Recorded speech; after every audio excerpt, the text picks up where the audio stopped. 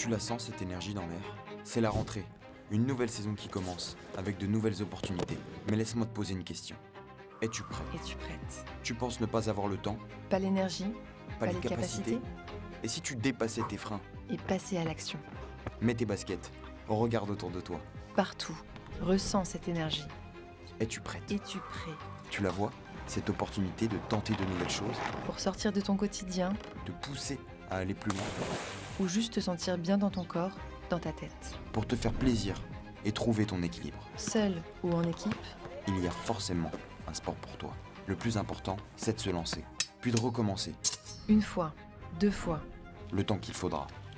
Essayer d'aller au-delà de ce que tu peux, de ce que tu penses. parce qu'une victoire, ce n'est pas qu'une question de médaille ou de record. Que ce soit sur un terrain, sur une piste, dans une piscine ou dans un parc, Profites-en, n'aie pas peur d'essayer.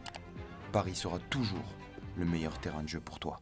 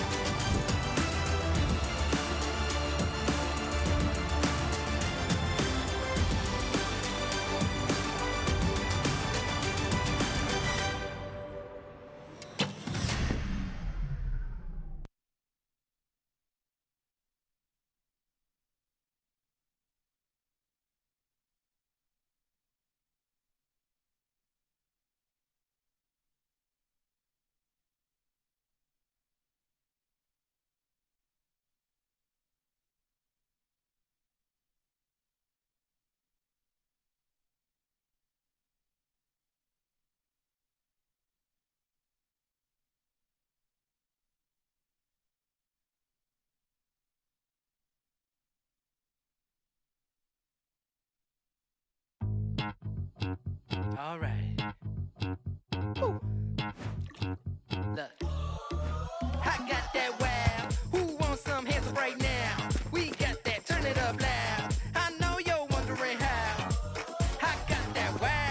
know, here I go coming. I can't ever stop, I'm a tour de force running. Get me to the top, I don't need an invitation. Knock, knock, I'm about to start a celebration, let me in. Brought a good time plus some friends. Turn it up loud past 10. Turning up the crowd when I hit them with the pow. Yeah, the party never ends, cause if you want that, whoa, I can give you more. Come on, yeah, let's go. If you want that, whoa, I can give you more. Come on, yeah, let's go.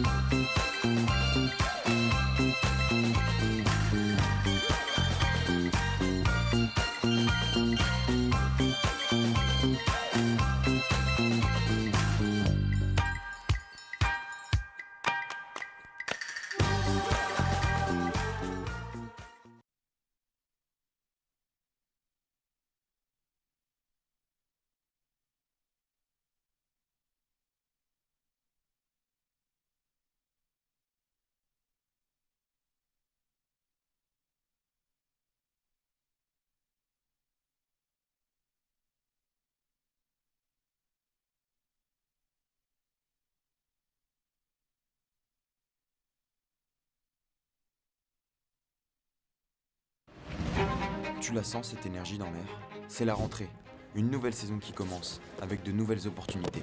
Mais laisse-moi te poser une question. Es-tu prêt? Es-tu prête? Tu penses ne pas avoir le temps? Pas l'énergie, Pas les capacités? Et si tu dépassais tes freins? et passer à l'action. Mets tes baskets, regarde autour de toi. Partout, ressens cette énergie. Es-tu prête? Es-tu prêt Tu la vois?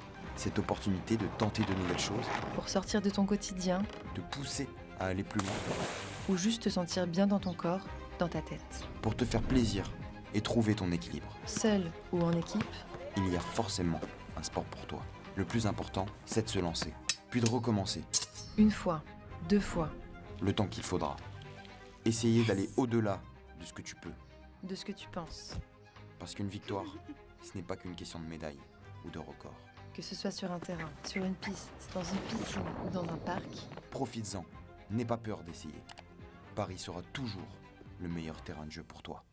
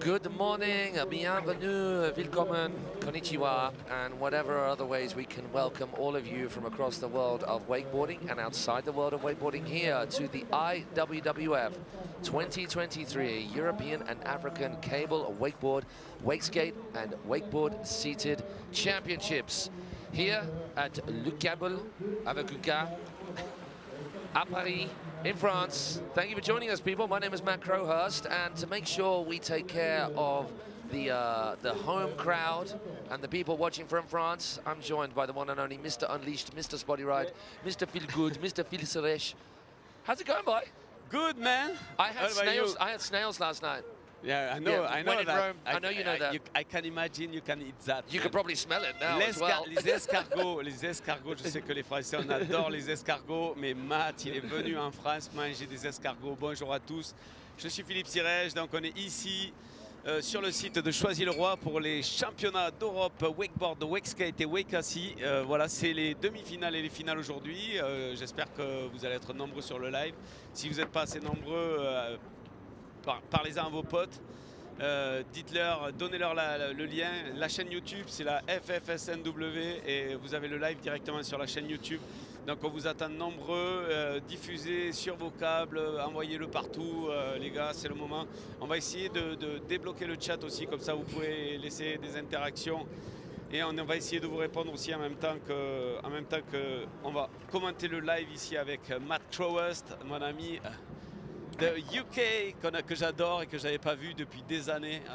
On a travaillé ensemble, on a ridé ensemble, on était des anciens riders, on a managé les équipes, on a fait pas mal de choses dans le wakeboard et là on se retrouve pour ces championnats d'Europe ici en France. Are you saying something about us being really old and haven't been doing this a very, very long time? That's okay, true. basically that was the summary. It felt like that.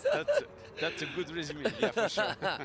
Hey, we had an incredible day yesterday. We had every single kind of weather, bar snow, but it wasn't far off yesterday. And then it ended up real sunny, real bright, really smooth and buttery. And there you can see this incredible park just outside the rather wonderful city of Paris. And it's a perfect setting for a contest in terms of the viewing spots. It's like a purpose-built amphitheater for wakeboarding in this park that hasn't been around that long. And there was a lot of incredible wakeboarding action last night from every single category. We had a long day of talking yesterday. Was it 8 hours? 8 hours, maybe more, maybe 10. Yeah, maybe a little bit longer. That's kind of standard fare. But now it's going to be shorter today. Ça va être plus court aujourd'hui, enfin ça va être plus court. Mais ça va être plus intense. More intense today, but shorter. Shorter, more intense but shorter. And those are the people right there, a team of judges who have got the most pressure on them. We just have to talk a good game, and we're good at talking. Those guys have to keep their focus dead on the action. It is their job, our judging panel. It's good to see a Dennis Hildebrand in there helping out as well. Unfortunately, I just spoke to the German team. Dennis did not make it through to the finals in the wakeskate, where in the past few European Championships, he's made it onto the podium each time. But what a professional, what a good guy, all out for the sport. Even though he's disappointed, I'm sure, getting in to help with the rest of the event is incredible.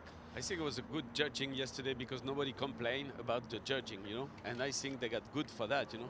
Yeah, I mean, hey, invariably, because it is a subjectively judged sport, it's not a how far, a how quick, a how many, it's a what do you think of this sort of judging profile?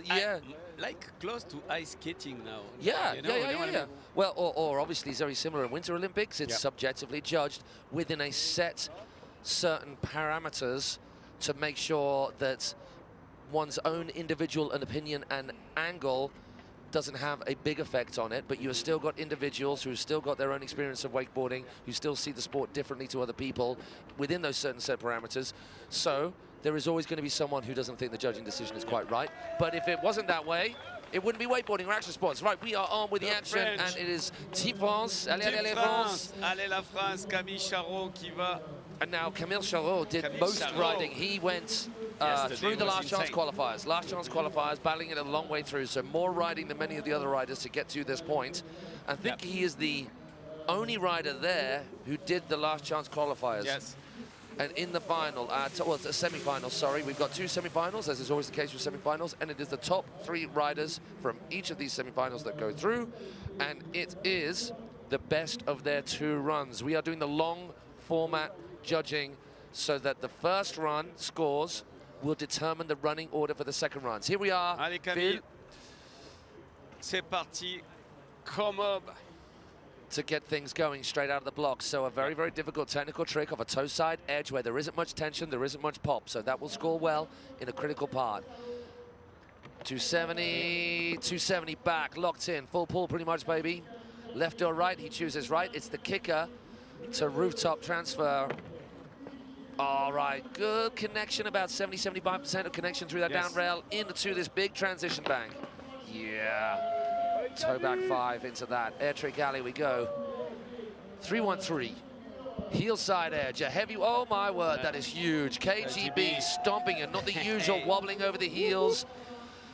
Front to blind there, I think. Yep. Yeah, and then settling that cable, ready for a late stabby edge. It's going to be a one-handed backside. 7, boom.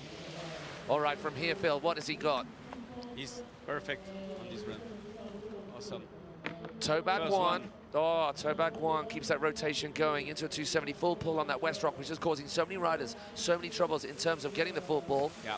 Outside rail, inside rail, outside rail. Bosh! Oh my word! Sick run.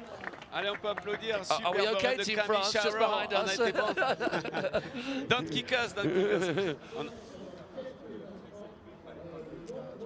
On a les boss de l'équipe de France qui sont juste derrière nous, donc on ne peut pas raconter n'importe quoi. Allez, Camille Charot. So when we're saying full pull, we are meaning that our riders are getting to the end of the rail on which they are hitting. Oh, Nice that was dope. Little, all yeah, all of that. All of that. 3-1-3. Look how big this thing is. This KGB, for me, most impressive of all the air tricks, because KGBs are very hard to land solid. You always end up with your handle up above your head. I say you, like I do them all the time.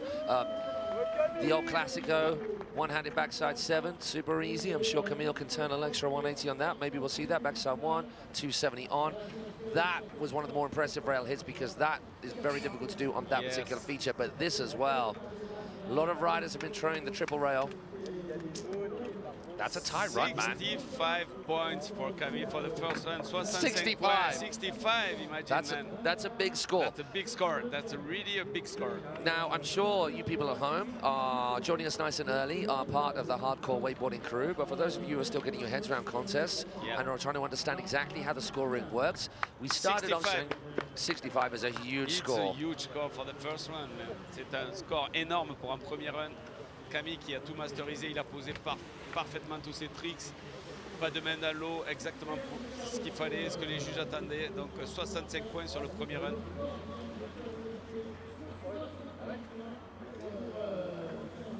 So the oldest rider in this in this semi-final is 23 years old. Maybe, depending on when his birthday is exactly. That's Florian Wagner. This cat, Maximilian Bamler, is one of the 2 youngest riders at just 16 years old. Now, these guys will be riding in the youth and senior category masters, where it's all other age divisions. This is open, men and women, so you can be any age. This is just the best of the best. Oh, my word. That was stratospheric. Was that the 315? I think it was. He jabbed his edge in just as the carrier clicked. Then a little toe side back roll / Bel Air. Just jabbing the toe side edge in and popping hard. Backboard, so he keeps it really simple on that, just to try and get as much of the full pull as he can, and it was about 85%, 90% of the way there. It was a backboard, 450 on, 90 out. The Max Bamler, the youngster, looking tidy up until this point. Toe back 5. Trying to land as high and as deep on that transition bank, backside, back mob. KGB, super solid, pretty much as tight as that from Camille. Board, 50-50. It was pretty tight. He didn't start as early, and it's much more, it's easier to hop on backboard because you've got either leg either side of the rail to balance and push. If you see riders doing transfers on a skinny rail, 50-50, it's a little bit, it is and it isn't, it depends. I sometimes think that if you hop on backboard at the start of a transfer rail, it makes things a little easier.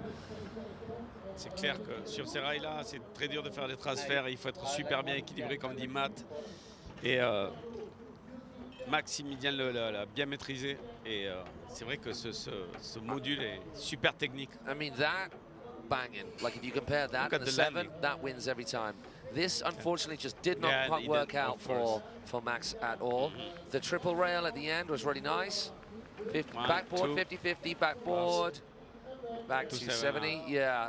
I think Camille has still got it. I'm talking, what do you say? I Sort of think in the 50s? yeah. In the 50s? Second place for Do Maximilian. we have a score? Yeah, I have a score already. The We're going score to put is on the screen. in the 50s, 56. So 56. So about 9 points. Camille is first for the moment. Camille est premier pour le moment avec 65 points et Maximilien But still, 56. as our first rides of the day, those are two heavy hitting runs from Camille Charot of France and Maximilian Bamler of Germany. Now we go back to, well, we carry on with Germany.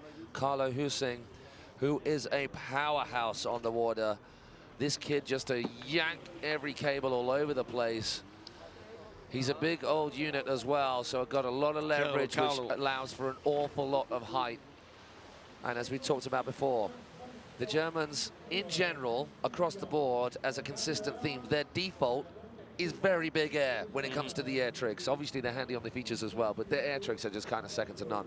Because as a nation, they've been doing it longer than anybody. Of course, but the French now are good also. All right, calm down with the French, Phil. We know you're very now, good. you know, I know that. But you have. Since, I remember since the World in Argentina, that was the point, the first point where the French started to you know? Yeah. And now you've got more cables than Germany, straight line and full. That's why we are better, no? That's why we are good. 3-1-3. Now, going to the inside of the cable always offers less pop. Didn't seem like that for Carlo Husing at all with a 3-1-5. Then just, oh, I've got a bit of spare water time. I might as well just go upside down. Nose press, nose press. Ooh, that is tight.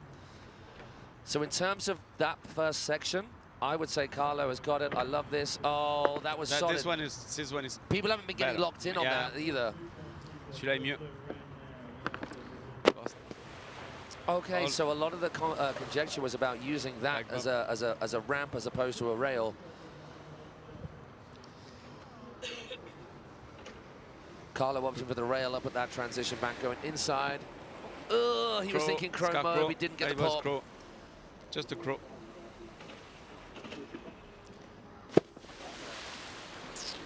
Yeah. So I think the first few hits from Carlo were second to none. I love this. Bang, bang. That's different. I like going front board onto that corner ledge, then up onto the pipe. So he's going straight on, hopping over the safety. 50, 50. Oh, see, that is a proper Front triple hit. Yeah, that is tight. So that is interesting because the first part of that back straight I thought was possibly better. Yeah. I thought big air tricks, different approaches to the rails that no one else was doing, and then the transition incline, I'm not so sure about. This was tight. No one else is doing that as solid as that. I think this is potentially the one that let him down. It was, instead of a hop, it was a slide rotation. Yeah.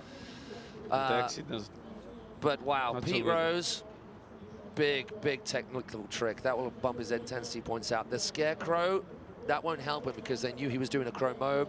The rewind right there, I mean, this I love. Bang, bang. That's sick. And then the last hit, that's tough. I think it's going to be around Max, in and around Maybe Max. No, third place. I don't know. I don't think it's. Well, I think it's nearer to Max than it is to Camille. Yeah. My personal thoughts. But once again, we should say this at the outset. It doesn't matter what we think. It doesn't matter what you think on the shore. Well, it does matter what we think and what you think on the shore, but you have no idea what it's like judging until you sit in that judging hot seat. So I'll issue the challenge to all of you out there as we did before. Get your pen and paper and try and judge these guys yourselves without replays, with like 2 minutes to make your decision at most. Faites-vous votre propre opinion comme dit Matt, et vous aussi vous pouvez être comme nous. C'est vous qui jugez chaque compétiteur. Vous prenez un stylo, un papier, vous marquez les tricks et vous allez voir la différence. Et comme ça va vous entraîner à savoir qui peut passer devant. On n'est pas juge, mais on a quand même une opinion au niveau du jugement. Et vous aussi, ça vous permet aussi d'interagir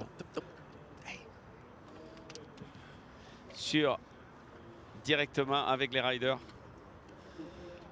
So this young rider yesterday was really interesting, wasn't it? The long format where the positions changed each time in the quarterfinals. Patrick Wojek of Poland made use of the long format where you wait on the dock until you see the scores of the riders before you, and then you adjust your runs accordingly. And he was not in the qualifying zone.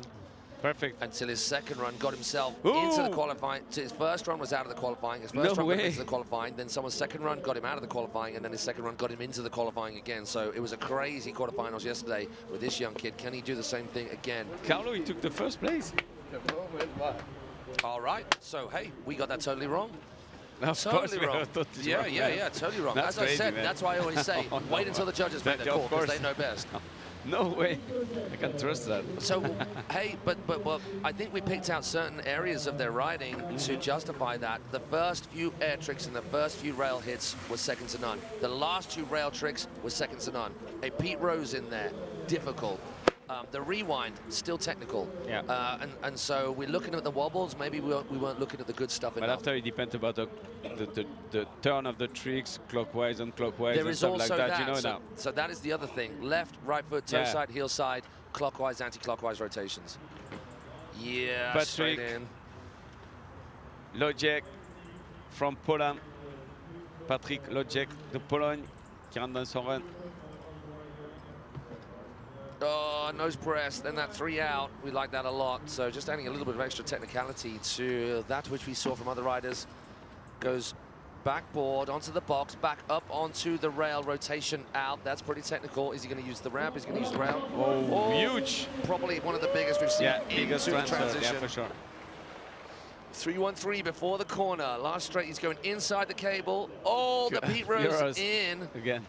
Oh, my word. And that's difficult going inside the cable. There's just so little tension for so little pop right there. So he's got the extra air trick in, so he saves himself for a kick hit. Toe back 7, El Clasico. Staying on the inside track. It's the West Rock that has his focus. Going to be hopping over. Oh, no, using the safety. Then the other safety. Backside 1 into switch nose press. Got a little bit of time, so I'm going to grab this and go upside down. Why not? Yeah. 1. That's crazy. 2 transfer the 7. Wow. No way, man. I mean, that's why I tell you yesterday it's going to be high, you know, the level of... And we are just on semi. Intense. And we haven't even finished this group yet, so we've still got 2 more riders. Hey, enjoy yourself, judges. What a horrible way to start the day. Wow, wow, wow, wow. So that's going to be hard. Hey, everything was pretty tight, wasn't it? There wasn't really a wobble. That no, everything backboard, front board, 450 out. 450 out, That's got to be the biggest hit there. 3-1-3. I mean, it's standard. We're seeing a lot of riders do it, but it was clean. He does the Pete Rose to the inside. 7. Not too technical, so but call that the same as the back 7 from Camille. This though, nice landing every time. Yeah. And this one is hard way 270 hop from rail to rail. Wow, wow, wow. That's going to be hard for everybody today, for the judges also. I not want to be judge. Je voudrais pas être juge aujourd'hui parce que ça va être une super journée et ça va être très très dur de les départager. Donc on compte sur eux pour faire le job et je pense qu'il va y avoir du boulot aujourd'hui, il va y avoir du travail pour départager tous ces riders parce que déjà hier c'était très très haut le niveau au niveau des qualifications et des LCQ, même des LCQ. On aurait presque dit des runs de finale hier et donc aujourd'hui vous pouvez tous vous mettre devant vos écrans. Je crois que ça va être vraiment super intense et ça va être très très dur à départager au niveau des riders et ceux qui vont passer en finale, ça va vraiment être les meilleurs. I think for me, and once again, this might be totally wrong. Who knows? We don't know what we're on about. That's crazy, man. now we can. It's too difficult to now. I was judging all the say, trick on the obstacle and the changing position, changing and stuff like that. And but the landing of everybody are super clean today. No hand on the water, nothing. Just nice and clean for everybody. So that's put Patrick into 3rd place, 5 points or just under 5 points.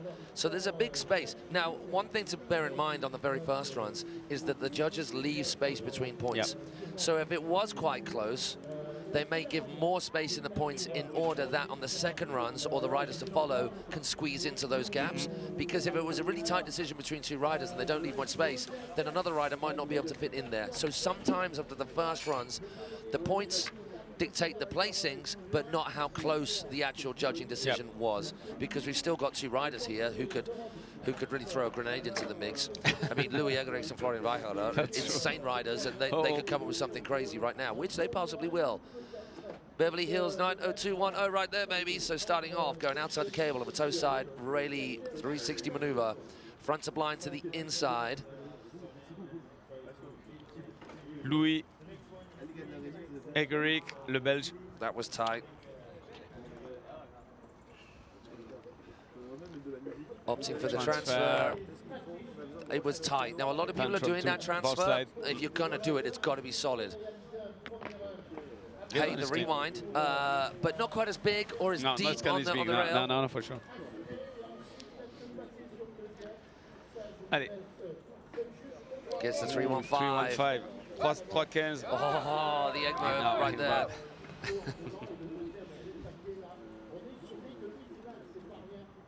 Backside. Oh, no. The first. And he will be frustrated, because that's a trick. I can imagine. He will land with his eyes closed of a smaller kicker off a ramp, off a rail. Like, that's just not an issue for him as a trick goes. But that is going to put him at the bottom of the pack without doubt, because he didn't finish his run, and every other rider so far has finished his run. But let's just look at this, and let's do the clockwise thing. So, anti-clockwise. Anti-clockwise to clockwise. So gets the rewind at the end. And then the tantrum to blind. It's that same right foot forward backside rotation again. Not so clean then. Yeah. And so he's mixing up the rotations, because there's a rewind in the middle of things. That was the same rewind as we saw on the rail. 315. Perfect. And that's the same rotation again. Yeah. And that's the same rotation again. Yeah. Last one. So that's normal. 38.38 points for Louis. That's a weird one for Louis to fall on that. That's crazy. He didn't have that much height, and maybe that was the issue. He maybe needed to pop it a little bit more. He didn't have a lot of time to prepare for the landing of the handle back in place, and his board underneath him in the correct position. He will sort that out next time, I'm sure. Our top scoring, our top seeded rider in this first of our 2 Open Men's Semi-Finals here at the ENA Open Championships in Paris is Florian Weichel of Germany. Another rider. I say with every rider, man, this rider can rip. All of them can. Any one of these riders could be on top of the podium. Obviously, in this particular group, it won't be any one of these, because 3 of them will be leaving the competition within the next 10 minutes or so, because only 3 are going through. There are no more last chance qualifiers, as was the case yesterday. We got all through the last chance qualifying rounds, which, I mean, describes that kind of class exactly as it is. It was the last chance for our riders to get through to the next round. Once they are done, we get into quarters and semis. If you're out, you are out. Frustrating, tough, harsh, but that is competition. And Florian knows exactly what he's got to do. I think, actually, he will know Carlo Husing's riding better than anyone there. So he's thinking, well, I saw Carlo come up trumps that, so I know exactly what I've got to do to beat Carlo, and that will be the rest of them for him sitting out in front. Yeah, Florian, maintenant il sait exactement, comme il part le dernier, il sait exactement ce qu'il doit mettre comme tricks pour pouvoir passer devant Carlo et se qualifier son homologue allemand. So that's the way Florian has been starting off his run. Each time, each round, the scarecrow mode. The toe front roll with the full front side 360. Yeah. Right foot forward, hard way 270. Doesn't get as good connection as he's had before. Still nice hit though. That hard way rotation onto a rail is tough. Toe back, 450, almost 5. He went a little bit past 450, then coming out left and forward. So that's clockwise. Then he goes the other way. That though, he goes that full 360 into nose press. 315. Wow. Easily done. Yeah, easy. Sorry, not the 315. It's a back mode 5, then a 315. Yeah, 315. Then it feels like he shouldn't be doing that. It feels like it should be a back mode, and I wonder whether the judges will know that. When he did that. Toe back 7. You want to put more tricks in between each obstacle. Hard way 270, then 270 back the other way. That was fully locked in. That's about the best hit we've seen so far in this category, in this first runs. Now, Florian was killing this. He's going to go inside, or outside, inside. He made the most of that. I wonder whether he was thinking about the triple rail hit. I don't know. It's gonna be, I don't know what kind of place he took then. Which place for?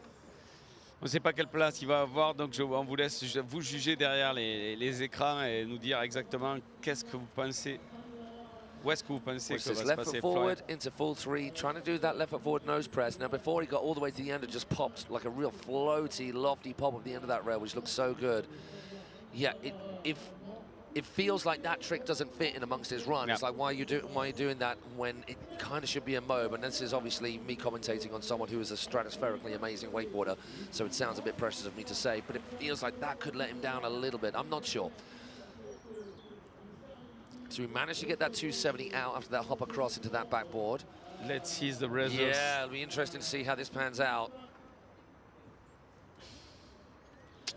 Carlo Husing way out in front though. Wow. I mean, by 5 points, over 5 points. Yeah. Pretty impressive. Will that put Florian into the top 3? As you can see, there's that solid white line. If you are looking at the scores on cablewakeboard.net, and we should just remind you, if you want to keep pace with everything that's going on, the running orders, the riders still in the competition, how things are being qualified, a little bit more about the information on the riders, because there's profiles on each of our riders competing here this weekend and across all of the competitors across the world that take part in IWWF events, then you need to get yourself to cablewakeboard.net. And if you just go to the competition page and search your way through to find this particular event, live results, you'll see the scoring as it happens. Our judges are working so hard, under pressure at this stage, big time, because that's the best riding we've seen as a collective so far, haven't we? Like within a group, usually there's been a few falls here and there. Yep. But every rider absolutely killing it. Louis Egerix, unfortunately, just coming off a little early, but he'll sort that out next time, I'm sure. But wow, what a task for our judges on the very first round of the day. You would have thought, can we just ease things into things a little bit more gently than that, please? And then you can see the beautiful conditions that we have been provided by the universe today. All right, we got a score. There we go, squeezing just ahead of Patrick Wojcik. And Florian. Okay, took so the third place. Yeah. So to give you an idea of exactly what the long format means, what it means is, as the scores you see right there, with Louis Egerix with the lowest score, he will be off the dock first, which means for the person with the highest score, they just get to sit back and wait and watch and absorb what the other riders have come up with, and they get to see the scores before they ride as well. So the rider ahead of you, you wait for that score before you do anything, and then you know how to adjust your run accordingly, right? Louis Egerix says pressure's on. On fait un reverse start pour le deuxième run, donc ce sera le dernier du classement qui va partir premier jusqu'au premier. Donc le dernier part premier, et c'est Louis justement qui est en lice pour sortir premier.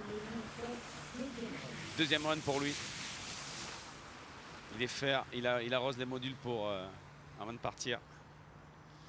Allez Louis, on va pouvoir l'encourager, le Belge. 38.33.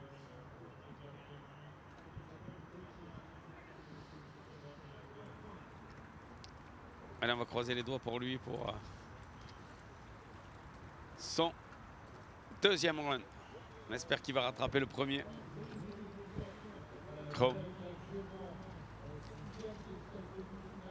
Both tight, 2-7 out. Not so clean. Oleon, tantrum board slide, 90 out. Pretty solid there. Yeah. Can he boost this a little higher? I think he does actually. Goes a little bit longer, stays a little bit higher on the transition. I think so, yeah. Yeah, 3-1-5. Back Mo 5 even, back sorry. 5, yeah. This There's is the 3-1-5. Yeah. Come on, Louis. Lock it in. 1, 2. That's the Louis Egerix we know. 2 hits away from cleaning this run up. Can it be enough? Yes. That's a really tough hit, man. To land in that back lip position and then ride up the safety without ending up on your face is so crazy. Outside. 180 on. Outside. Yeah, Louis. One side lip. Good one. Man, when you're under that pressure, better, yeah. that was something. Better than the first one. For sure, it didn't fall. I mean, he didn't fall either, but we look at the start of the run. So But he's way better now. the 90210 is tight.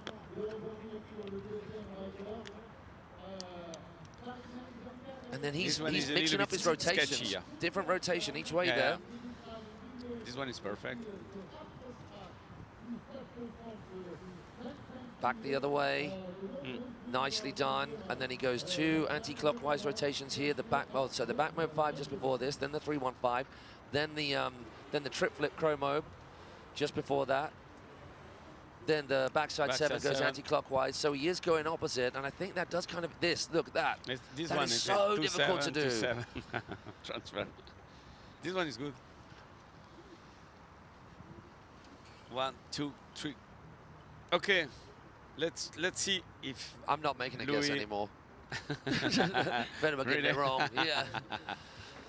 Allez, Louis qui va améliorer son score, je pense, puisqu'il était tombé dans son premier run. Et là, ça va être son deuxième run. Je pense qu'il va matcher un peu plus haut. Est-ce qu'il va passer dans les 3 premiers? Ça, on n'en sait rien, mais on espère pour lui. On va afficher les scores et on va voir ce que ça dit. On attend les résultats des juges. Donc, premier run de Louis Engerick, le Belge, nos voisins belges, qui sont aussi venus en nombre avec les Allemands et les Italiens. On a pas mal de pays qui ont 15 pays qui se sont déplacés sur l'Europe. Donc c'est pas mal pour ces premiers championnats d'Europe ici organisés à Choisy-le-Roi sur le câble avec un K de téléski de la Fédération française de ski nautique et de wakeboard.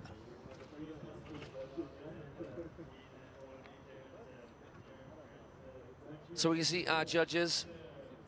Just waiting like all the time. just headaches ensuing. Just waiting about the scoring, man. Toot, toot, toot. Hey, Let's once go again, to the judges. for all of you who are joining us, let's have a little look on the live stream just to say hello to all of you across the world. If you're joining us, thank you so much for tuning in to myself, my co-host, and Phil Suresh, Mr. Unleashed / Spotlighter interaction with you cats, so that you can tell us what you think of the riding so far, who your favorite is, where's your home park, giving you shout outs, this, that, and the other. So we're just going to try and get our administrators here who are running the French water ski and wakeboard YouTube channel to do that for us. So bear with us, but in the meantime, just enjoy the riding action as it unfolds. We said it before, we said it again, compared to the weather yesterday, wow, thank goodness the sun is out. It was pretty hard going for our riders. Luis. Oh, he squeezed in. Yeah. Oh, by First 1 place, point. man. By 1 Boop, point. boop, boop, boop. I think he's going to be really happy to be third. I mean, like, it's not a lot of breathing space. No, for sure. Yeah. Imagine he just starting first, and now. So Louis Jagerix is far from safe. He's right on the bubble. Just getting ahead of Florian Weichero by 1 point and 1 point only. And every single time a rider goes out, our judges are looking what they come up with and then seeing the score they get, and very, very quickly, because they're used to doing this, assessing which way the judges are focusing, what is making it work, what isn't. They've got their team captains riding with them on the dock, and their whole team behind them, just giving a little advice. Some riders just go, well, I've got this run, I'm sticking to this run because that's the run I know and I think that could work. Some riders play a heavy tactical game where they adjust what they do, because these guys are that good, they have that many tricks that they can mix it up. Whoop, whoop. I mean, for a young guy, for a smaller guy, that is some serious height, man. Of course, oh my word. Yeah. Making use of all of that water space, just popping a bel air. Backboard, switching it to back lip. So that kind of switcheroo where it's instantaneous, it's quick, it's solid, it's not a zeecher, it's an intentional rotation. That kind of thing works for the judges. Generally speaking, for most judges, it certainly works for me. I like those switcheroos. Similar to what we saw, and I think the same combo here. Back mode 5 or back mode, and then 315. Oh no, he's already done the 315, hasn't he? It's the KGB right in there. He already got that 315 done, so an opposite rotation to that. Front mob. No! Oh, watch out, buddy. No way. He needed it. Wow, wow, wow, wow, wow. Oh, Max, that is tough. You see that beautiful nose press. So that is well, that trick and then another kicker hit, lost from his run. He managed to get up to hit the West Rock. Can he make something good of this? Hops on, hops across. Well, yeah, he can. That was even better than the first time round. But losing those two tricks in that run will hurt him pretty bad. He was going good there. He will be gutted. Ah. Look at the tricks. So high.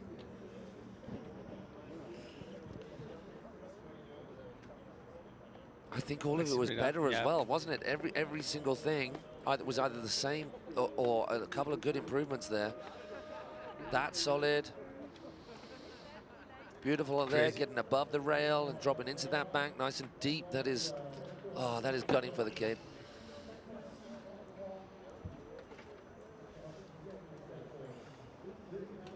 No, he don't go better, you know.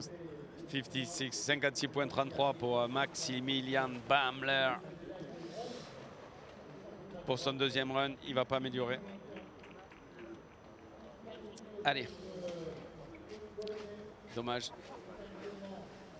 There'll be a lot of love from his teammates as well as all his other riders, because as we said before, when you know how much they put in, and wow, all of these riders put in everything, but I don't think there is a more professional, sort of all-consuming, all-devout team other than the Germans. They give it their all, for sure they do, and for it to end up coming short there for Max, that is tough. But I mean, as I say, he's the youngest rider in this category, just 16 years old. 16 years old, He's got time. Yeah, he's got time. He got time to win everything. And right there. No. Allez. Defense on the water. Let's go, Camille Charot. He came out of the blocks firing with that very first run. Is it? No, it's not Camille. I apologize. It's not Camille, no, it's it's Patrick, not Camille. It's Patrick Wojciech, sorry. Yeah, Patrick. I was looking at the hair. But this kid came out of the blocks firing. His first run got him into the qualifying. Yeah. He got nudged out of that qualifying spot bit by bit by the riders who followed him. He's currently in that 5th place position, and he is, well, 3.68 points off qualifying if he's going to nudge ahead of Louis Eggerix by the smallest margin. I'm sure he'll want to make it a little bit safer than that. Tail grab, front blind. Opting to keep it cruisy in between that and his first bit of plastic play. Yep. Nose press. Oh, that was good. Nose press to front three out. Yep. Backboard onto the box, front board, 450. That's one of my favorite hits on this that. This one is sick. Now, can he boot a little bit higher? No. Landing way down into that transition, or along that transition. 3 on 3. Pit. So that's an X mode. I think that's switch for him. Yeah. What? Ah. No. Patrick. No way. Nothing changed, man. I don't think there's anything more criminal for oneself about popping a handle. Popping a handle, landing and just taking forever just to sink into the water, to just contemplate what you've just done. Oh my word, I'm sorry, Patrick. That absolutely sucks. That's bad. Lâcher le palonnier, perdre le palonnier, c'est la chose la plus terrible qui peut arriver pour un rider de leur niveau. Et voilà, c'est ce qui s'est passé. Patrick qui a fait un super run avec des lignes vraiment recherchées au niveau des modules. Une belle amplitude sur les transferts. Et alors, une belle hauteur sur les air tricks aussi. Là, les blocages sur le 3.15, sur le back mob. Et il perd le palonnier juste devant la cabine de départ. C'est complètement fou. That's crazy. Can imagine, man. Painful for sure. I can imagine on the semi-final of the European Championship. Lose my handle, man. Should we say the same thing about young Patrick as we did for Max? 16 years old. Yeah, 16 years old. It won't make him feel any better. He'll be like, shut up, old person. I could have done better than that. But hey, man, he's got nothing but time at just 16 years old. So commiserations to Patrick Wojciech, which means we're getting ever closer to having confirmation of our top 3. So let's just see where we are. So at the moment, well, that means that Camille and Carlo are safe. I think so, yeah. Yeah, because they are in the first and second spot. It is Louis Eggerix on the bubble. Florian Weiher has his second run to go. So even if he gets above Carlo, then Carlo and Camille will still be in the qualifying zone. So Camille congratulations to them. Oh, tenter hooks. This is the final after, this is semi-final, ok. Straight into our Camille super finals. and Carlo en finale, c'est sûr, ils ont sécurisé leur place. Donc les deux y sont. Mais on va quand même regarder le run de Florian. Florian. Oh, the Crow 5. Whoa. Now I wonder, I think doing the Crow 5 actually cancels out doing the Crow Mob, which is clean. Like that, it won't make it any better. I know what he was thinking. He was thinking shut the door. That was better though. Full pull right there. Love that. All over the nose on that hard way 270 on. Those side. And I like how he doesn't keep rotating. He just comes back out the same way because so many riders will just keep on moving in that same direction. Oh, that was better. Did he get the crossed-up grab? Got the seatbelt grab out of that as well. Oh, now he's firing. Back mode 5, charging hard, coming straight at us here. 3-1-3, keeps it safer there. As he gets the bel air for that extra trick, keeping that cable nice and smooth. Toe side. 1, 2. Keeps it safe there as well. Now he definitely needs 2 clean hits right now. It didn't quite work out on this before. 270, 270. Gets that. No. That could be it. It's okay. That could be it. Wow. This needs to be stellar. Leans in, leans in. Front side. I don't think it's it. No. I don't think it's going to be. Oh, Florian. Can put more point or it. So right now, we've got Luigi Eggerix of Belgium on the bubble, who this will be the longest few minutes of his life right now, figuring out where he's come. Florian went all in with that first trick. Now what you're looking at is throwing a really, really difficult tech air trick right there. Very, very early on in the run. It's very, very risky because you could lose the rest of your run if it doesn't come together. So that will be taken into account. But what we have seen is that if it's not cleaned, it ain't scoring well. Everything was clean apart from that and the ride out on the West Rock. All of this was beautiful. So I wonder whether he wanted 315 there and just didn't get the pop. We know he can do it. Toe side, backside 7. So high. On the edge. So this, it's weird. He should have just, that should have been fine. Okay, let's see the results if Florian go through the final. On va voir si Florian va passer en finale ou pas. No. Nothing changed. Okay, now we have the 3 first. Carlo, Camille, and Louis go to the final. Here you. So Camille, it's worthwhile him pushing it a little bit more, just to get that bit of extra practice, and to be last off the dock, to be one of the last off the dock. Yeah, of course. This is for the starting list. You have to maybe push a little bit more to be first and be last. Off the dock in the final, Off the dock in the final, for sure. Il doit mettre un peu plus de tricks pour passer premier, pour vraiment partir le dernier des finales et être le dernier, dans les 2 derniers à partir. Donc comme ça, il peut voir ce que mettent les autres riders et ça lui permet de jauger et de mettre exactement les tricks qui vont lui permettre de pouvoir passer devant, parce que Camille, il a quand même pas mal de tricks dans la poche et au niveau des championnats d'Europe, ça peut être super important de partir, justement, d'être classé premier pour partir dernier, justement, dans la première run, pour pouvoir regarder ce que font les autres. Allez, Camille.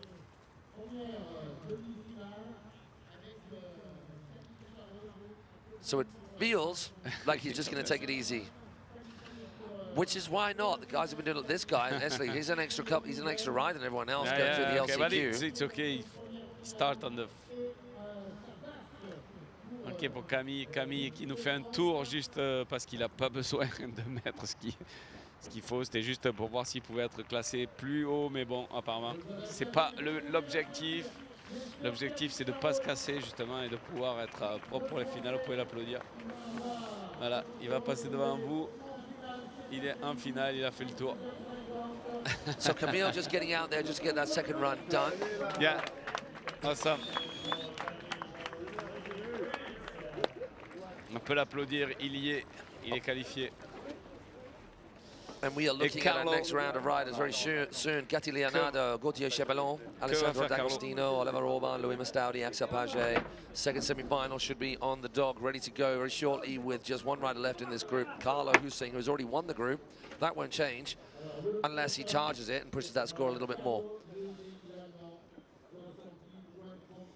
And as far as the plan for today, Phil and I are apparently doing a breakdance show straight after this semi-final. That's what it says here. We are body popping and locking. Arigato, Mr. Roboto. Funky Chicken and Six Guns of Sexy are happening right after this semi-final. Then we've got Wakeskate Finals.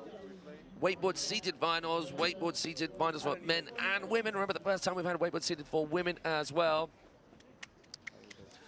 And then it is open ladies finals, open men finals.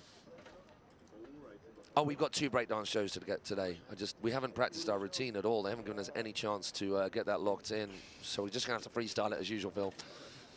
Carlo goes, okay. The British team ended up in a salsa club last night. Yeah. Oh, did you see that? Yeah, I told you that, didn't I? Yeah, they got very close to us in the restaurant in Paris. And I told them, no, I'm going home because I'm a professional.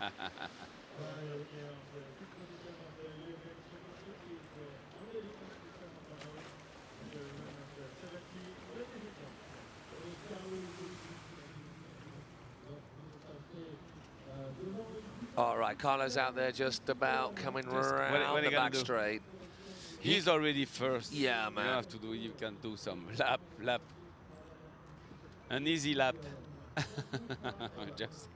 This is, when you're first, you don't have to do some tricks and stuff like that. And yeah, he's taking it easy, sensible. It makes me feel a little bit better, you know, when these young kids are like, no, I'm just going to ride.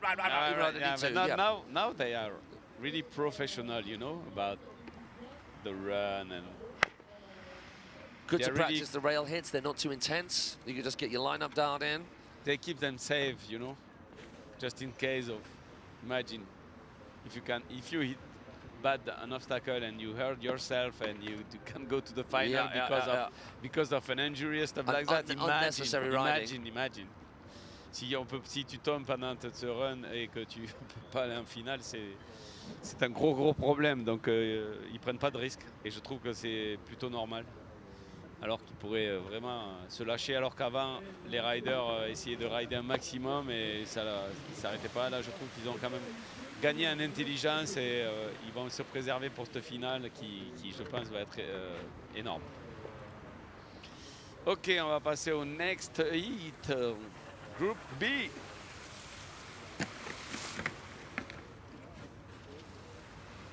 Group B avec Gatti, Leonardo, Gauthier, Chapelon. Les Français sont là. Donc il y a 3 Français dans ce hit. Attention, ils doivent finir dans les 3 premiers s'ils veulent être tous qualifiés pour les finales. Alessandro D'Agostino, l'Italien, Oliver Orban, Louis Mistodi et Axel Paget. Donc 3 Français dans ce hit.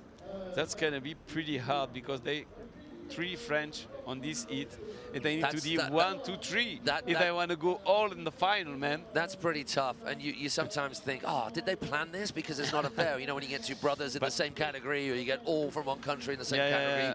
But it's just the way it is. So it works out on the scores, and they just split the people from the different quarterfinals from the qualifying before. So it's just unfortunate that you've got all 3 teammates. But hey, that would be something special, wouldn't it? A 1, 2, and 3 in France. Yeah, I can imagine. I mean, I'm sure Gatti, Alessandro, and Oliver will have something to say about that. Of course. But these riders, hey, Axel, Gauthier, and Louis, they can certainly do it. We've seen them riding yesterday. Something special. So insane. There are all the tricks, and that's going to be really hard. All are good on this hit. Gatti was doing the sick run yesterday, and also Oliver was insane. And Alessandro also, and I think it's going to be really hard to put all the 3 French in final now. Just let's cross the finger. On va croiser les doigts. I mean, what countries have we got in the final now? We have got Belgium, we've got Germany, and we've got France. So a nice mix from the first lot. Belgium, Germany, and France. I mean, it's no surprise that those are some of the 3 strongest wakeboarding nations that we've got right there. Germany and France and Italy, tough to beat. Maybe one more. I don't know. For the pronostic for the final is going to be maybe one more Italian people on final, French one. I mean, talking totally as someone who doesn't have any skin in the game, course, Oliver Orban, it'd be cool to see a smaller wakeboarding nation making up that final. We know Oliver Orban has definitely got the skills. He's been there, done it before. He's one of the older riders in this division at 22. He's one of the older, more experienced ones. Older is 22, imagine. He's a really, really senior at 22 years old. 22. The older one is 22. Crazy. Le plus vieux de la division, il a 22 ans. Donc. And the youngest one is 16. No? Yep, 16 again. 16. That's Gauthier. Yep, Gauthier, who went crazy on that John Dreiling. Tried to do an Indy tantrum off the inside safety to the outside rail or somewhere. He ended up in between the rails and smacked his hand pretty hard on the plastic in between, and thought he'd done a severe bit of damage, but hopefully by the fact that he's out riding, he's all good. Still okay. Still okay. I think. He hit his hand on the plastic during the transfer, and but really bad. But I think it's okay. They put some bandage around his hand, and I hope it's going to be works. It works. It's supposed to work.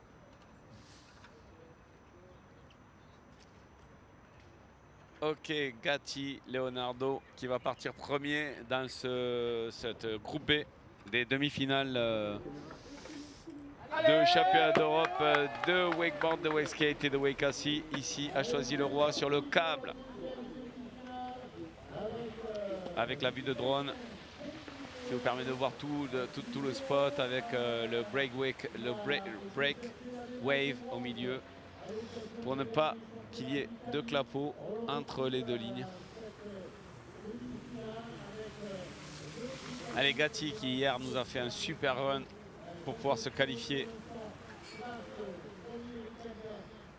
Comme je vous ai dit, hier c'était déjà des runs de finale et on n'était même pas en finale, on était juste en qualification et en LCQ, donc je vous laisse imaginer ce qui va se passer aujourd'hui. Surtout pour les Français, on espère qu'ils vont marquer des points. There's that classic 3-1-3 landing wrap from Gatti. Like often you see when people landing wraps, like a big front three or something, or landing blind wraps, they often are getting away with that landing because the passing of the handle makes it more difficult, but not so for Gatti. It just looks cool. It's just a very unique individual way of doing it. Really nice hit on that first feature. Oh, he had a little high. Yeah. So a tiny wobble on that Indy tantrum to back lip. Yes. Yes. Oh, that was the rewind we thought he was going to do before. Oh, no my way, word. Woo, woo, woo. Yes. Chromo out after that back mo 5, after that stellar hit on the transition incline. Gatti, il est en feu, he's on fire. Backside. 7. We've seen Gatti take that to 9 a number of times in competition. Perhaps he's saving it for this one. Oh my word, this is tight. Can he keep it going? There was a little shifty then into that back lip, pretty much full pull on the West Rock. 1. Inside to outside. Keeps it safe, but keeps it smooth and fully locked in. Super wow, run. Gatti. He hasn't quite locked a run in as good as that so far, and what a time to do it as his first run out in this semi-finals. He needed it. I hope we're going to see that rewind of the transition rail. So there's a lot of talk in the captain's meeting right now, asking questions about how this final feature, here we see the Indy tantrum to back lip. Look at that handle, slipping out a little bit. Still locked in. Now this is the only kind of transition ramp back. We call it sort of a mini ramp, half pipe, quarter pipe, whatever you call it, and how it should be used. He used the full rail on the top, but used it differently to anybody else, so the judges will love that. He's a lefty, so that back 7 is his comfortable way of doing it for him. Goes back lip, shifty, well, you think it's going to be 50-50, your backboard pulls it back to back lip, rotates out.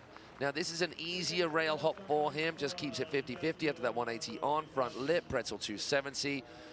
No buttering around that bit of rotation, it was clean every step of the way. If you're going to talk about any fine-tuning wobbles, I mean, obviously the judges are looking a little bit more than just this, like directions of rotation, but what does it start out at? As a 50? 50, it's a 50 point for Gatti. 50 points pour Gatti Leonardo.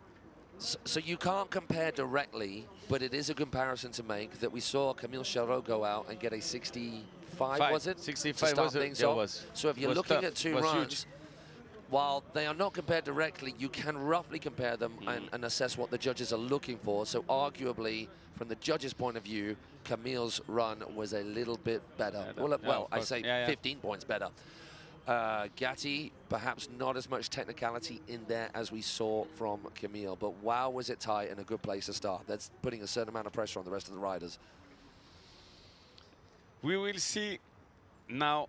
The next rider is Gauthier Chapelon from France. He's on the dock. Gauthier Chapelon de l'équipe de France, 16 ans, qui ride au téléski nautique de Barcarès. Et il nous a fait un superbe run hier et c'était juste magique. Et j'espère qu'il va faire le même aujourd'hui. C'était super propre et il a pris un maximum de risques pour pouvoir se qualifier pour cette demi-finale dans son dernier run où il a fait un énorme transfert sur le dernier, le John Drilling, sur ce module créé par notre ami John Drilling, l'américain. Et ce module en forme de X, où on peut faire pas mal de combinaisons et il a vraiment masterisé hier. Gauthier.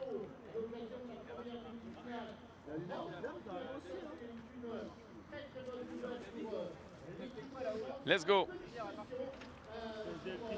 So it's a similar start to that which we've seen from other riders, getting that toe side inverted mobe trick done early to the inside of the cable, as tight to the tower as can possibly be, where you get the most pop. So a chromo to get things going. Outside in, front 50-50, backside 3.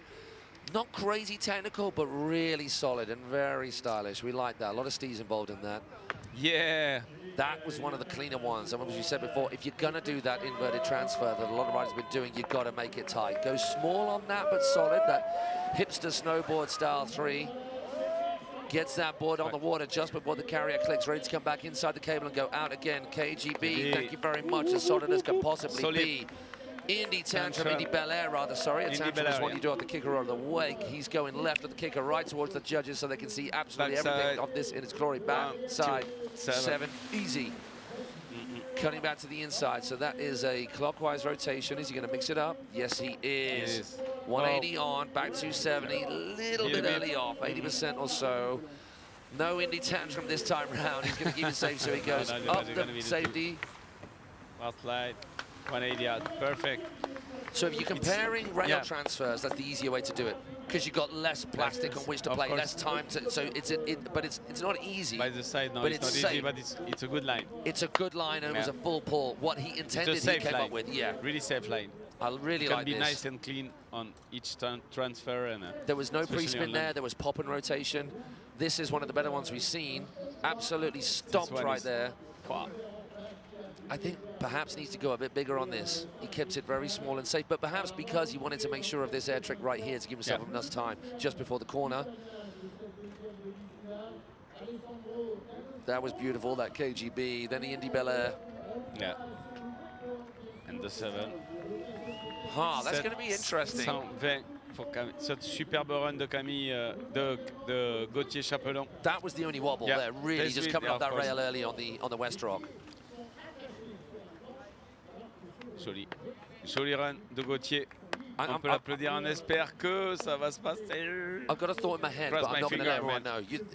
I mean, bias aside, what do you think? A little bit better than Gatti? I think so. But not because he missed one obstacle, you know, he's not really perfect on the rock. On the West Rock, on the West Rock. I don't know. For my part, I think because Gatti was perfect on each obstacle. I think my knee-jerk first impression, and sometimes with judging decisions, every judge will say this, if you go and look at it again and again and again, you'll pull apart your own thoughts, and you could end up in a different place. And you may think, well, if that's the case, then you weren't sure of your decision in the first place. But no, you can start second-guessing yourself. And with these judges, with the knowledge and the experience and the understanding that they have, often their first thought is the right thought. And it has to be a thought as an overall impression. Had a lovely walk from the hotel to the site here with Bestie this morning. And he's just saying, sometimes he doesn't make a lot of notes because his first thought on that run as a package, as an overall 45. flow.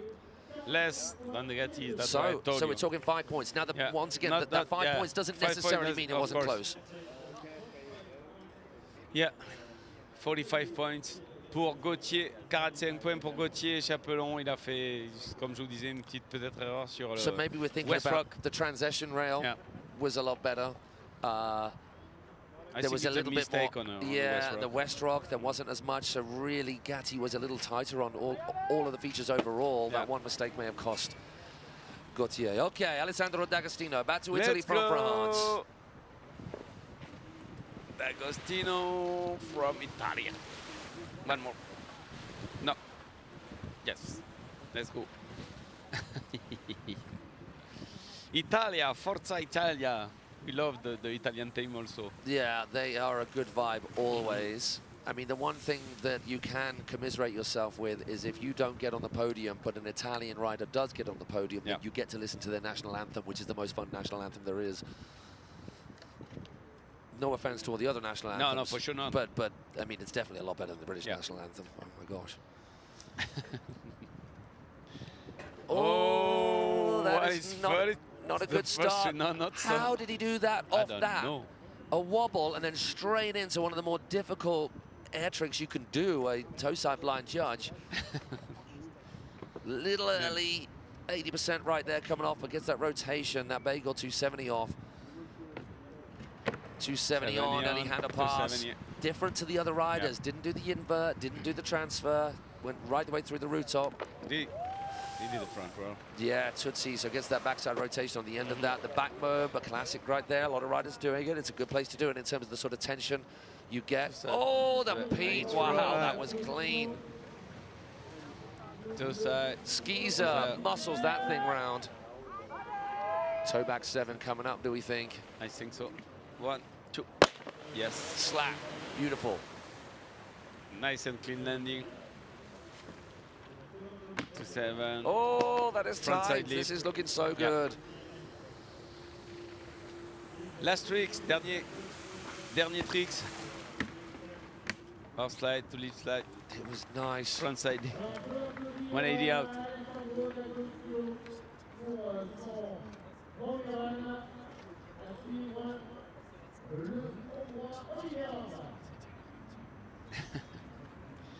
Allez, Alessandro D'Agostino, on va aller voir les results. We're gonna see the results.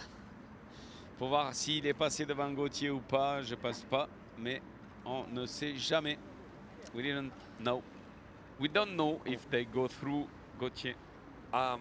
I think with the wobble at the I don't know, because Yeah. he still managed to squeeze in the I mean, the Pete Rose, wow. The skeezer, it was a Yeah. bit messy, but it was a skeezer. He wobbled on that Bel Air, but then he still did the toe side blind judge. That was a similar hit from Gatti, but perhaps a little bit better. I like that, a little bit of improv on the rail. Oh my gosh, that's an impossible decision. I'm not even going to attempt to make it. Non, on n'est pas juge et ça va être très compliqué de les départager, mais on a les juges pour ça. My knee jerk with that is that it's not as good as Gautier. Do you think so? It's nearer Gautier than it will be Gatti, I think. Let's wait and see. Yeah, like we let's say. wait and see. Yeah, unofficially, of course, because apparently we don't have a clue. Not to put any lack of confidence in you guys back home watching this, in your commentators for the day. Yep. We just talk a real good game. We're not into judging. I mean, I am quite a judgy person, but that's part of being alive, right? But in terms of judging wakeboarding, I don't do enough of it. I do all the talking at events. I'm too busy sat up here chatting about the wakeboarding as opposed to looking down, writing about it, and judging it. So these guys who are sat in that judging booth, they are the ones that know, and I will issue that challenge once again, as I keep on doing. If you'd like to, in fact, and it's needed, isn't it? So for our sport to grow, we need more people jumping into the judging position. Yeah, yeah. I mean, anybody can Like- jump on like a mic and talk riders about it, and, but of yeah, course. riders. They need to take part. If you think the judging is not working quite right, then okay, that's fair enough. You're entitled to your opinion. Yeah, Gatti. Alessandro first. It shows how little we know, man. Wow. Oh, I am going to go and chat this through. That's going to be sick. That's going to be sick. So there just proves it, right? So Phil and I, we know a lot about riding. We've been around a long time. We can call all the tricks. We know the riders. If we were to sit down and look at the replay, we'd probably come up with the right decision. But in the hot seat, it's so different. And I'm definitely going to go and be chatting to these riders just to understand, the judges, sorry, just to understand a little bit more. But going back to my original point, these contests don't happen without people volunteering, without cables. Of course. We need people for the organization, for everything, you know, and that's why they need to. But also cables. Now, the Europeans, like, this is something slightly different, but just for a grassroots or a national or a local competition, cable sites, straight lines and full cables, understandably, in the summer, thinking, I've got to give up a whole day of earnings to do this. But the long term of that is that you encourage the community growth and the progression, which keeps your riders with you even more, which grows the sport even more. So short term, yeah, there may be a cost. Long term, it is beneficial to the whole sport. All right. Let's see Oliver Orban. Wow. Tag on tricks. Pete Rose, straight into chromo. That's difficult. One of those was an X-Mobile, one of those was a skeezer. I don't know which for 40 years. I think Oliver's a lefty. Oh. So front lip into 50-50 into backside rotation out. Little sketchy. This one is perfect. Oh, yo. Nice. Gets the full 270 out of that. That's tight. Oh, two transfer. Two inverted transfer. Two inverted transfer, man. Oh my word. What a run. 3-1-3. So it was the back mode 5. Yeah. Oh. The No way. the egg dum-dum. The egg tootsie. Egg tootsie. He's on fire, 9. God, Oliver Orban is absolutely charging. Of course, it's gonna. He's on fire. Oh. No way. He needs to keep this simple. He should not go too crazy here. He should go for a safe transfer. If it's the transfer he's going for. Oh, he's going to boss slide. Ah. 180 out. Wow, what a run. What a run. What a run. What a run. The only wobble right there was not making a full pull on the dryling feature. Look at this. So that is after the Pete Rose. Yep. Opposite rotation, so front lip, switcheroo, then front 3 off as opposed to the backside as I thought it was initially. Indy tantrum. Oh, does he get the grab? I'm not sure, but he does get that 270 off. So the opposite invert off his toes, front roll. Finds that bang. Notice how he turns the nose of the board down towards the water, because if he kept it parallel to that top rail, it would have just slipped down onto his face. A little bit of advice for you guys out there hitting those curved bank features. Look at this. It was big, it was tight. Look how solid that landing is. Man. And I think this was the best hit here as well. I think so. For us, it's the best. Best hit. I'm not going to call it. I said I wasn't going to call it before, and I called it, and I got it totally wrong. So no, I think it's top. One of the top 3 spots. First. For you, it's first. All right, Phil's putting his money where his mouth is. I put money on the table and say it's first, man. But if Alessandro's run was first, and then based on that, it feels like Oliver should better now. Better on the rail, better on the air tricks, and I don't know. 2 toe side air tricks, 2 heel side big air tricks, 1 back mode, 1 5 mode trick. There you go. Considerably. Yeah. Look at these, man. Considerably out in front. You called it right. 10 bucks, right. 10 bucks. Yeah, okay, that's yours. I'll get the first. I'll get the first round.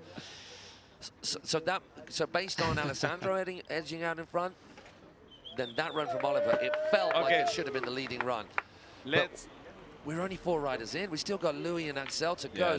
No French riders in the top 3 spots yet. Can Louis and Axel say anything about that in these next 2 runs?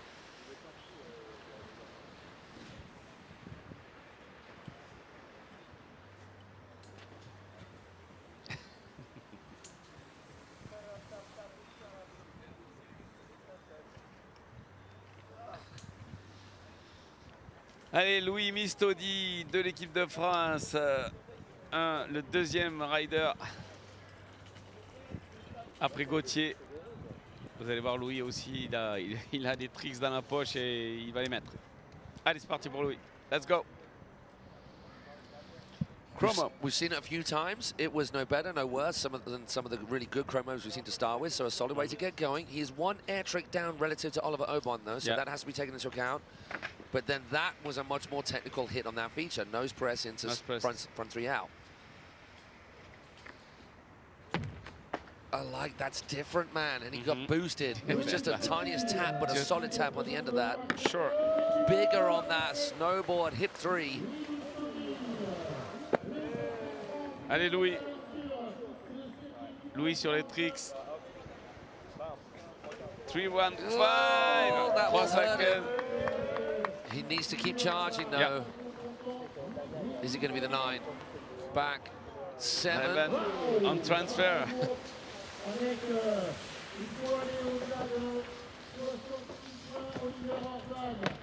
Wow. So coming off early, I think this is going to be tough for Lou. It was that first straight was really, really tight.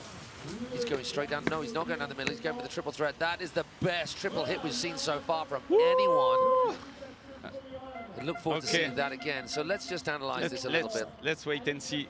On va attendre pour voir pour les résultats. But it's interesting to talk it through, just for all of us to get a better understanding of where the judges are at. So that was solid. It was exactly the same in terms of quality as Oliver Orban's, but there was the Pete Rose from Oliver before that. Yep. This, I believe, a much more technical hit to go nose press front 3 out, and it was a full pull as well compared to Oliver's. I think I prefer that as well, and no one's doing that. And he lands solid, and he just gets booted. We saw the front roll from Oliver, the front 3. I think they're fairly comparable. A lot of people doing that 3. Backside 7 versus the 9. The 9 gets it.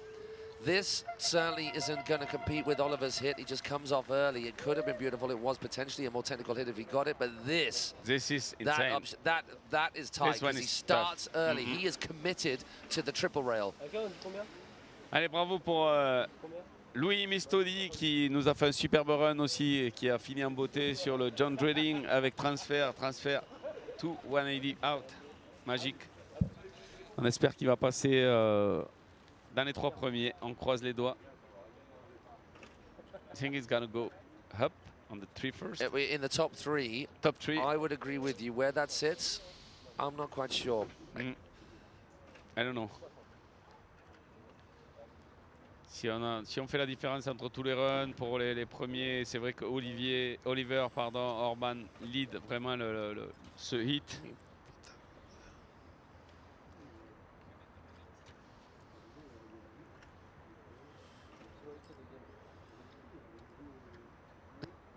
So I certainly think it's going to be nearer to Alessandro and Gatti. If it is in the top 3, then it will be to Oliver. I think Oliver just was that step above. So now all our riders, such as the long format, just sit tight before we get going again. Now it is likely that, well, we've still got one more rider to go. I apologize. I forgot that we had the Axel Paget still to get out there, to mix things up just that little bit more, to give our judges even more of a headache. C'est vraiment très dur pour les juges, comme dit Matt. Et je pense qu'il va avoir mal à la tête ce soir par rapport au jugement parce que c'est vraiment super serré. Et pour trouver les différences entre les riders, c'est très très fin. Et c'est pour ça que, comme vous pouvez voir, il y a pas mal de juges au niveau de la table des juges. Et ils sont tous là à se dire qu'est-ce qu'il a fait de mieux, qu'est-ce qu'il a fait de moins bien que Gatti, Leonardo. Et on est là justement pour nous faire des pronostics à Matt. Nous, on est juste, on n'est pas les juges. On va faire juste des pronostics. Là, j'ai gagné le mien sur Oliver Orban parce qu'on a vu vraiment une différence par rapport aux autres riders. Mais là, sur Louis, ça va être très très compliqué de voir qu'est-ce qu'il a fait de plus que Gatti ou de moins. There you can see young Axel Paget about to go. He is in his boots, handle in hand, about to take the next handle as soon as the results come in for his teammate Louis Mistaudi. Once again, our riders kind of giving a quick assessment or making a quick assessment of where the judges are at within each heat, what they're focusing on, what they're looking for amongst these riders that have gone out. And it may be surprising for those of you out there who don't know the wakeboarding crew, but any riders at this level in any sport, but any action sport, they are pretty analytical and pretty understanding of all of it. Take the first spot. There we go. We got a Frenchie in there. For the moment. Pour le moment. Terrible first run. Yeah. Was first off the dock in his second run and then just went crazy in his second run to come through. It was like he had a complete blackout in that first run. Yeah. He actually said, I think he's suffering with a little bit of a cold, and he took some cold tablets, and when he went out there, he felt a little bit off. So luckily he managed to gather himself for his second run, and that's why we see him here in this semi-final, and last off the dock no less, because he was top finisher in that quarter. Look at that edge. Look at this edge. Head in the water. Oh my word. S-Mome to get things a crack. Crazy one. An énorme S-Bob. So starting off right foot forward, now coming back left foot forward for an outside approach to this. Then that front three. So we saw it from Louis, a similar trick. Yeah. Staying left foot forward. Landing clean. Yeah. Goes pretzel 270 rotation off that front roll. Yeah, oh. the 450 in. So using that feature as it was potentially designed, which the judges will potentially like, and he did it solidly as well. Oh, that's clean. 315. Back 5. No way. No way. No way. Oh, do you want to edge any harder at Il that, est un dude? feu. Transfert. Oh, too no. much edge. Backside Yeah, three. yeah, That's yeah. a fluff there. But it's okay, I think. Okay. Oh, no. Dommage. So I think that's got to be Axel Paget first off the dock, second run, hasn't it? Fluffing the 7. He edged so hard at that 7 man. after that back mo 5. Now to get the back mo 5 in there and to get a kicker hit, the judges will love that. But the back mo 5 straight after the drive tower is just going to be moving the cable around so hard. You can see it wobbling there. Moving the cable around so hard that it's just going to mess up your approach and that tension for a spin where you need to have good control of the line and the tension. So, I mean, if you can make that work, look at this, though. This kid goes so big. He's a tall lad, and that often ends up in good leverage against the cable. That was super tight. I love that. Similar to what we saw in terms of completion execution from Louis. He gets the grab there, gets pretty good connection and that rotation in. I like this a lot. Back lip on the nose, 450 into this one the is bank. perfect. Sorry, I say 450, 360 into the bank. It would have been 450 had it been onto the flat, but he was just pointing the board back down the feature, back down the transition. It's like just everything disappeared in the line right then, like the cable came back after that crazy heavy edge.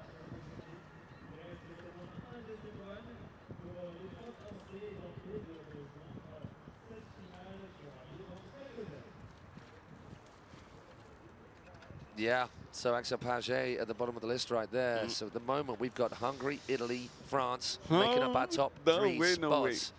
Allez, on va les encourager pour que les Français puissent remonter sur les podiums. Donc c'est Axel qui va repartir en premier pour le reverse start, évidemment, puisqu'il a fini dernier. Donc Axel qui vient de tomber, il est en train de revenir sur la berge et on va le refaire partir en premier pour sa deuxième poule. On va croiser les doigts pour lui. Il a tous les tricks dans la poche, mais c'est sûr que sur un back mob qui vient juste de poser devant la cabine, et ça l'a empêché de partir sur les autres figures puisque ça tire vraiment sur le câble. Et le problème c'est que comme le câble il va d'un côté à l'autre, et quand on tire vraiment très fort d'un côté, après on se fait ramener par le câble et ça lui a pas permis justement de pouvoir poser ce transfert dans son deuxième saut suivant. Et et avec le lag du câble justement, ça l'a tiré sur le kicker, et donc il est tombé. He's falling because of the cable. Too much. Moving, wobbling. Yeah. It's a big thing with cable. Compared with boat, like the pull on a boat is pretty solid. It doesn't move. But with straight line cable, the cable moves an awful lot. Unless you've got a counterweighted heavy duty system, a straight line system. But with full cable, depending on the height, depending on how it's set up, you get a different amount of wobble in that cable, and it can affect you in different ways. And I don't think that's not the cable's fault on that particular occasion. Axel edges so hard at things. He gets so much leverage, which is why he gets the height he gets and why he's able to do the tricks he does. But from that back mode 5 where he needed the height to that back 7 where he possibly didn't need as much aggression into it, the two combined potentially messed him up.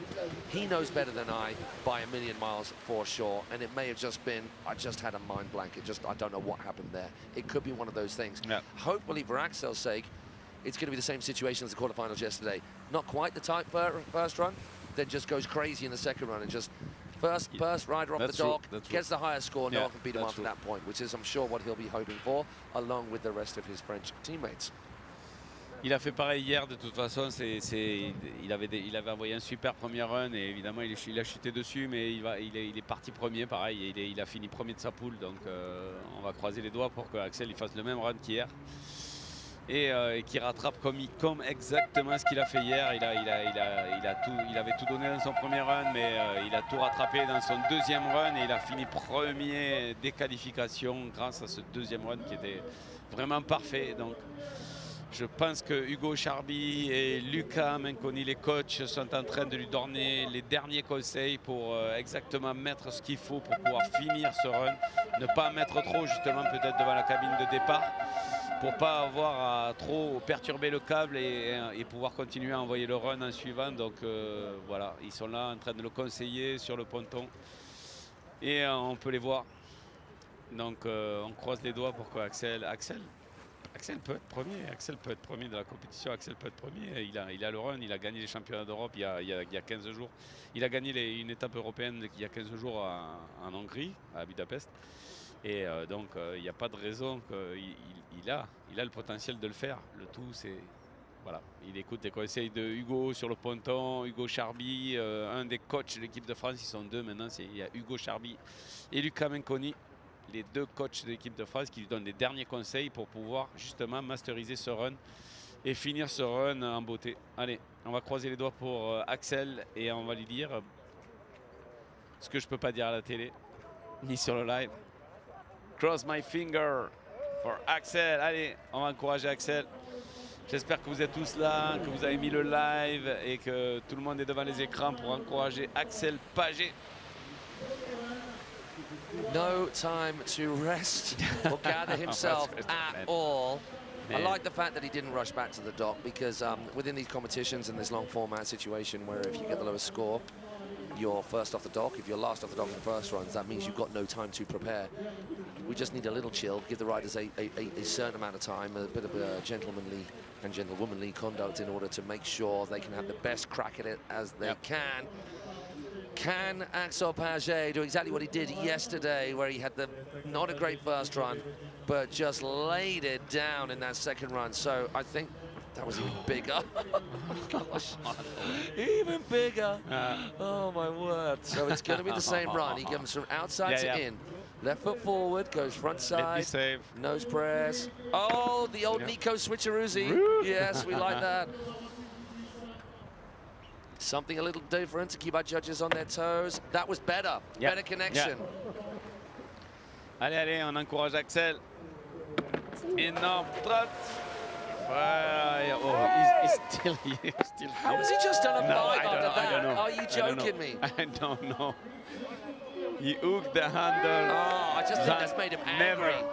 Il a accroché le Come ballonnier. on, Axel, so now Là, he il needs est to do back this. five. Allez, allez, tranquille. Oh, he's going toe side this time. On y va. Le transfert, il est propre là. Maintenant, il a moins tiré sur le câble. On l'a vu. It may not be over. It may not be over. He could still get into the top if something really solid happens here. Yes, yes, yes. Wow. Cheeky little bel air. Okay, the next. Right, John Reading, the X. No. He knows. I don't know. I don't know. I crossed my finger to. I mean, there were moments of on the final. There were moments of pure magic in there. There were. I mean, to be back head in the water and just pop up and just jump straight into the biggest back mode 5 you've seen ever. I mean, that is ridiculous. It's ridiculous how much height this. He went too far over. Yeah. Hit the up of the I mean, rail. this little section here. This one is. Yeah, this whole corner was amazing. Yeah. 1, 2. The intensity of that run in that particular category in which the judges will be looking at, as in how hard are you going, how high are you going, how technical are you going, will be pretty up there. The execution, and this is the problem here.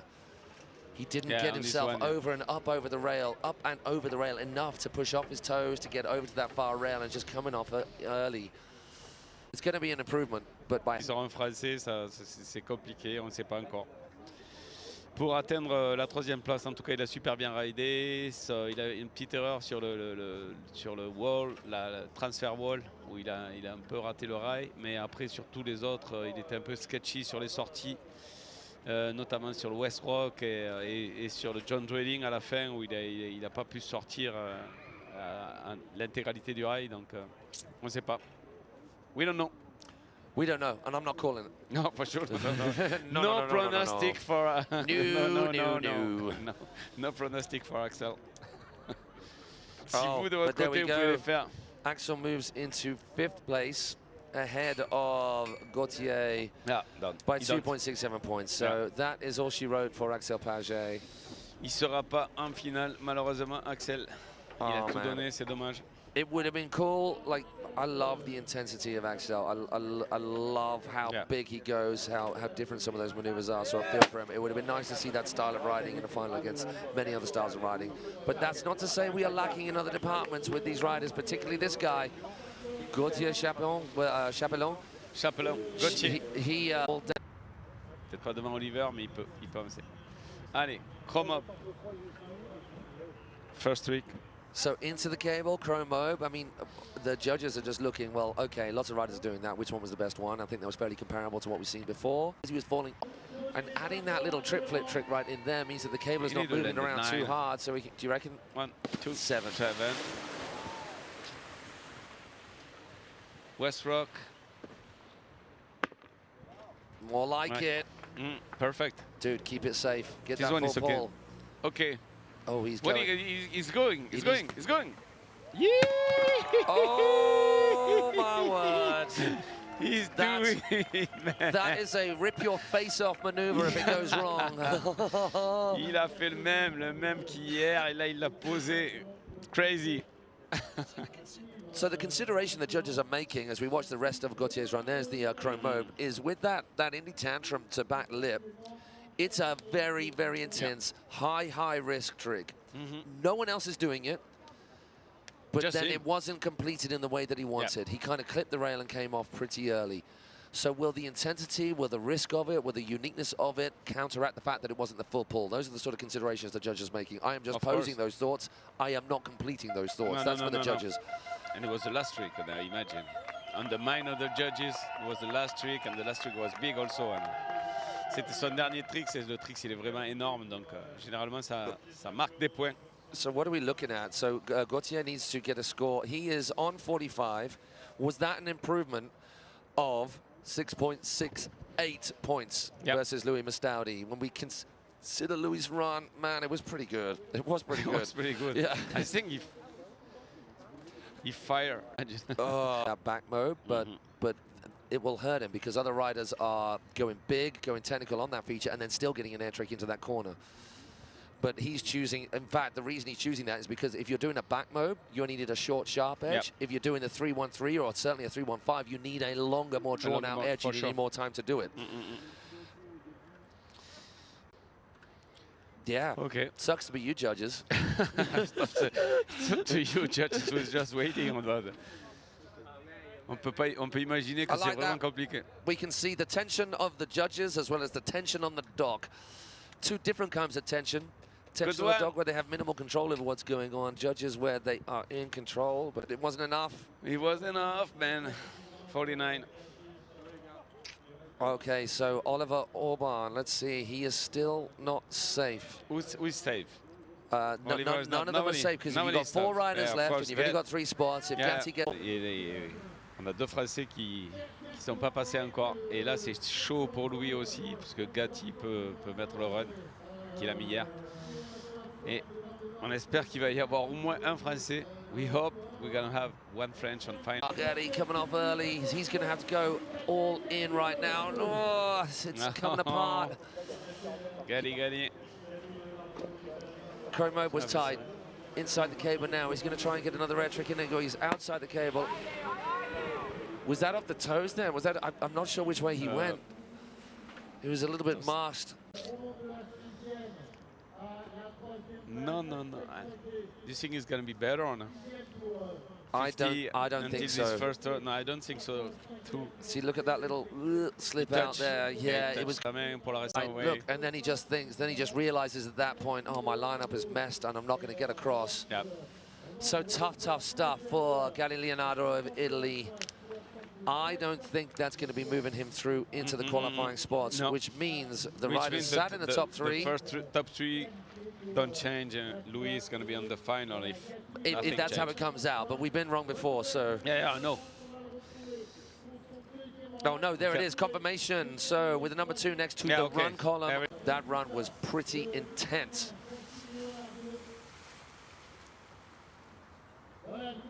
So the plan after these 3 riders do their job, whether they're going to go hard at it or just cruise around for a nice old swerving lap, maybe a little bit of a, oh, I've forgotten what it is. Module, module, what is it? Les modules. Les modules.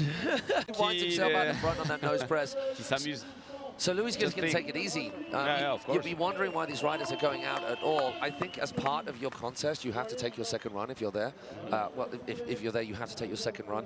You have to. So he may just let go right here and right into the dock. Some step for the final now. It's he show you some. That triple rail, it's good to look at because what you have to do is you have to commit to doing the triple rail, which means you're popping up the board in front of you and your body's not getting on top of the rail. So your body, Louis' body was sat down the middle of those 2 rails as his board swung either side of him to make sure that triple threat. Sandro. Right after this, folks, we are going to have a short break. Just while we get ourselves ready for the next round of riding. And the next round of riding will be where we kick off Super Final Saturday.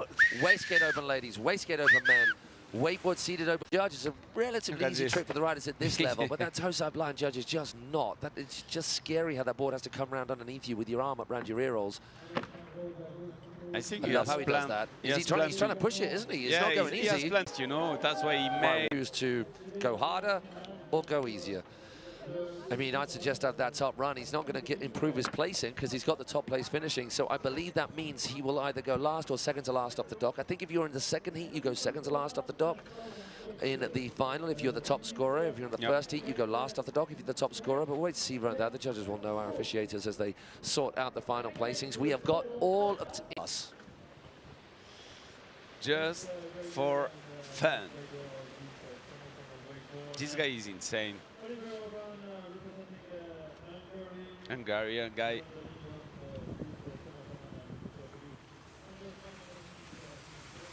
Only his helmet, you know, with the point on it. Yeah? The polka dots, we call it. Yeah. I think he's got a matching bikini to go with that. Really? Yeah. That's what I heard. Yeah. It's a new sponsor.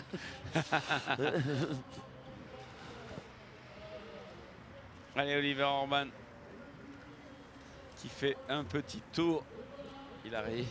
This is kind of a cool shot. You can actually see the actual size, the relative size of these features. So just taking the bird on. Yeah, the West Rock. Oh, my word. Yeah. Imagine. That's one of the best hits we've seen. Of course. That's why you want to try the West Rock and the John Drilling. So there you can see all of the options available to you through the mind of John Drayling on that last feature.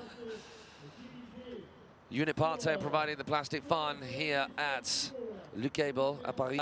We're going to take time out. The easy confirmation of our top qualifiers: Oliver Orban, Alessandro D'Agostino, Louis Mistari, Hungary, Italy, France. Commiserations to Gatti, Gauthier, and Axel. Such a shame for them. They didn't quite come up with their best that we know they can come up with, so they will be frustrated. But we know those riders. They're cool, aren't they? They're chill. Like they're cool, but it was so hard yesterday. Frustrating. Imagine. Yeah. It was already so hard yesterday on the qualification, and now I can imagine, man. Any of these championships at Le Cable Paris? Allez, on vous donne rendez-vous. Et là, maintenant, c'est la pause breakdance. Donc, petite démonstration de breakdance de l'autre côté du site. Et, donc, pour nous, on vous donne rendez-vous dans quelques instants pour les finales. Donc on va enchaîner toutes les finales et on va commencer par les finales femmes avec le Wakeskate Open Lady. Donc avec Anne Armas Segovia d'Espagne, Martina Andreska d'Autriche, Amélie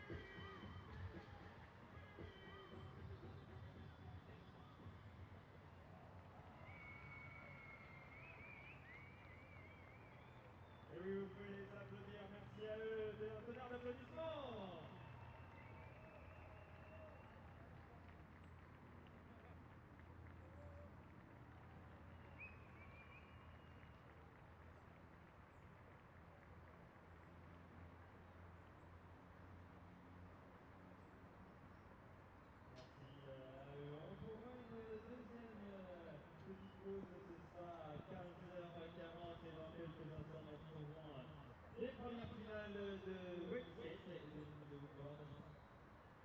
Dans cette discipline, les riders ne sont pas attachés à leur planche. On va les faire dans quelques instants avec d'abord le Wakeskate finale femme.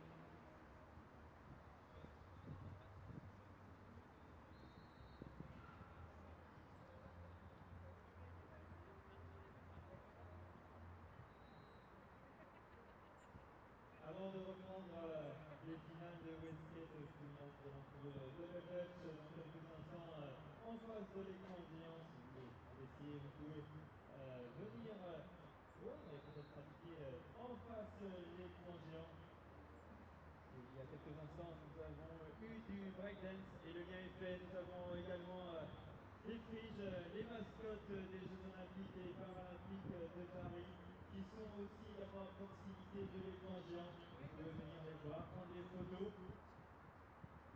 Ils sont à votre disposition à proximité de l'écran géant.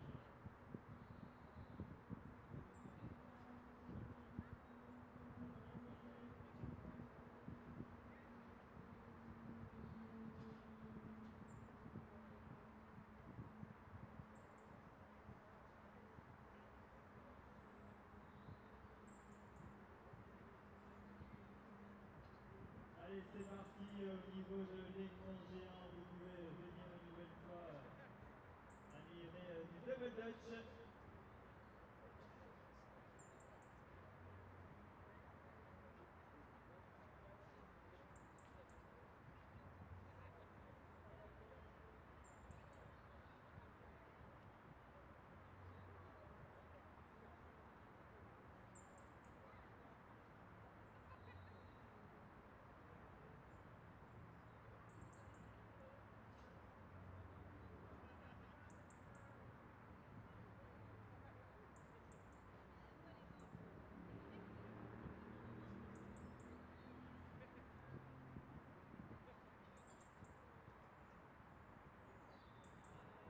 Vous pouvez une nouvelle fois vous réunir autour de l'écran géant après le breakdance et le tour du double dutch de s'exprimer ici lors de ce championnat d'Europe et d'Afrique de wakeboard. Vous ne connaissez pas ce sport? Eh bien, il suffit de juste vous rendre au niveau de l'écran géant comme tout à l'heure pour assister à une démonstration de double dutch.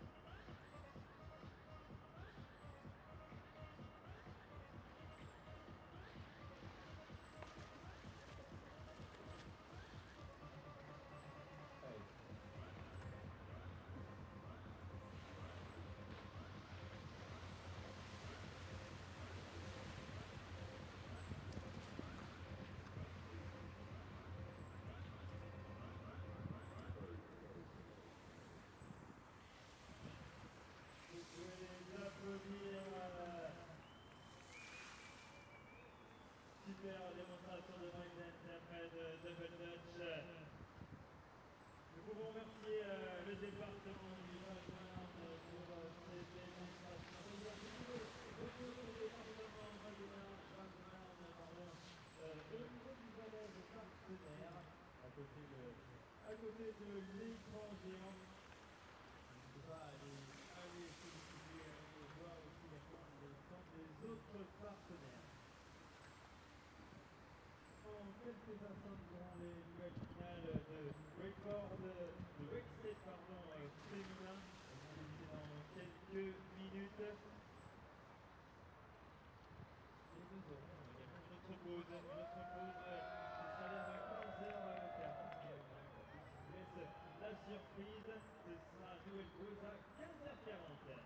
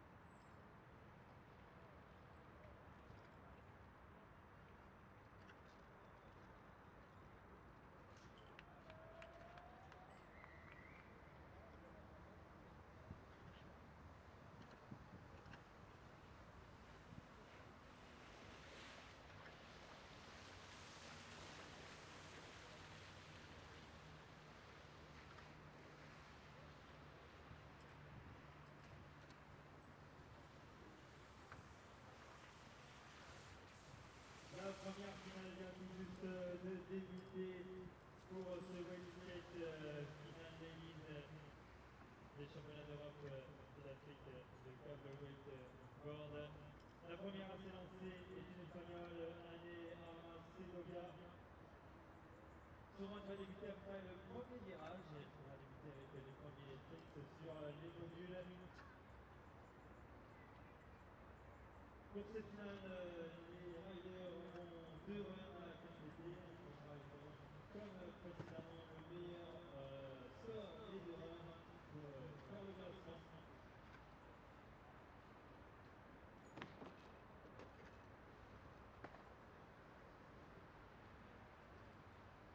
Allez, devant vous, vous pouvez applaudir.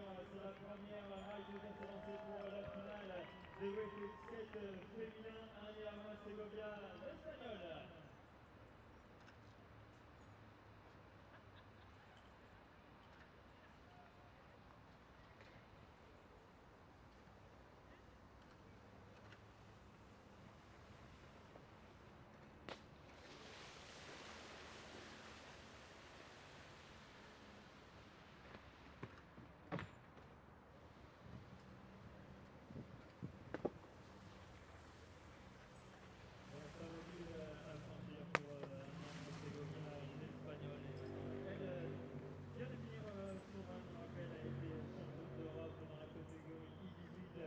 C'était l'année dernière, évidemment, nous allons prendre attention à son résultat dans cette finale de Wakeskate femmes.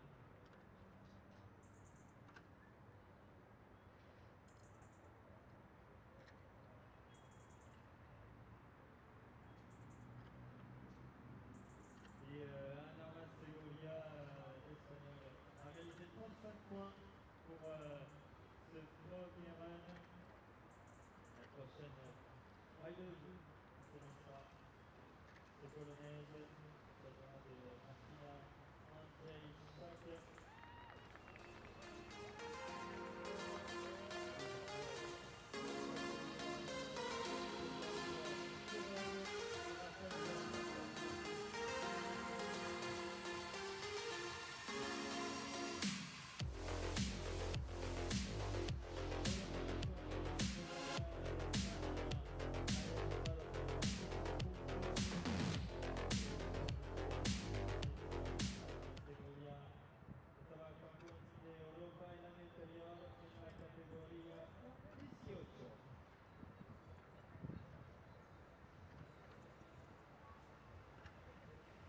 Next rider will be Martina Andrzejczak from Poland.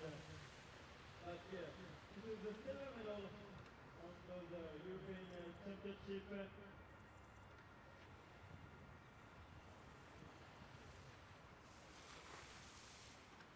Dans quelques instants, la polonaise Martina Andrzejczak, 4e des championnats du monde en 2022.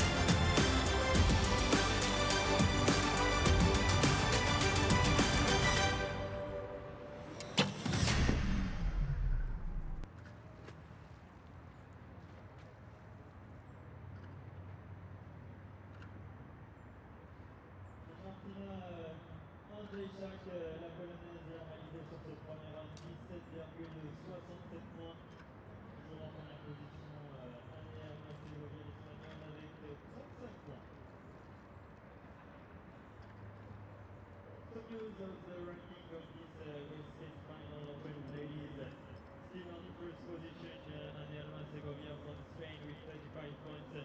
Second position with for Martina Andre Isaac. All right. 17. Look, I got that wow. Who wants some hands up right now? We got that, turn it up loud. I know you're wondering how. I got that wow. Here I go, coming. I can't ever stop, I'm a tour de force running. Get me to the top, I don't need an invitation.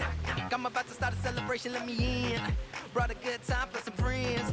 Turn it up loud past 10. Turning up the crowd when I hit them with the pow. Yeah, the party never ends, cause if you want that, whoa, I can give you more. Come on, yeah, let's go. If you want that, whoa, I can give you more. Come on, yeah, let's go.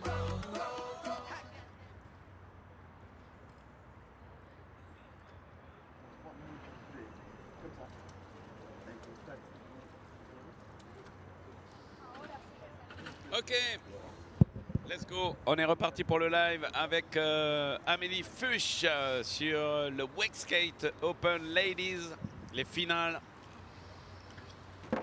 So we've already had Anna Segovia, Martin Andracek out there on the water. Now Emily Fuchs is doing it for Team Germany. Nice couple of hits to start things off. Now and coming into our rail riding section, schooling that pipe to back and beyond. Full pull right there. Into the kicker to transition. Gets that smoothly too. Now coming around in front of us on tower 4 and 5 is a chance where we've got nice buttery smooth water, a little bit of flat water skate style trick action. Front big spin. Oh no! No way. Sorry. If it was a longer straight, she would have pulled herself out of that, but unfortunately she was drifting to the inside of the cable. We saw the issue with Louis Egerix trying to right foot forward, 3 shove, out on the toes. If it was left foot forward, you are more likely to get away with it because the handle sits in front of you and you can get yourself back over as the carrier clicks. When the handle's behind you and you sit down on your heels like that going around the corner, for this cable, which is a clockwise cable as opposed to the more normal counterclockwise cable, it meant that she was never going to pull herself out of that. So that is tough. And here we see the replay of everything looking really smooth up to that point. Amélie Fuchs, alors donc on est dans la catégorie Wakeskate Open Lady, donc vous avez pu voir la différence entre le wakeboard et le wakeskate. Le wakeskate, on n'aura pas les pieds attachés sur la planche et donc c'est vraiment très très dur. Un peu plus dur, c'est différent. Have you noticed that what has been incredible about all of the wake skating, whereby not that long ago, wake skating was there were a few good riders and everybody out there was just doing surface turns and one-footers.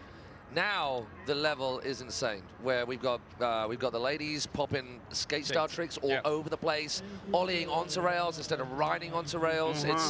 It's really cool. Hit the kicker and everything. You know, now the lady level is growing so fast. And the men's level, it's really hard to keep up with. Like if you are not from a skateboard background, which I am not, but I have learned the skateboard style of things through being involved in wake skating and blowing my knee 20 years ago and getting back on the water with a wake skate, which is the usual fare, and that's how my wake skating started. It's amazing to see what they're coming up with. At the Emberley Open, I learned a new trick called a ghetto bird. Do you know what that is? A ghetto bird. It is a heel flip, backside shove, caught and rewound onto a rail. I mean, wow. It's too complicated for me, exactly, yeah. All right. All right, show it. Agnieszka Koblianska, she is handy at all the skate style tricks, but also just popping in a few little fillers right there, surface rotations too.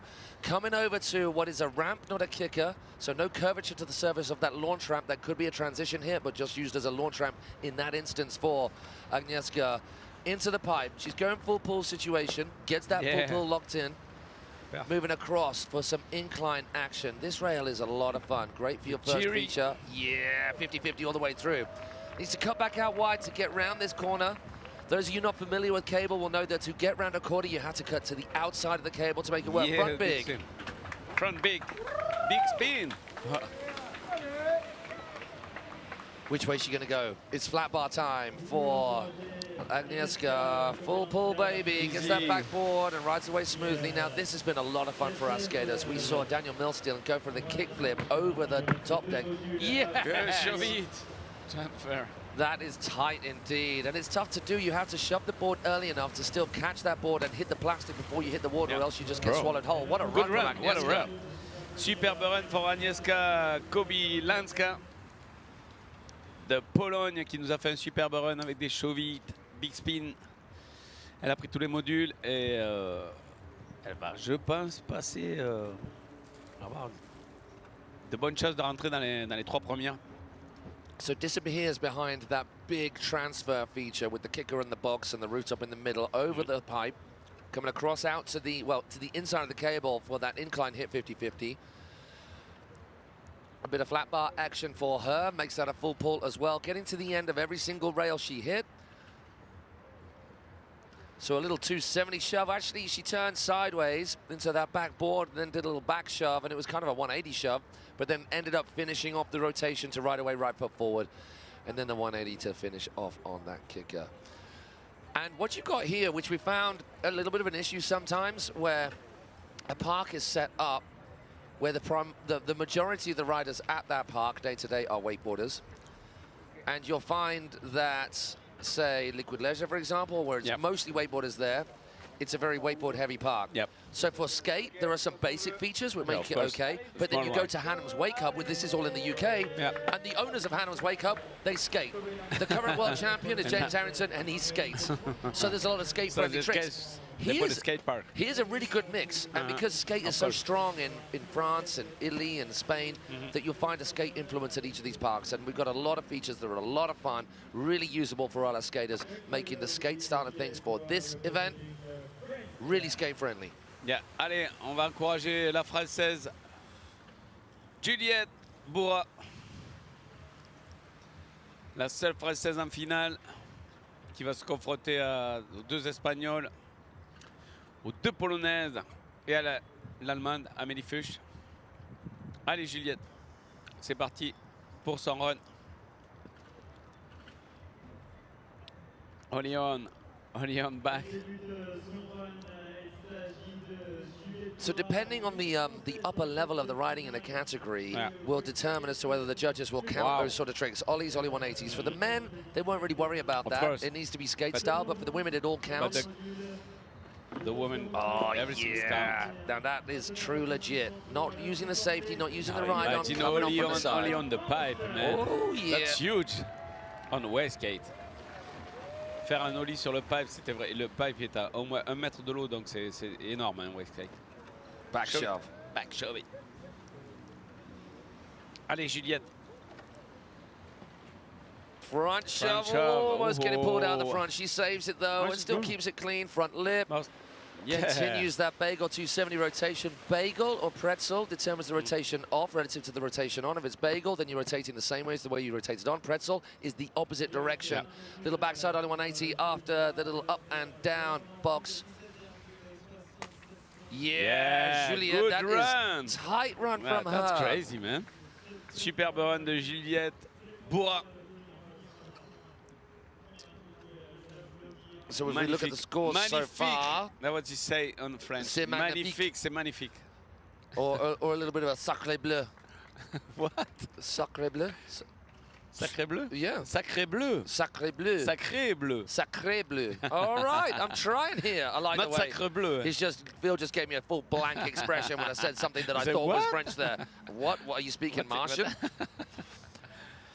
Je suis en train d'apprendre le français à Matt, donc je pense que pour les Worlds l'année prochaine, il va pouvoir parler français. I'm trying. How many British people do you know that try? Try. Okay, so the way the scores are shaping we're waiting about the results. Anna Armaz Sergovia of Spain is out in front. Agnieszka Kobylanska of Poland with her teammates Martina Andrajczyk making up 2nd and 3rd as it stands. Now you're looking at the line underneath those top 3, where before it has been the qualifying distinction. Now it is the distinction between those who take a place on the podium and those who do not, because we are in Super Final Saturday right here and now. Currently, Amélie Fuchs is just out of those podium placings as we wait for a score for Juliette Bourra, who is first and only French rider in this category, and we'll be moving from her to the unstoppable force in women's wake skating that is Thelma Sester. This is the killer. Has she got any more room in her trophy cupboard on her ever-straining mantelpiece of metalware? Yeah, this is the killer. You know, Thelma Sester, since a year now, she's practicing wake skating, and she's really pretty good on every tricks and transfer and stuff on wake skating. There was a little bit of an upset at the Emily Open where Telma didn't take the top shot. It was Zuzana Zaborova, who is a long-standing, incredible women's wake skater. Yeah.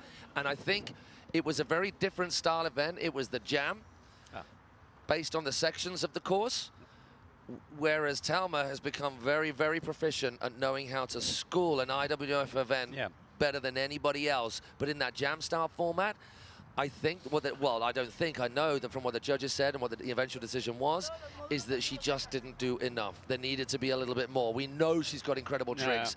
One of the only girls doing big shoves off kickers and kick flips left and right, but she just didn't come up with enough, and Zuzana Zaborova rode it incredibly well, not to take anything away from her, and she just put the right things in the right place. But this, in terms of contest, is what Telma knows. If we look at She knows, Denmark, of course. Thailand, easy.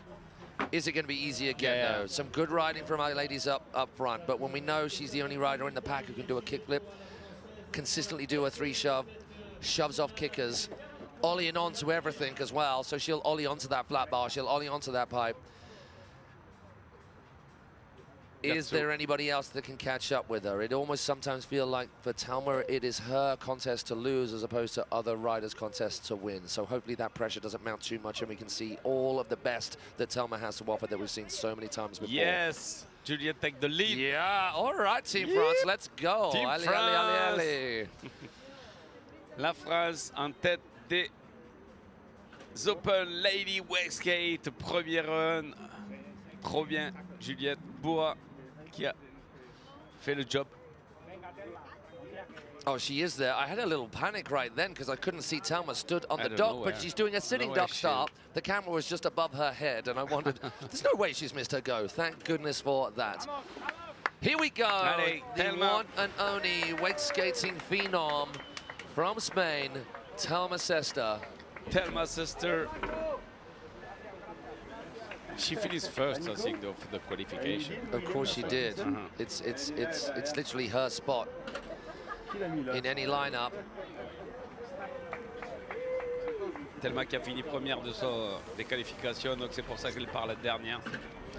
Juliette aussi a super bien raidé sur les qualifs, et c'est pour ça qu'elle partait avant-dernière. Championne du monde de Wakeskate, Telma. World champion of everything. I know. Including she's won the WWA World Championships as well, and of course we have the WWE Worlds, the IWWF Worlds, all very important, all great that everybody's starting to accept that there are these different contests as opposed to all the infighting. We don't need any of that. So she's opting for no flat water tricks there. Oh my word, straight away. Only on show it out. It does not get any more legit than that. So is she going for the pipe?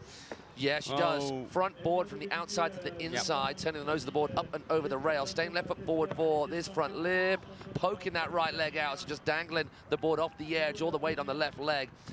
Minimal board contact in contact with the rail results in a higher score. Shove, shove, shove. Here we go. Shove. We know she got it. I'm not sure she needs to risk anything like a kickflip at this stage. She's just going to lock in. Now, will this be the usual El Clasico? Boom ting. It doesn't get any cleaner than that, man. 3-6 back to the 6. 3-6 back. Yeah. Back shove from the top deck to the transition. Little varial from left foot forward to right foot forward, ready to smoothly into this. Okay. Front side 180. Easy. Easy. It's going to be frustrating for the rest of the competition, for the rest of the riders, because it just looks so damn easy.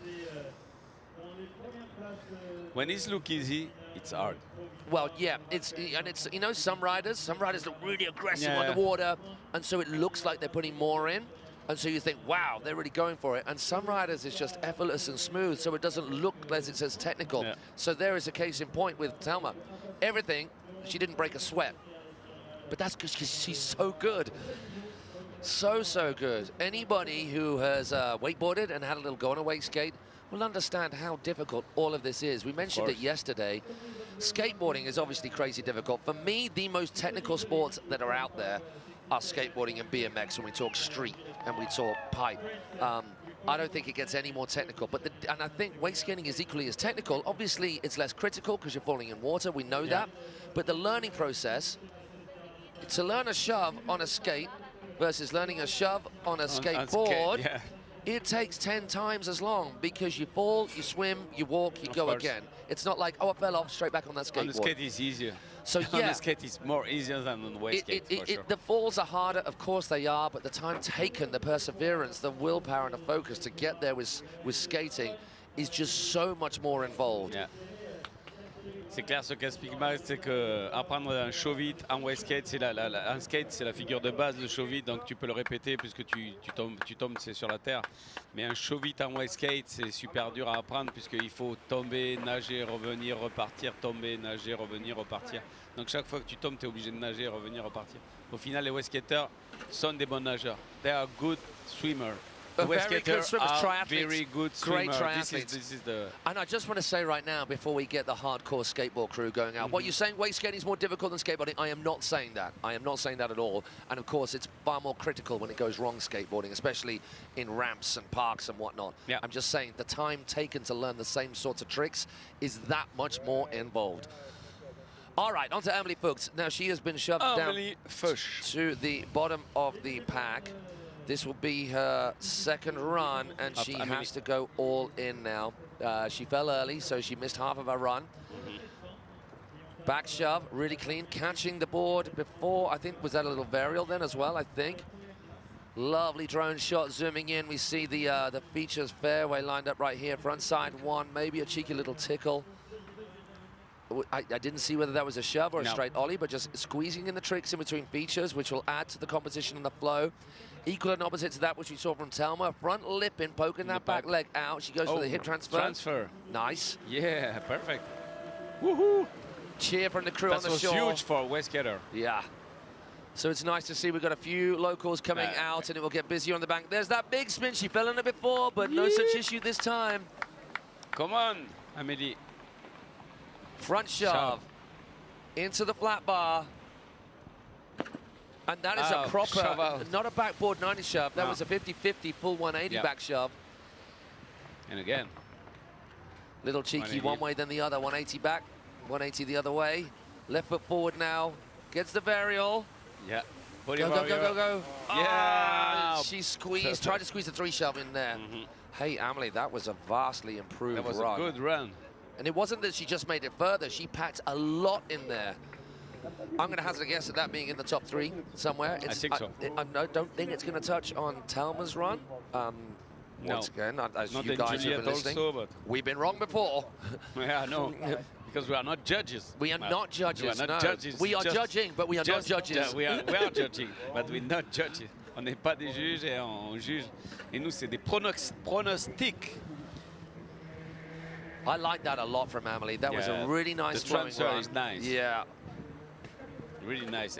You can imagine on wake skate doing a transfer like that, and without the foot linked to the board. And that was good, all of it. So she was solid on everything as well. This was, she didn't go too technical. It was a nice little hop back and forth.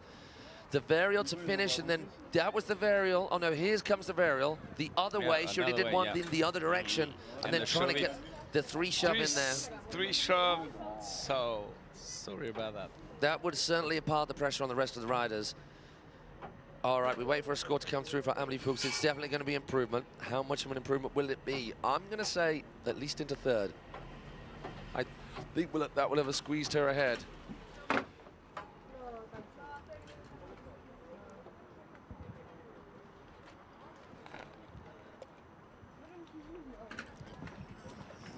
Tried and tested, extremely knowledgeable, extremely passionate, extremely experienced, extremely on it judging panel right there for us. We've got the one and only Aaron Armborst, who has, I think he's been around the sport as long as we have, hasn't he? Oh my word! First place, man! Wow, Emily. No way!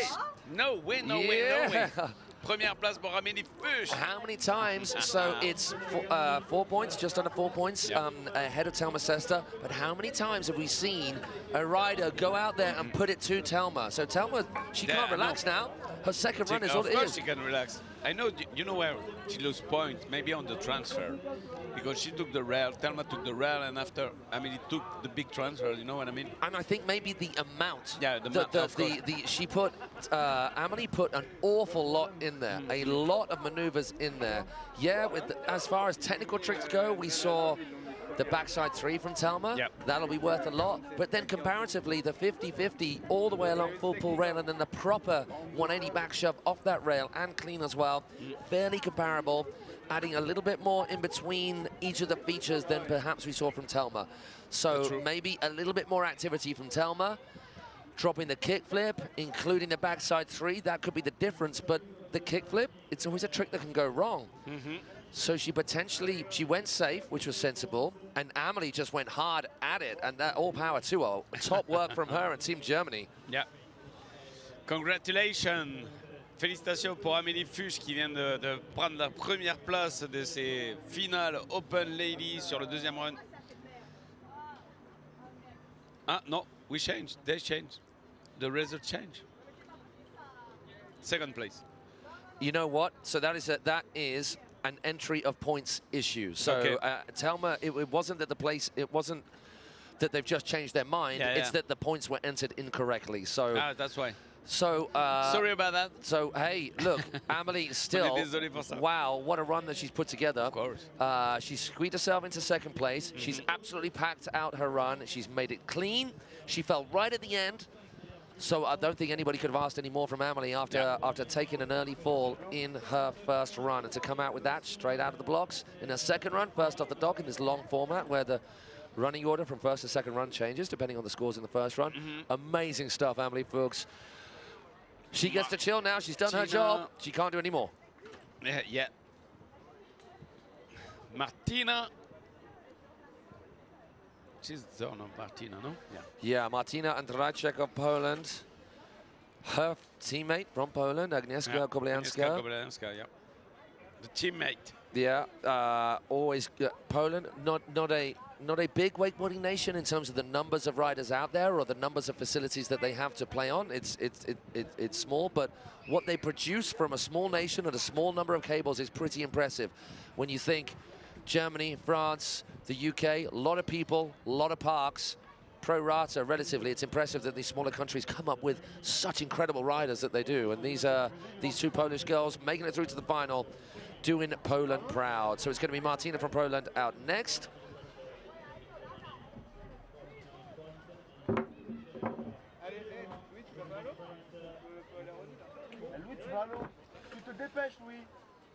Louis, ça va pas le faire.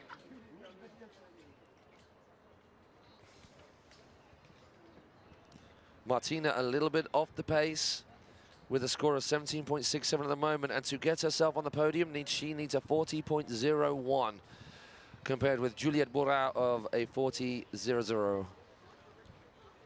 Yeah, because she fell at the first run, and yeah, that's it. It may be that you're looking at the cable and wondering why there is no riders out there. It may be that because of the pause, we need to get the. I keep forgetting that word. I want to say the word that I know means. Which one? The rail wetters. Les modules. Les mouilleurs de module. Les mouilleurs de module. Les mouilleurs de module. Les mouilleurs de module. Say it 7 times. I may well remember. I'm going to write it. Right for Could you. Could you? How do we spell that? M-O-U-I-L-L. That's a tough one. That's a tough one for an English mouth. Yeah. I know. Too much L. Yeah. L. So, les mouilleurs de module. De module. Module, I should be able to remember at least. The obstacle is module. We've got Open Men's Wakeskate finalists. They are wandering around, headphones in, getting themselves in the zone. They will be out very shortly. We're on to second runs of our women's finals in the Wakeskate. So it will not be long until we know who are our top 3 and who is our 2023 European and African Cable Wakeskate champion at this championships. We are just a few riders away. We've got 5 left to go. And we're just getting our riders out there just to wet those features down. We've got a beautiful day here at Le Cable Park, Paris. Yeah, it's cool today. It is. Sunny, a little bit cloudy, but it's okay. No rain. Hey, hey, we'll take it. Considering Perfect. what it was raining sideways yesterday, so we will take it. And the wind, man, the wind was so frozen. It was a little bit on the frisky side. Yeah. It was like in winter here. On a ski resort. I mean, it's like the same feeling. So there we have Martina and Racek just waiting. Yep. For Le Cable Park crew who have been here all weekend working so hard. I mean, I'm sure, hey, hitting the features and doing air tricks is fun. But when you take to the water for your next set, just go out and do 2 laps of just carving. There's nothing better than a swerve on a wakeboard. It is the best. That's the left and the right and the flow into and out of a carve. And you actually learn some incredible skills, giving it some really aggressive power turns. Any good rider, you can see if they can come around a corner with their nose in the water, fully straight on that toe edge. Get to that point with your riding, and you will have supreme control of your board. And that comes around from just carving. You don't always have to hit that obstacle in front of you. As a little tip, and that's why Le Cable Park crew are having a whole blast right out here. So do we move on to our next rider? Yes, we do. Bonus Martina and Racek. Allez, Martina Andreska qui part pour son 2e passage sur cette finale Wakeskate Open Lady. Elle est tombée sur son premier run. Donc il va falloir qu'elle donne un maximum pour pouvoir être dans les 3 premières. Pour l'instant, elle est 6e au classement général avec 17 points, 67. Donc on va regarder le run de Martina Andreska, la polonaise.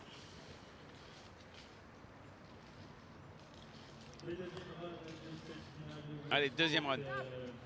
Yes, her second and final run. All right, we cast her eyes to the screen because she's a little too far away for us to see here in the commentary booth. Back shove, tidy. Taking it easy, you'll see our skaters just like in skateboarding, shuffling their feet around depending on what they're going to do. Often going for that back foot of the tail, front foot 3/4. She's keeping those feet the same because she's sliding around to right foot forward. She's going to come from outside in, ollie and onto the pipe. Gets on it nice. Nice ollie on. And transfer also. And that was bigger than Amelie's as well. She kind of got onto the top deck, little front shove there, I think. Got onto the top deck, the coping, then drop it into that transition, using it exactly like a quarter pipe. Very all right there, switching the feet around with the skate staying exactly the same direction. Left foot forward, which I believe is switch for her going to... Oh, I like that, rotating the 270 into the back lip, to the back 90 out. Show it. Gets the shove out of that as well. I mean, maybe a big spin. We kind of didn't see her feet because we're behind the other feature, but it was definitely a shove. Check the replay now. Go on! Oh my word! What the run, man? I reckon that's gonna. I reckon that's gonna push her into 3rd at least. That was. That was crazy. That was crazy because people fall, and after they made the super run. Yeah, they have a terrible run and then put it in. The first run, and after she did the.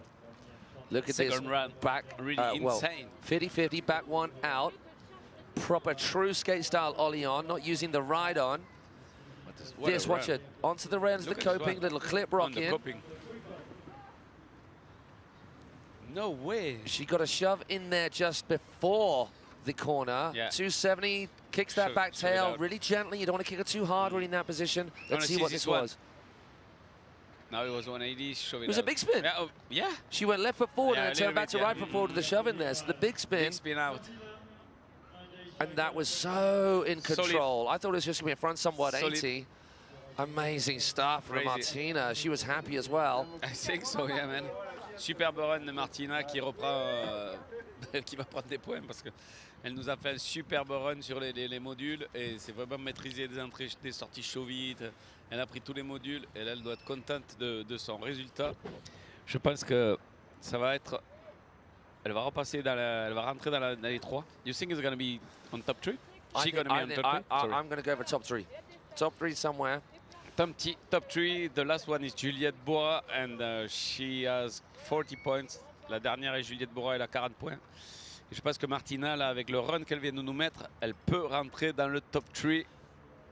Voilà, elle se fait féliciter par ses compatriotes polonais sur le dock. So I'm trying to compare, just remember, and this is a good test of my memory skills and exactly the way our judges have been tested. I'm just trying to pick apart Amelie's run and how much she put in versus what we saw from Martina. What has actually happened over the past few years is, over the past few years or the past year, is that, and it was a conversation that was had with the wakeskating community and the IWWF judges in Denmark and maybe Thailand as well. And they said, instead of just packing in lots and lots of little tricks, what they believe is the best representation of skate is, skate tech tricks, Of course. but not just like pow, pow, pow, pow, pow, pow, pow. It's got to have some flow, it's got to have some breathing space. And there we go. And I think that's what we saw, and that's what I was thinking. Amelie packed in a lot of tricks, but Martina didn't maybe do as many tricks, but perhaps there was just that little bit of flow and variety to it. So Martina, well done to her, into second place.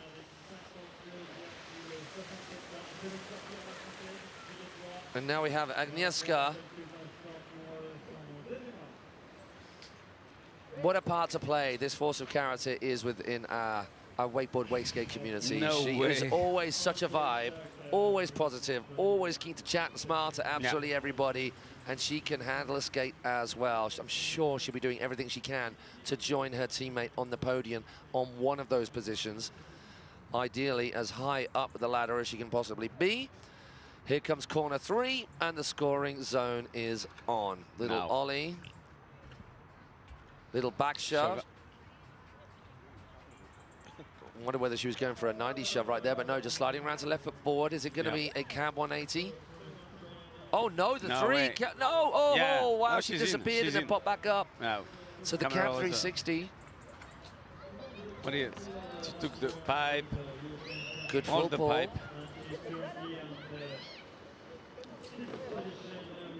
Try and teasing the back lip out, but it was still more of a 50-50. Yep.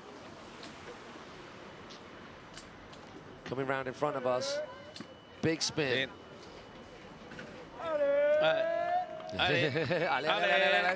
There's the varial, just switching her feet around, keeping the board pointing exactly the same direction as she does. They're good. She's good. Oh, goes backboard, then 270. Now, we have seen her do this shove of some sort on this before. I think the big spin. Yes. Yeah, she does. Shove. Oh, and the kicker. No way, 180. No. She is going to be kicking herself at that. Course. That's a 10 out of 10 ride-it away trick for Agnieszka, a front side 180. That was just, I've done this, I'm just going to ride this out. That's skating for you, Good run for Agnieszka. La deuxième polonaise, Martina, donc a pris la deuxième place et a sorti Juliette Bourra. Et Agnieszka a fait un superbe run en wakeskate. Back 3-6, back. It was a big butt check, but it wasn't terrible. It was a hand on a butt, but she was straight back up. Superbe run. I think the considerations here for our judges, are they thinking, wow, is the 270 off? More technical than the shove off? Look at this one. How does that compare to the straight 180 back and forth from Amelie? I mean, they both fell right at the end. They both got a quick little tech trick in there right at the end as well. That's a tough call. I don't think that is better than Martina. I think that it was just a little bit too wobbly, and then there was plus the 3 at the end and the fall at the end, so it was a completed run from Martina. Is it better than Amelie, though? Or does Amelie hold on to that? Let's wait and see what the judges gonna do. If they're gonna put Agnieszka on the top 3 also. I mean, not forgetting that we still have Anna Rama-Segovia and Juliette Bourra. Juliette was on the podium, and she's just been shunted down by all of these riders. See our girls just on the dock there, checking out the scores as they come in. Discussion between each other and Aaron, Sebi, Eric, and then, hey, there's no better knowledge on the dock right there than Dennis Hildebrand. He knows his skate, so it's good to have him in the booth. Donc Agnieszka qui nous a fait un superbe run deuxième run. On va voir ce que vont dire les juges. C'est dommage qu'elle soit tombée sur son dernier trick après le kicker, sinon c'était quasiment parfait. Le transfert aussi était vraiment bien, donc à voir. À voir ce qui va se passer pour les juges. On attend les résultats. Agnieszka, pour l'instant, elle est 6e et elle peut être... On ne sait pas encore. Attention, elle reste 6e avec 34 points. She stay at the 6th place. So the runs from Juliet Bora and Ana Omes Segovia, which were good runs, well. they got to the end of their runs. We know.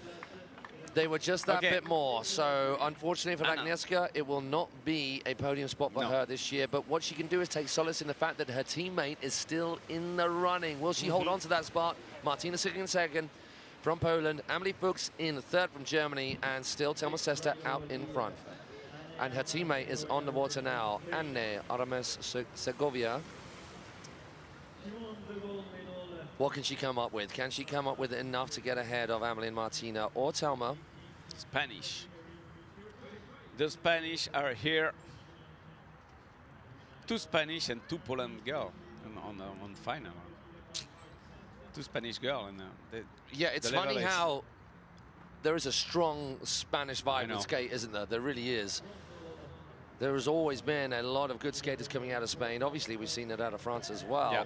But Spain, very, very strong at the moment. Yeah, So the we big go nation on Wakeskate also. backboard Yeah, into wow, 270 out. Super sturdy as well, just hucking those knees up underneath her to keep that board with her.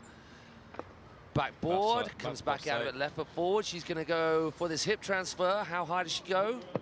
Just keeps it cruising, Yes. 180 on, but solid. Easy. 180 on, man. On transfer. She's...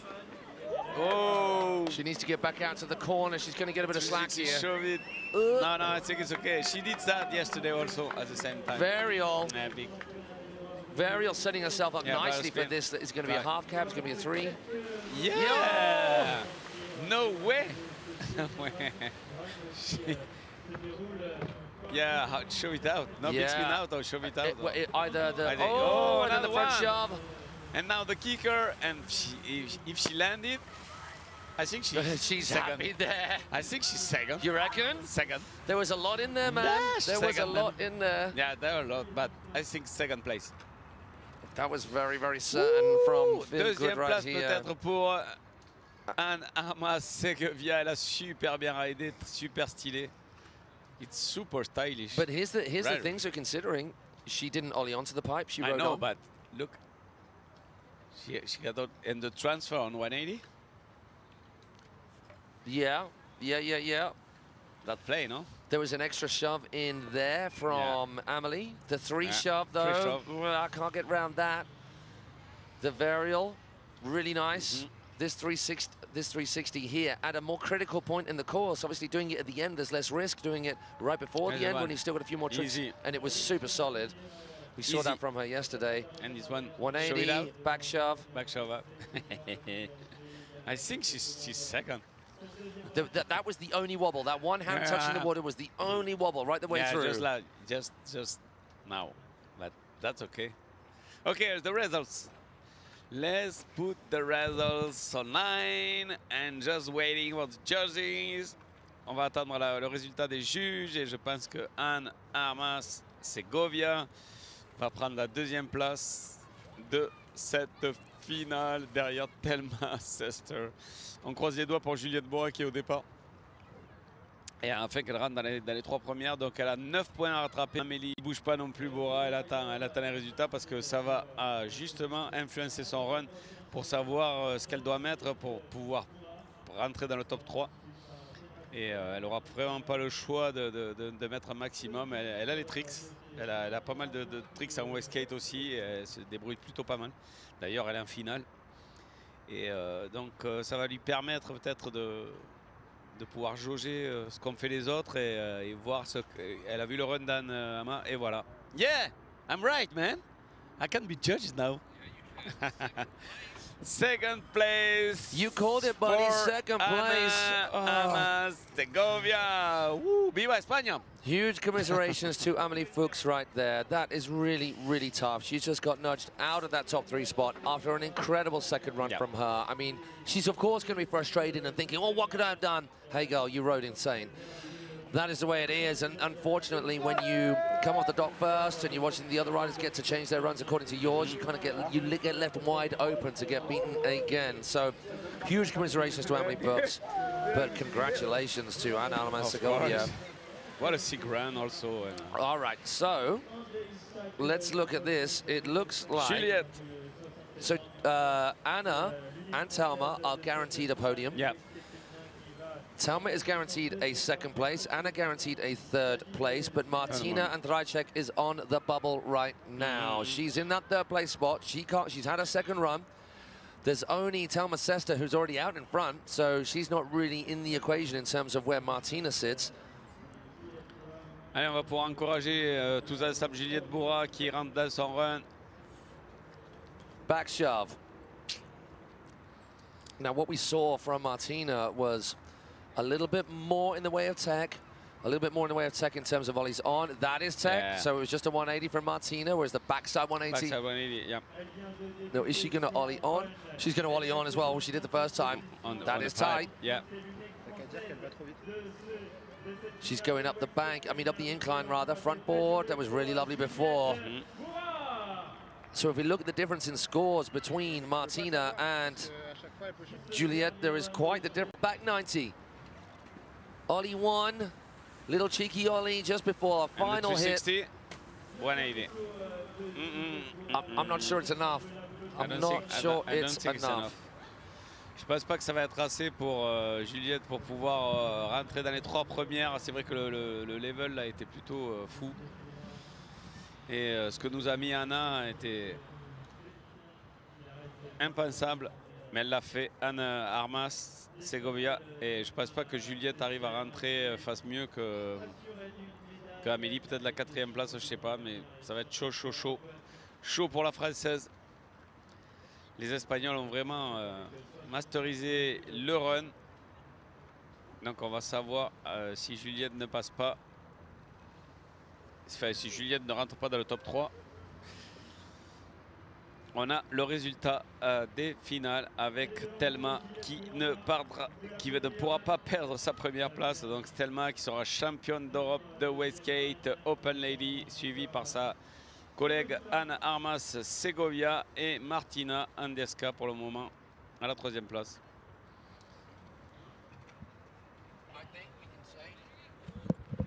I think we can say, unofficially, as always, we're always at the unofficially, of course, before they have been confirmed right in front of you on the scoreboard as our judges punching in those numbers and making it official. Unofficially, of course, that it's going to be yet another victory lap for Thelma Sesta. I don't think that last run from Juliette Bourra is going to make an impression on the top spot. And at this stage, we don't know whether it's going to make an impression on any of the other positions on the podium. We're just waiting for that call from our judges. But I believe Thelma Sesta, not for the first time, gets to ride around her 2nd run, knowing that she has done all she needed to do off the dock in the 1st run. But I don't think she is going to go easy. I think she's going to try and impress upon us why she is definitely the champion again. So we wait for absolute double confirmation of that. But the way the scores were from the 1st run and the riding that we saw with each other, the riders' 2nd run, I don't think there's going to be an impression made on Thelma's lead right now. It's just a question as where does Juliette end up in the leaderboard after that 2nd run. It was improved. It was improved, wasn't it? It was a better run than compared with the 1st. So I think maybe we'll see the score go up, but by how much we do not know yet. I did not so much. Not so much to reach the 3rd spot for Juliette. But it's just my way of see, not the judging. Let's see what's happened for Juliette Bourra. On va voir ce qui va se passer pour Juliette. Pour le moment, les juges n'ont pas fini de se décider. Mais je ne pense pas qu'elle va pouvoir passer avec ce run-là. par rapport aux 2 runs qu'on a vus de Thelma et de Ana Amas Segovia, de sa collègue espagnole. And for those of you just joining us, we are waiting for the final results to come through for the penultimate rider in this Open Women's Wakeskate Final here on Super Final Saturday at the IWWF 2023 European and African Wakeboard, Wakeskate and Wakeboard Seated Championships here at Le Cable, avec at Paris. And thank you for joining us. There you get a bird's eye view of the riders area. You can see on the far side, we're getting a few of the locals coming out to watch the action. Obviously, the sun coming out will help that a little bit more, but the sun has come out a lot more today than it has done yesterday, where it was raining sideways at us, and still there was mind-blowing action from every single one of our riders, as you would come to expect from this level of competition. The Europeans here in Paris, what a spot it is to be in. Easily accessible next to one of the most incredible cities in the world, which I think a few of us sampled last night. I sampled in a moderate way. I know Team GB sampled it in a very salsa dancing capacity last night, which is kind of cool. And I think a few of us may be taking on the sides of Paris tonight, because how can you come to this part of the world and not? But before we get there, those cats on that dock underneath that gazebo have got an awful lot more thinking to do, an awful lot more headaches and paracetamol to be popped before they are done with their job, and what a job they have done over the past few days. We have just been doing the live stream since yesterday, but the competition kicked off before that, because there were a whole bunch of qualifying rounds throughout Thursday. We are looking at just the open categories. A few weeks ago, we had the youth and senior European and African championships in Hungary, and what that means is that you've got all the other categories, the aged categories, other than the open. So you can be any age and ride in the open, and we're seeing that. A lot of youngsters battling out with the big guns. A lot of riders who are eligible for the 30+, for the Masters and beyond, also riding in this open category. Juliette! Oh my she word! took the Julia first spot, man! There Vive we la go. France are very... Oh. So now Martina and Emily can commiserate each other. They were on the podium and now they're not, and it was that Now second run from the Julia results. Bora. We know the results. Thelma, sister, first Europe Open Ladies. C'était vraiment très dur d'aller chercher Thelma, et même Anne Armas qui s'entraîne aussi avec Thelma. Et on a un gros panel de Wakeskateuses. Yet another string to her bow. Yet another notch on that ever more notched up title sheet CV showreel that she has got. This young lady is just unstoppable. The first run did it all, and that was her easy run. That is her going cruisy at it. We're going to be moving on to the men's Wakeskate Final very shortly, but before we do, we need to make sure this young lady gets all of her just desserts in terms of applause and appreciation and focus for this second and final run.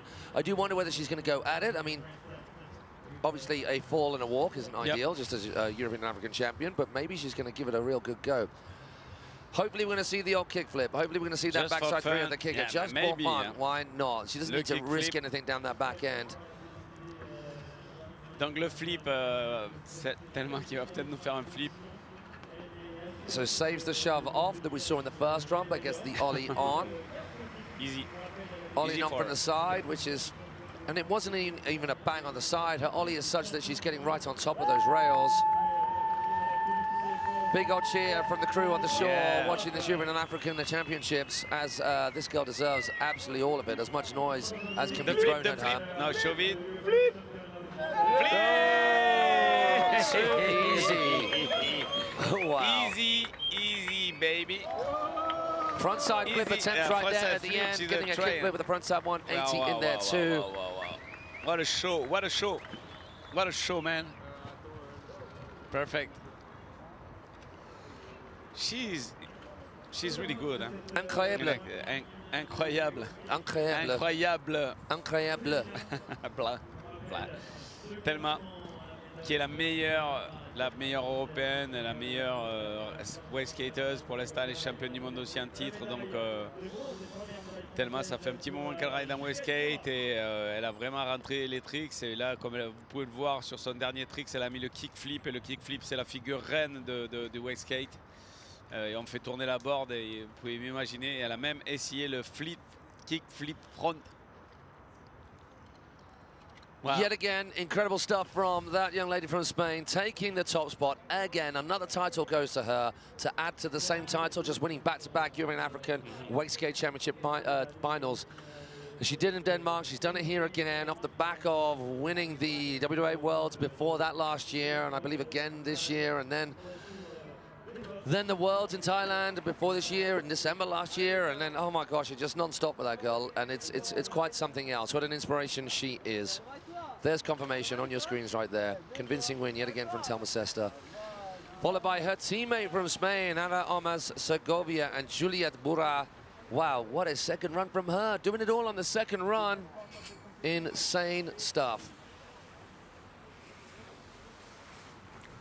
Un superbe run pour Juliette Bourra dans son deuxième run, donc ça lui a permis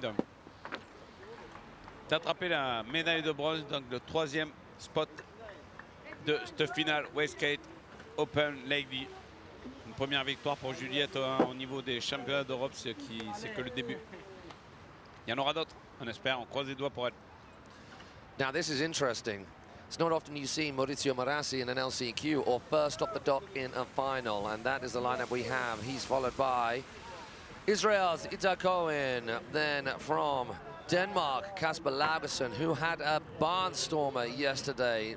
Ridiculous riding from him. Johan Nilius was the man who put Maurizio Marassi into the last chance qualifiers yesterday, and he is fourth up the dock. Giovanni Aragoni and Dan Milstein making it straight through their qualification rounds with no sweat broken whatsoever. And that is our lineup. 2 runs, best run counts, all to play for. Super Final Saturday here at the E&A Wakeboard Wakeskate Wakeboard Seated Championships.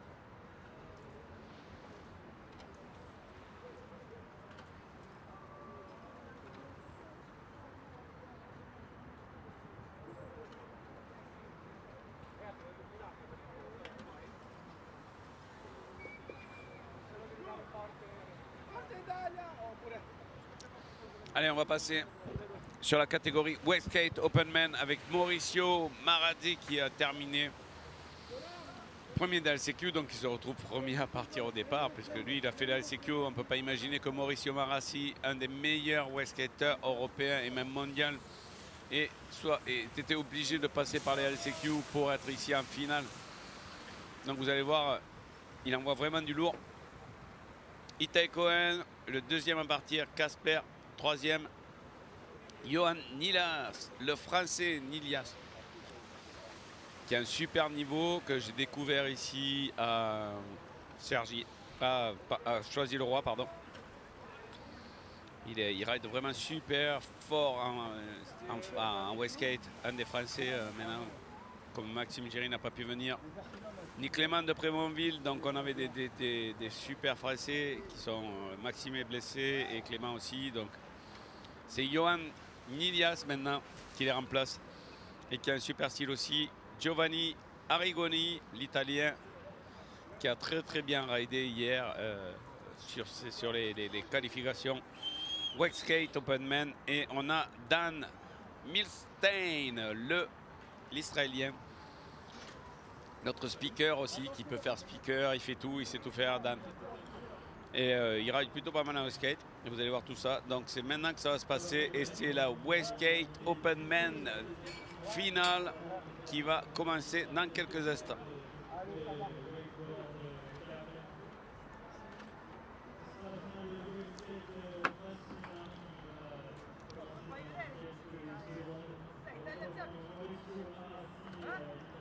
Can I have one in front?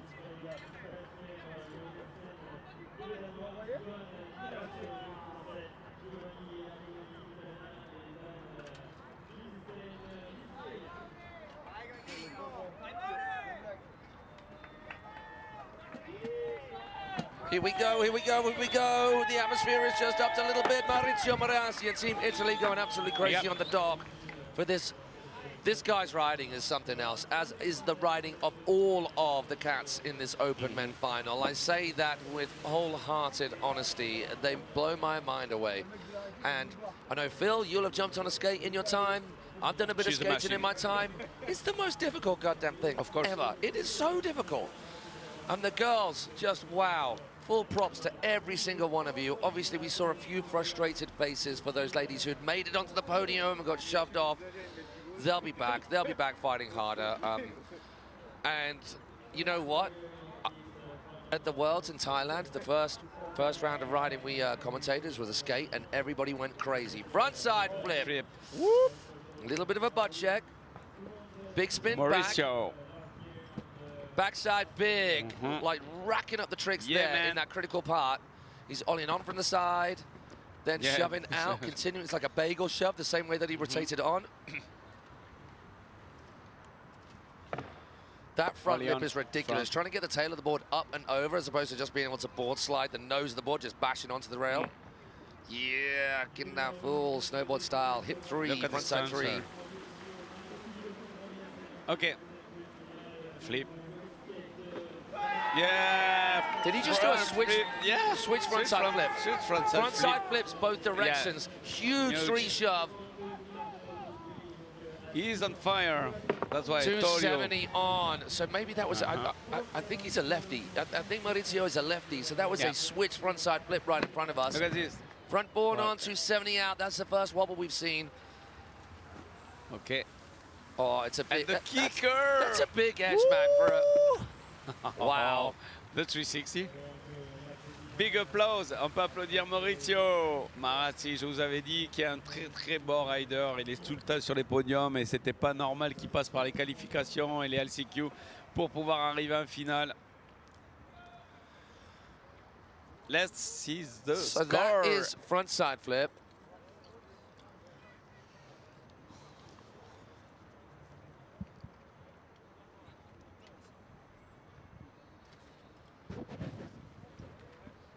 Allez.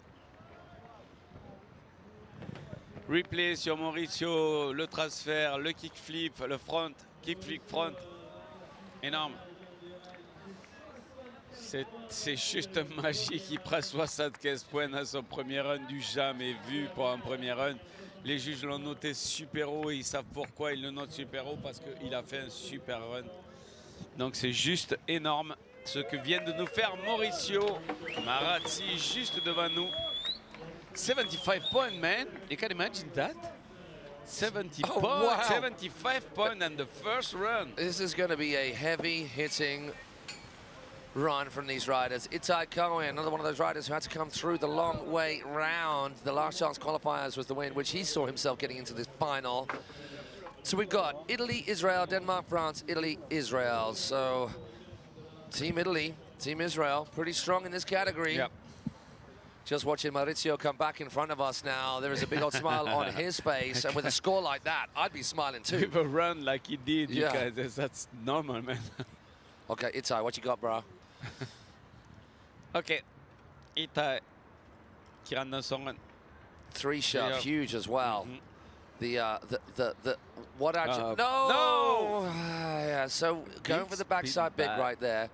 And what I was about to say before he did that, the distinction of a really legit high-scoring maneuver when it's a tactic is when you catch the skate in the air as opposed to the skate hitting the water and then your feet ending up back on it. Or it is possible to do shoves where the skate doesn't really get into the air. Look at this three shove though. Pops it high, catches it high, but didn't do the same on his backside big spin. Backside if we see that next. His legs are a little straight. Yeah, a little bit on the landing. Yeah, that's why he fell. He actually caught it a bit too soon and landed it not at 180, not at full 360 or 180, which we're describing it. So the board wasn't quite pointing where he was headed and a slip out. So that is frustrating for Itai. Hopefully a buggy is going to go around and get him because he's got a little bit of a trek back. Someone probably should consider that. You're going to leave on the second run. I think this is one of our crew running off to get him right now. Okay. Or you just take one of those bikes. I'm sure they'd loan one of those out. You need to catch the drone, maybe go back. That would be great. Just a rope drop through from the drone, like Indiana Jones, and get all the way back. That would be amazing. We go from Israel to Denmark, our one and only Scandinavian in the mix here. No, no, no. Get yourself back up, dude. At least not to have to make the walk. Nope. Wow. It's good to see a smile. There'll be frustration behind that smile, but that was nice. He does that little no comply off the flat deck, that incline flat deck. Now he's zooming in, playing catch up. Ollie on, 90 out. Gonna cut across this incline rail. Awesome fun rail this on wakeboard or skate. Yeah. He did that yesterday. It was dope. He did it a little bit later on. Yeah. 3 shove coming into the corner 2. It was the varial, so going from backboard to back lip. Kickflip coming up. Oh! Board disappears before he can catch his feet on it. So that did not go according to plan for Kasper Laursen. Yep. That's why it's not easy to do a kickflip, yeah? It wasn't the lowest score because, of course, Itai Cohen falling very early and Kasper managing to get up off his back and back in the game, but not in the game long enough to be making an impression, I wouldn't say, on the top 3 spots when you've got Johan Nilias and Giovanni Aragoni and Dan Milstein left. And with a score of 75 points in front of you from Maurizio Marassi, you can beat him for the moment. You're going to have to ride out of your skin. Of course. Uh-oh, a little bit late. Here's another consideration, and once again I say this, and the caveat is I'm not saying that skateboarding is more, wake skating is more difficult. I'm just saying that you've got a board that's 3 times the size of a skateboard, and possibly, depending on the skate, heavier than. There's a lot of skates to be moving around. You're moving a lot faster. So there's kick flips. There's a lot of board to get round and under your feet again. Okay, on to Johan Nilias. The French. Allez, la France. C'est Johan qui part pour son premier run. Et vous allez voir, Johan, il met du tricks. Il en a plein. The biggest pop 3 in the game. Yeah. Did you see that rail-to-rail transfer at the Embley Open? Ridiculous. Up rail to down rail, and he nollie pops across. He's not attached to the board, and he's transferring from rail to rail.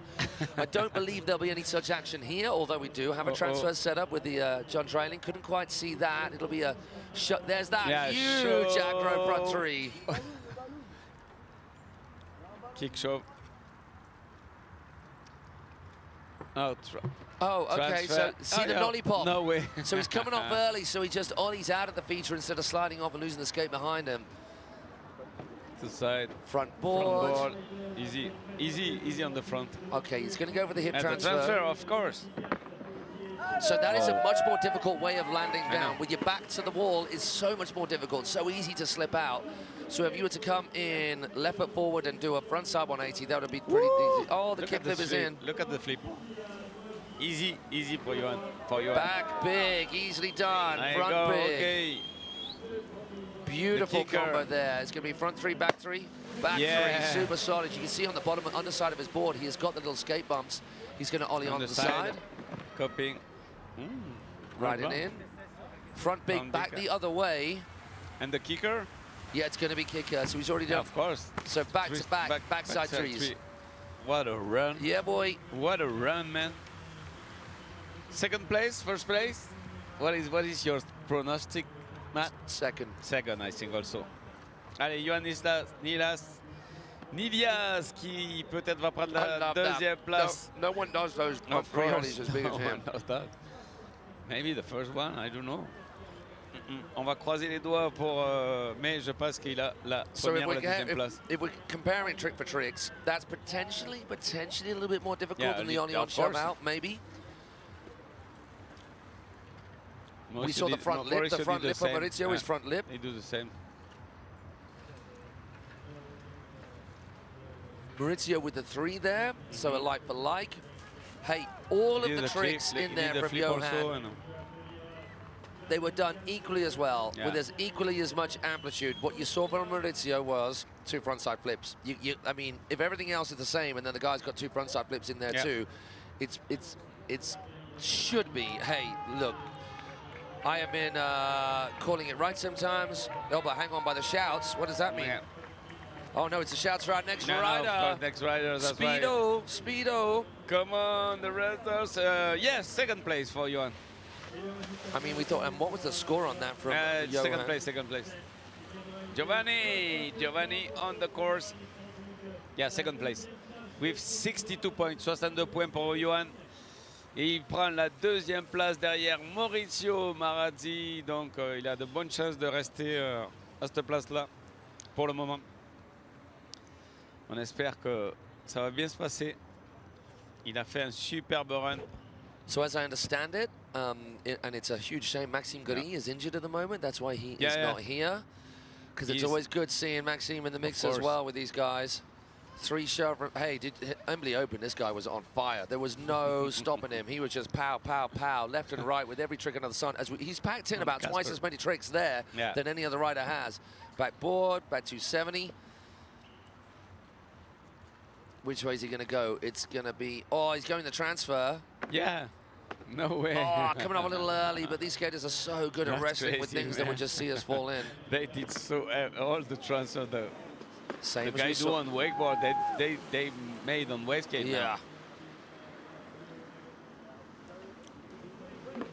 Oh, what a flip. You love the way Speedo does that. He gets an edge on to get himself a bit more pop. En tout time. Superbe flip de Giovanni. Sortie chaud vite. Ça, c'est des tricks. Wow, front big right there. Yeah. 270 onto a front board, then riding away right foot forward. We know he's got a big old backside 3 in him. Is it going to be that? Is it going to be a shove?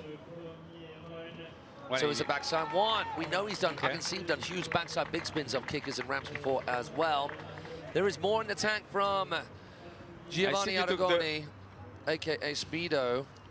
I wonder where that's going to sit him. I don't know. If we look at this run, there was so much in here. Yeah, 3 shove caught high. Straight in to a front shove caught high. Skipping ahead right now. Ball slide. Doesn't do the shove, just does the rotation out. So compared to Johan, not as technical, but he does do the transfer there, coming up a little early. All the transfer, boot transfer.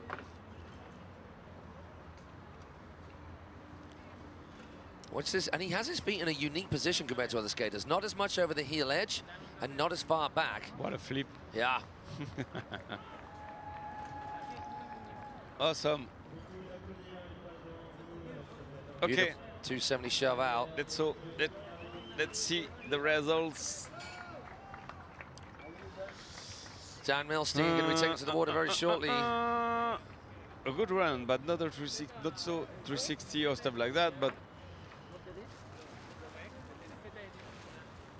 so many tricks. Il a fait pas mal de figures type skate avec des sorties chaudes vite, des transferts, je pense qu'il peut rentrer dans le top 3. He can go on the top 3, I think so. I mean, yeah, that's going to get ahead of Casper for sure. For sure. The reason that Itai isn't further up is just because he fell super early. Casper didn't do the tightest run and still fell a little bit earlier, didn't complete his run. So he's in 3rd place now. So it is definitely going to be a top 3 spot for Giovanni Aragoni. Is it going to be a 2nd place or 3rd place? Don't think it's going to be ahead of Maurizio. I don't believe so. No, I don't think so. Yeah.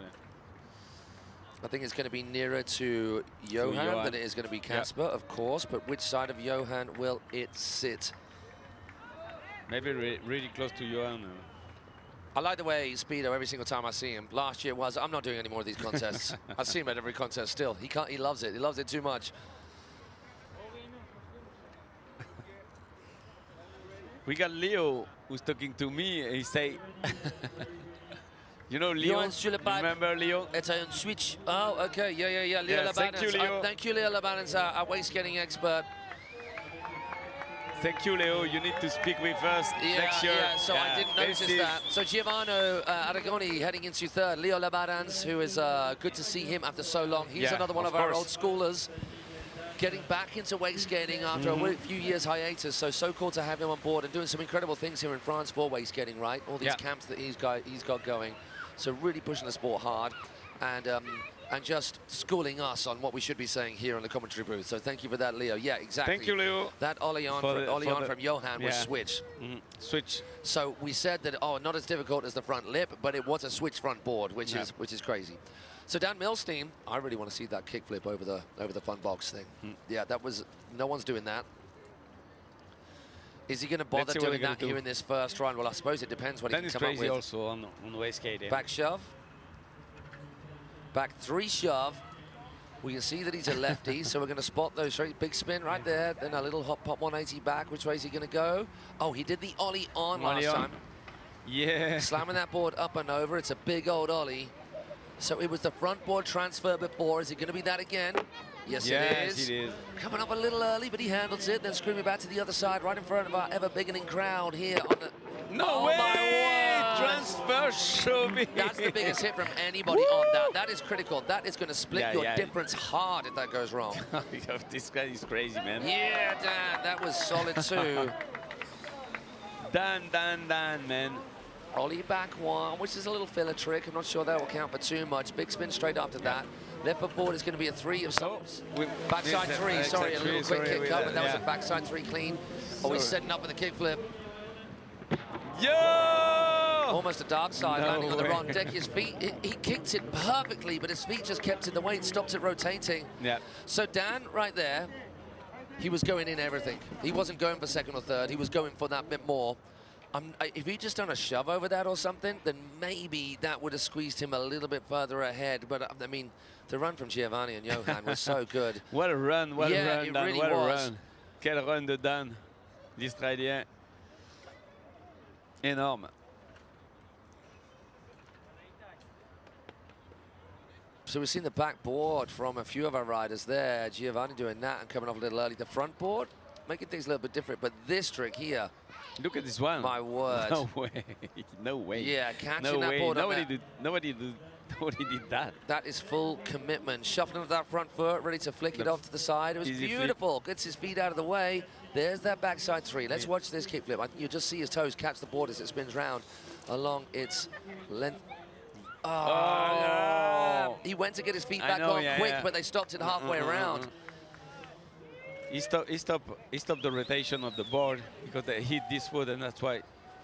But for the second round, we cross the finger, and if he land these fucking last tricks, I think he's gonna be first.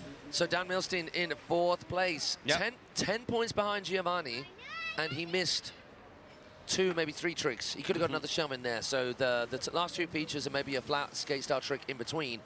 So that bodes well for Dan. If he can get that in there, that'll jack him up.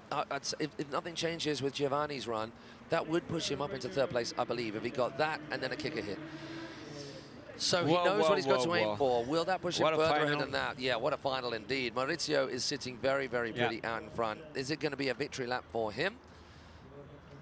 There we go, buddy. Big 3 shove. Now it was this. He's going to go for the backside big spin again. Yes, he is. It was a mind blank, that last fall. No such issue this time. Goes big spin over that ramp. And now, way further along for Ite. He's going for the transfer. Backboard on. 90 out. Keeps it safe. Staying left foot forward, I believe. Is it going to be the 3 or the 180? Oh, it's the backboard then dropping in. Kind of 180/270 into that transition. A little shove right there, coming in front of us, setting up for a front big. Now left foot forward, switch front big. Yes, indeed. Yes. Oh, the kickflip goes. The kickflip. man. Let's hear it for Itai Cohen. That's terrible. He's happy anyway. Terrible. It's going to be frustrating for him. I can imagine, man. Il doit être vraiment très déçu, Itai, parce qu'il a un super run. Normalement, il va tomber sur un kickflip qu'il maîtrise normalement à la perfection. It is going to be down to his teammate, Dan Milstein from Israel, to now try and make an impression upon that top three. He is sitting just out of the running in 4th place. But once again, as I mentioned previously, he's in 4th place, 10 points off that 3rd place. And that's without him completing a run, with him at least having 2, maybe 3 tricks missing compared with Giovanni Aragoni in 3rd place, who had a full house of a run. Incroyable. Incroyable, comme on dit en France. It's moving ahead of Kasper Laversen with that 2nd run, not by a whole lot. Kasper having a bit of a wobbly start to his run, pulling himself out of a hole and then finishing his run earlier than he would have liked, i.e. not at the end of it. So he knows he can make lots of improvements. His run to qualify him here today for this Super Final Saturday was mind-blowing yesterday. If he can come up with something like that, it is definitely going to be piling the pressure on those, I'd say, at least a 3rd place spot, even though Giovanni's got 1 run in hand, because his run yesterday was very comparable to what we saw from Giovanni here today in the finals. So we square up that shot, coming around corner 3 into the scoring zone. 3 shoves, solid. Front big, solid. Little setup, pop 180. He's going to stay right foot forward and head across here. Oh, little no comply. No comply, yeah. 1 foot. Yes, front foot coming off on the heel side as you turn front side over that board. Ollie in on, that was really tight. And that was a switch ollie on. Oh, love that so much. Backboard, and he varials it into back lip even before the board leaves, which is full commitment as well. You could cause yourself a mischief if you miss that. Credit card central. Flip. Easy. Yeah, easy. Easy kick flip. Yes, Johan. Oh, the backside big, and also in the more difficult direction, heading away on your toes. Gets the 3. Kasper's calling it right now. He's going to front board on. Front board on here. Yeah. Nicely done. We saw that from Maurizio Marassi, so a similar hit. And the kicker. How's his feet set up? A shove, maybe? Yeah. Oh, Kasper! No way. Yes. Shove out after the kicker. Shove it out, un sortie de kicker. Très, très dur à réaliser, vu l'amplitude du tricks. No, I believe that is going to be ahead of Dan. We had a kick flip in. We had the same number of different skate style tricks. A little bit of difference right there. How do you compare the ollie onto the side as opposed to that no comply? Perhaps similar in technicality, but something different. The switch ollie on 90 out, so the cab ollie on there from Kasper. The kick flip was just as clean as Dan's. I don't think that's going to make an impression on 3rd place. I'm not sure it is. I don't think there's enough there compared to Giovanni's, but once again, it's going to be tight. It could be knocking on the door of 3rd place. It was really, really clean. There wasn't a single wobble. That is a more difficult place to be doing, I believe, the backside big spin. Often you do it as you're moving away from the cable, so you get more movement with your hand to squeeze it in. He's having to wrap it in and actually turn the board a little bit more. Front board was solid, rides that out clean. He gets a clean dot-to-dot finish. And then no one's done a shove of a kicker yet. We've seen 3s in every direction, but no shoves. So that was a highly improved run, of course, and with a good amount of technicality in there too. Team Denmark, top work. Not much. I hope what the judges gonna made. We sit tight, we sit pretty. No riders will be going anywhere until Kasper's score is out, because if Kasper doesn't make an improvement on the top 3 and he stays in exactly the same place, well, then the riders who are still left to follow know that they don't have to adjust according to his run. But if he does squeeze ahead, well, you know what? For Johan and for Giovanni, who are sitting in 2nd and 3rd, they're going to go all out to improve their runs regardless. So it's kind of inconsequential as to where Kasper comes now, because if it's not as if Johan and Giovanni are going to go any less hard if Kasper gets ahead of them, because they're pushing for the #1 place spot. They have solidified themselves a place on the podium right now. They want to move up that podium, and it's only Kasper and Dan who have anything to say about that. So, I mean, here's the other thing. What they could do is, I don't think this is in their mindset, but say if Kasper got into 3rd place and not down Giovanni, potentially a rider could go, well, I'm just going to go for 3rd place. I don't think that's them. I don't think that's Speedo. He's been running in enough events. He doesn't want 3rd place. He wants as high up those podiums placings as he can possibly go. So I think it's inconsequential where he comes, but it certainly will add an element of pressure if he just bumps himself up above third or second, because then as well as riding against themselves, they are riding against someone who's just taken that medal off them. And we're still with Dan Milstein to go, and that kickflip box hit. I'm so excited to see him ride that away. I think everyone's going to go crazy, even his competitors, if that is stomped.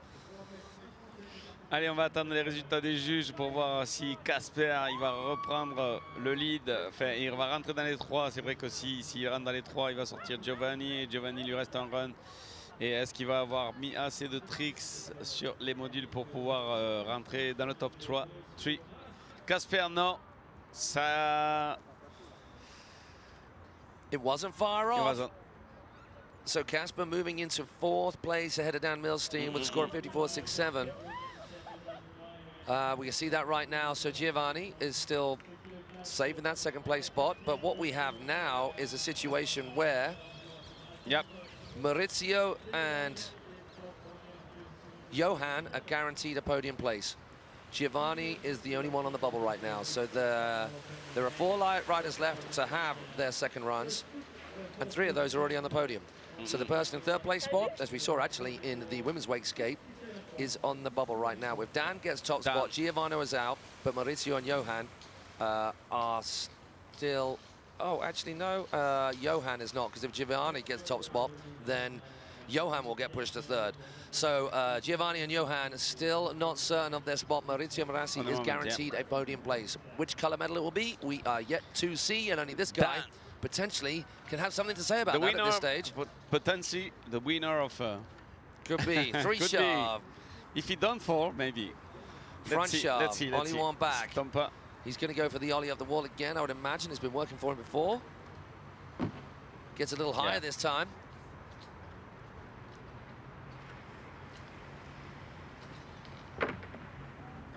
Yeah. Nicely done. Easy. Easy for him. Look at this. Whoa! Again!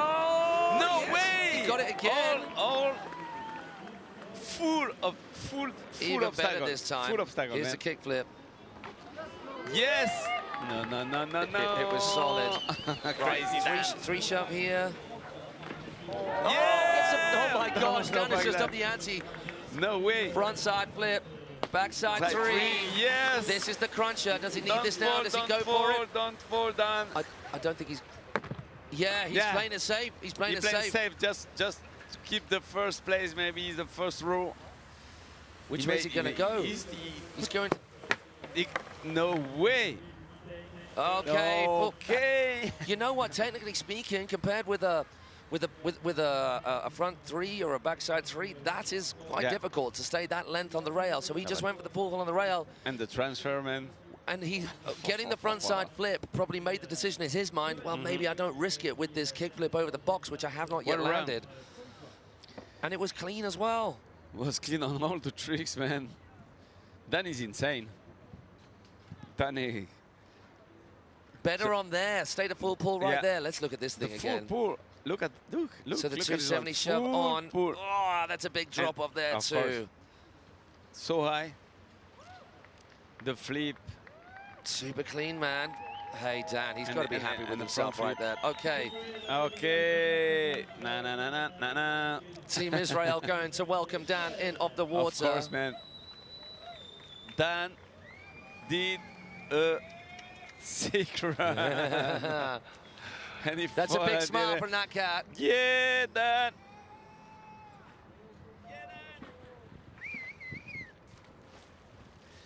Quel run de Dan Milstein, l'Israélien qui a tout masterisé, qui a déchiré tout le run, des transferts énormes. Now, the reason we haven't seen another rider take to the water yet, that next rider is going to be Giovanni Aragoni from Italy, is because we've not yet had a score come through for Dan Milstein. We're waiting for that. Where will it be? I think it's possible it's going to squeeze him into 3rd place. Of course. I think that's fairly likely. You know, 2nd maybe for me? I mean, front side flip in there. We didn't see a front side flip from Johan. That shove on to the inclined bank, that's crazy. Absolutely crazy. That's and it's hey, it's a fairly critical trick, and I keep using that word critical in terms of in surfing.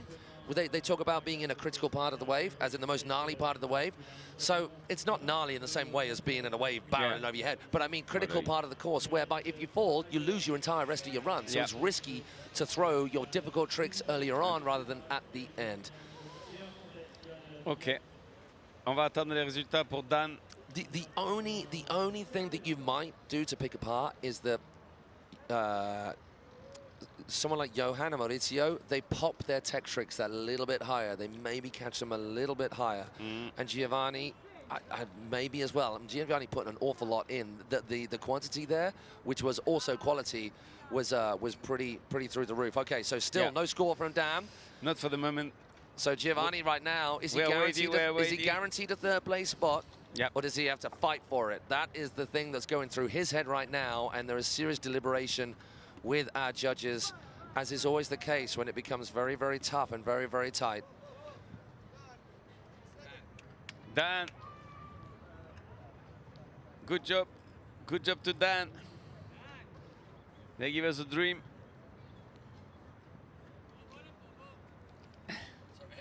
Everyone's hitting refresh on their phones really hard because all the Australian team is here with us, just in the back of the, just at the back, and yeah, what a run, Dan, what a run. Just waiting about the results. Tout le monde attend les résultats. Ici, on est avec le team israélien en bas, ici juste en dessous de la cabine de live, et ils attendent tous des résultats. Ils sont en train de rafraîchir leur téléphone pour savoir quel va être le résultat de Dan. Moi, je pense qu'il va prendre la deuxième place. Là, tout le monde les filme. Everybody was filming about the results and stuff like that, about the Australian guys. And je vais vous faire une photo et je vous la mettrai. This is going to be. There's going to be a big noise here either way. Where is Dan? Hey Dan, Leo say big up to Dan. Leo. Yeah. Leo Lavarense, yes. Leo say big up to you, man. Oh my gosh. Dan has given our judges not just a headache, but possibly a migraine. Get the paracetamol down to them. I mean, that's what you expect. That's how it should be. It should be tough for the judges because all of our riders should be laying it down hard. That's pretty hard for the judges to take the decision. Top three. Yeah. Oh! Second place for Dan. That's crazy, man. Okay, hey, you know what? Deuxième place that is tough for the man on the dock right now. 64 points. All right, Team Italy are going to go crazy. All the team. Things just got very intense, man. Things got very intense. All the team are happy about the results. The Israel team with Yorsofer as captain. And, oh, the pressure. That's crazy. Hey, next rider is going now. We've got to feel for Giovanni right now. He had to wait so long. Okay, and it's the same for many riders in that position. It's a bit tough, but the right decision needed to be made, and the judges needed to deliberate.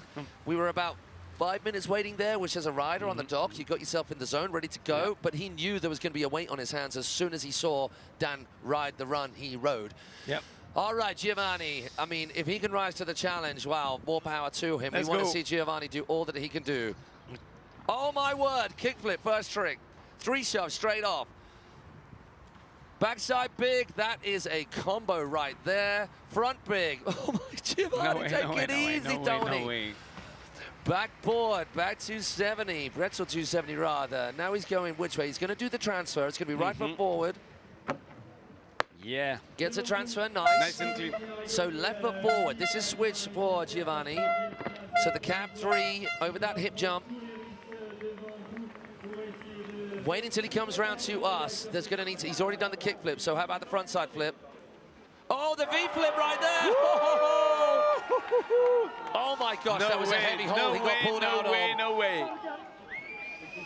It has suddenly gone electric here at the Europeans. Yeah. Oh, he keeps his hands out of the water and keeps it clean.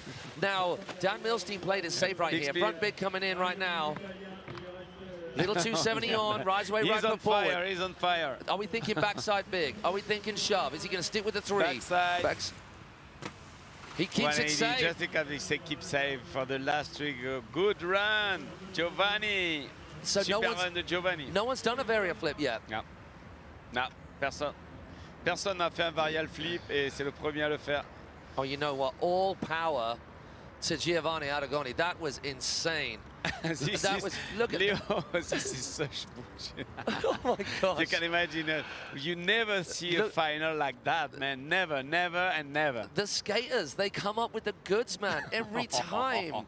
Like you think, oh yeah, skating's good, but there's a lot of fall, a lot of swimming. Not now, man, not now. Maybe in years gone past. But look how Giovanni has just risen to that challenge. Catching that V-flip nice and early. No one's done one of those. Back on, then that 270 out. He manages to squeeze a little front big in right here. Right before that, a little 270, rides away right foot forward, and then I think Giovanni at this stage is thinking, I believe I have done enough. Done enough for which particular position, but listen to Team Italy. Team Italy now. Look at his face. Speedo, Everything speedo. is crazy. Everything is crazy here. And you know what? Because Giovanni, he should go and stand next to Johan Nilius, because what Giovanni just went through, Johan is going through right now, stood on the dock. He's got to wait for the judges to make the call. I mean, Johan is going to be going for that top place spot. We know. Let's check the results. It's insane. This final is insane. You can imagine doing a final like that. I think the better final I saw during the European, man, the level is so high. Le niveau est très très haut ici. Et ils se challengent tous les uns plus que les autres. Et c'est juste énorme. Juste énorme. Jamais vu une finale we're on comme camera, ça. Phil. Finally, they're looking at us. That's my wings are rubbed right there. We're here. Hello. Hey, Speedo, I thought See you you. weren't doing these competitions anymore. What a run! What a run! What a run, Fido! What a run! You're good, man. Man, hey, that is a strong constitution and a seriously willful mental position to be able to stand on the dock and just go and bash that out like that. No way, no way. Johan, oh. Johan's gonna be in trouble, you know, now. After these 2 runs, you can imagine what he need to do to keep this spot safe, man. So that's just insane. I mean, so we've got a just under 5-point difference between Giovanni and Johan. So between 4th and 3rd. I believe that V-flip in there and the kick flip earlier on. I think that makes a difference. Second spot. Oh my gosh. No way. Second place. So Giovanni Aragoni has guaranteed himself a 3rd place. That, okay, Johan. Dan Milstein on the bubble. Last chance to be on the top 3. Man, les Français, Johan Nilas, qui va nous mettre le run de la mort parce qu'il doit rester dans le top 3. Enfin, il n'y est plus, mais il doit revenir dans le top 3. Il est 4e actuellement. Et vu ce qui s'est passé il y a quelques instants ici, allez, le Team France est derrière Johan à fond. On reprend le cours. Oh my word. So just to recap for all of you at home, even if you were watching, you might not be able to keep pace. We've got the long format, which means from the first run to the second run, the running order, the position the riders go off the dock in is dependent on their first run scores. So Mauricio came out on top, Johan 2nd, and Giovanni 3rd. Dan was down in 4th. He just squeezed himself into 2nd. Then Giovanni went out, and then he pushed himself into 2nd, which pushed Dan Milstein down into 3rd. Now Johan is in 4th, and he has got it all to do to get himself back on the podium at all. Big spins both ways. Backside big, catching it nice and high. We're going to see that big old pop 3. No, we're not going to see it yet. It's going to be the transfer on. Yeah, little lollipop on the end. You need to give everything. Everything. So Leo, it's a switch front board on right there. Oh, it just disappeared. We didn't see what happened behind the trees right there. Transfer. Oh, no way. Big spin. Way, big spin. Only pop 3, bigger than you imagined. Transfer, man. Oh. What a transfer. What a transfer, man. Oh, my word. Oh, my word. Allez, 4e place pour Johan, je crois qu'il va rester là, on peut les applaudir tous, cette finale était juste énorme. Can you see the love from everybody on the shore? It doesn't matter what country you're from, for Johan, because we are all feeling his pain. Yeah. That first stretch was insane. He was set, he was charging for that top spot, and a kickflip of all things, he will hit that 9 times out of 10, and that one time right here when he needed it. Look at just asking the universe what was going on right there for him. Oh, we are so sorry. We are so sorry. Johan Nilius. You're going to break dance, are you, Phil? I think after we're going to break dance. we have to do break dance. We have to do break dance. So sorry for Johan. Il a tout donné. On est vraiment désolé pour lui. Il a vraiment tout donné. Vous avez vu ce transfert. And Johan, he's such a chilled, happy, smiley dude all the time. To see that smile disappear from that face, it's even more hurtful for everyone around him. The pain. Hey. 4e place. Yeah. Oh my gosh. I don't know whether you guys can hear us on this side of the fence listening to us, but I think let's give Johan Nilius a big old cheer. Oh my word, that guy. Oh wow. You never imagine results like that. Look at those scores. Look at the scores. And it's a victory lap for this cat. Look at the score. So and the world.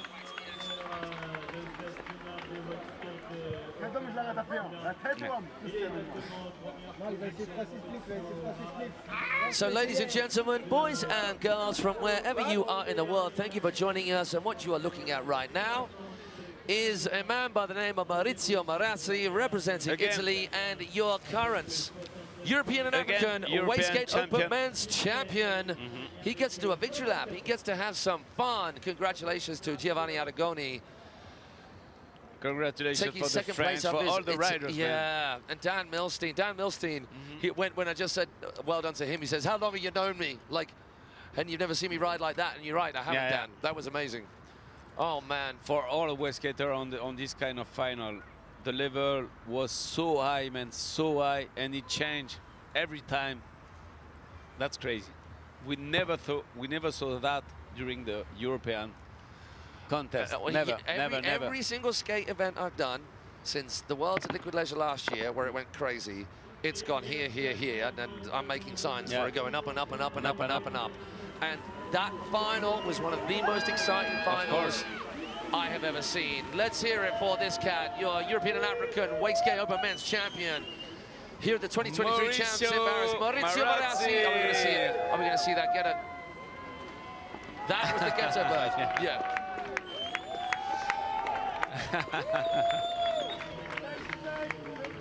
Perfect. Awesome. I do believe, were we just told that we're going to take a break there? Now, I don't know if it's we're going to go straight onto seated. So what we have got left for you kids maybe here today, and we've got our 2 finals for the wakeboard seated. And after we're gonna, maybe we're taking a break before the Open Women and Men. And Men, Open Women and Men Final. On va faire un break après, on va avoir la catégorie assis, hommes et femmes, les finales, et après on fera un break dance d'ailleurs. On aura les danseurs de break dance ici à Choisy-le-Roi qui sont venus nous faire une démonstration. So we are going to go 5 minutes now. We're going to give you 5 minutes. Thank you so much for hanging out with us and joining us on the stream here at the E&A Cable Champs for all the open categories, of course, wakeboard, wakeskate, and wakeboard seated. Wakeboard seated is just about to follow right here with the first ever finals for the Open Women's Wakeboard Seated class. It's amazing to have them joining the fold. Thank you so much for all who brought those ladies here and the ladies themselves, in fact. We're going to leave you with that beautiful vista of this incredible park, Le Cable, à Paris. And we are going to be back with you shortly for the remaining of this super final Saturday.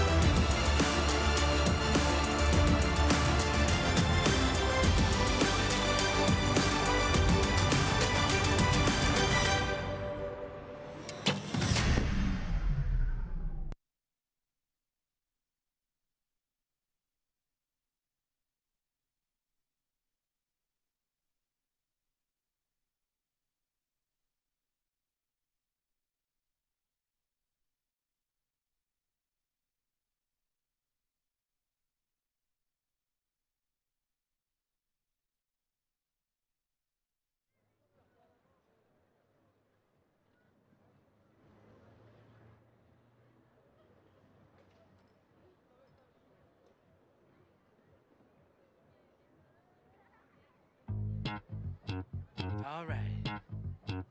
Woo. Look. I got that wow. Who wants some hands up right now? We got that. Turn it up loud. I know you're wondering how. I got that wow.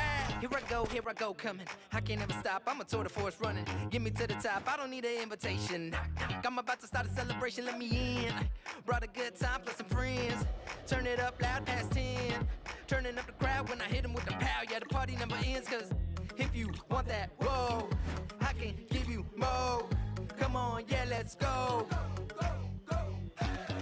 If you want that, whoa, I can give you more. Come on, yeah, let's go.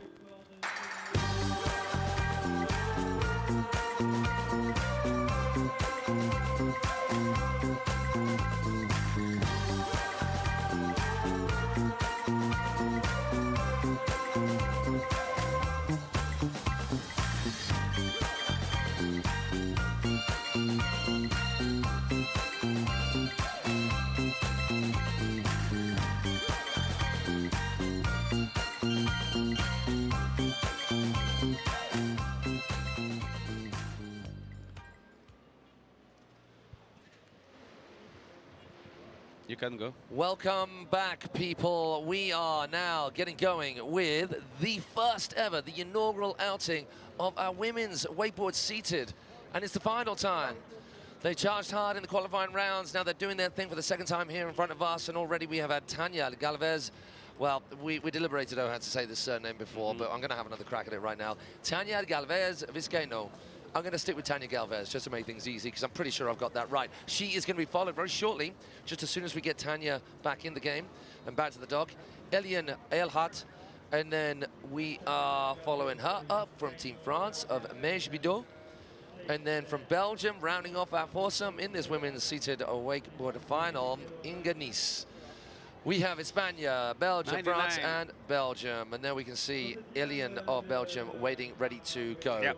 And in case you didn't know what seated wakeboarding is, well, now you do. Just look at these ladies and the men to follow, where you think that cruising along the surface of the water was not possible.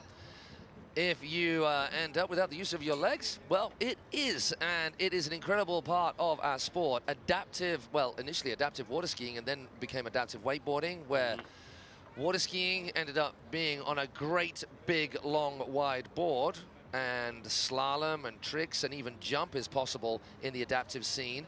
And then, as wakeboarding came along, particularly cable, we just took a wakeboard, strapped a seat to it, and these guys do crazy things, hitting these features, doing spins, even just cruising around along the surface of the water on any kind of a board is amazing. And that's what we're seeing from these ladies joining us here for the very first time at the ENA European and African Championships. Right, Eliane Elhat.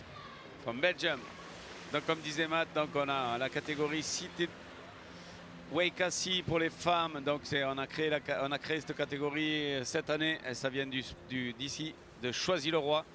Et donc, on va commencer avec la Belge Eliane Albert, qui va rentrer dans son run.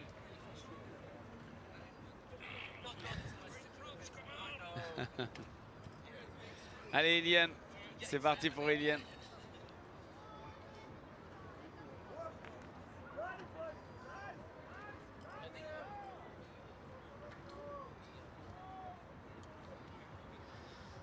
Ok, Iliane, comme vous pouvez la voir. Donc c'est sûr que c'est moins évident que de faire du wake, mais elles font quand même les kickers, elles font quand même les transferts et elles font quand même quelques tricks. Et c'est la première année qu'on crée la catégorie ici à Choisy-le-Roi pour les championnats d'Europe. La catégorie femmes, on avait la catégorie hommes. Et là maintenant on a les catégories femmes, 180, deux petits 180 de chaque côté. Je peux vous garantir que c'est pas évident quand on n'a plus l'usage de ses jambes de se tenir sur ce type d'engin. Et elles font ça très bien. Allez, Iliane Albert, la Belge, qui va nous prendre la boxe en 50-50. 50-50 sur la boxe et transfert sur le module. Un petit 180. Attention, le kicker à l'envers. Non, wow, wow, wow, wow. Allez, super, on peut applaudir Iliane Albert à la Hert. Clean lap nice for and clean. her, right the way through the scoring Nice zone. and The clean. scoring zone starting after that corner number 3, which is just before what we saw right there. Leanne getting a good old pop off that ramp and down rail. So where we use the word rail, we're talking about something that is like a handrail, skinnier, narrower than a board. We use a flat bar or ledge for something that is like a board width. And we use a box that's something wider than a board width. So that is a box. Oh, getting booster calls over that. And then we got a pipe, which is exactly as it sounds. We've got all of these different elements out there making up this this floating skate park, if you want to call it that. And our women taking on this floating skate park really, really well. As we said, this is a hugely growing part of our sport. And the point of all sport should be to include as many people as you possibly can in that sport. Now, certainly there are some sports where you just can't, for whatever reason, if you are not as able in some direction as others. But in wakeboarding and towed water sports, it is very possible, and you can see it right here with these incredible athletes. Okay, so it is Meige Bidot in France on the water. Let's check the results. Okay.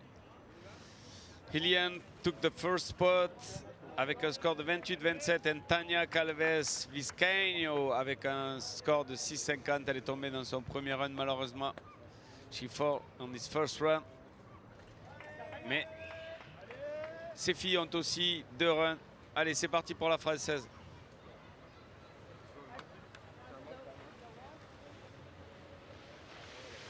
So Meige Bidot. Meige Bidot. Where does she ride? Do you know where she's from? Which is her home cable? No. I don't. So team, I would imagine if this is not her home cable, she would have got an awful lot of practice here because we're looking at the national site for France water ski and wakeboard here. Is that correct? For wakeboard at least? Yep. Which is very, very cool. All sort of thinking about starting to make an impression upon the Olympics. And I say this now, I don't know anybody from any sport who could have sat there and watched that Wakeskate final and not been totally drawn in by the theatre and the drama of it and the excitement of it. Here we go. Meige Bidot gets service 180. Butter slide one way, butter slide the other. Solid edge. Handling that bounce. Now, what we talked about earlier is if you are not directly upright over that top of the board and you can't control the bounce but stay upright, hits the box. It can so easily, so quickly go wrong. She goes butter slide into the corner or before the corner.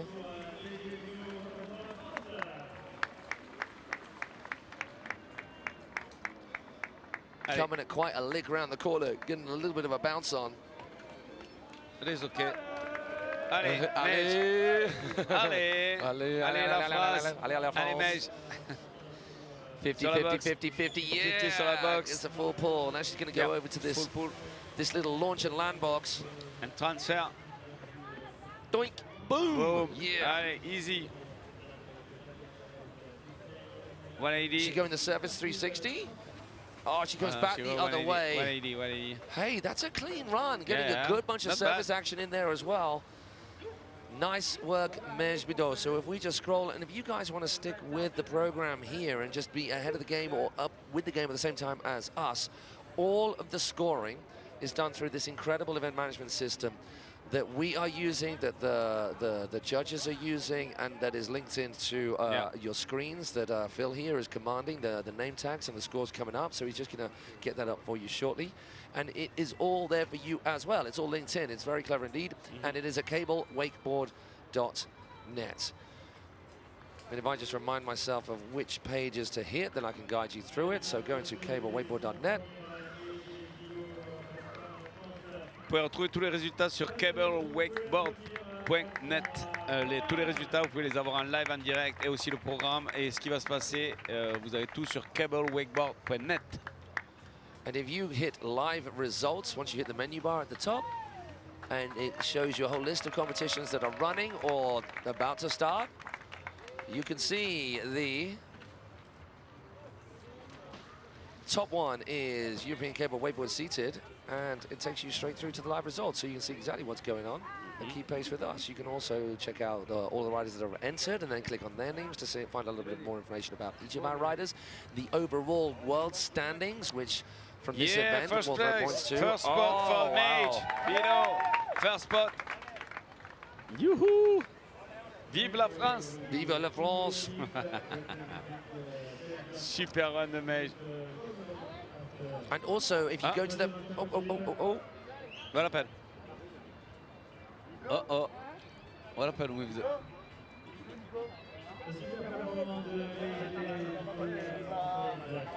little cable problem.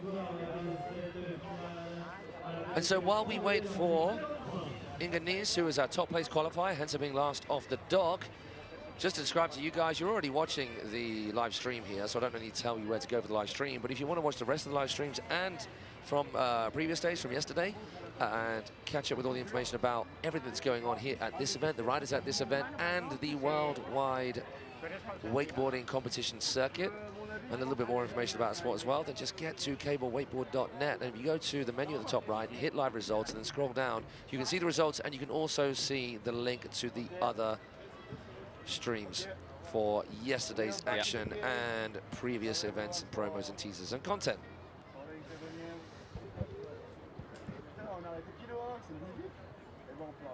Really appreciate all of you guys joining us.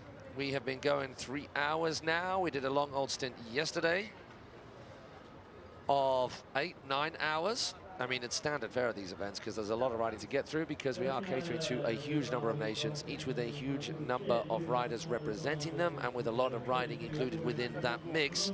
So it was an 8-9 hour stint yesterday. We're going to have a relatively long stint as well, slightly more intense if our Wakeskate finals or anything to go by up to this point. We have already had the semi-finals for the Open Men to start things off,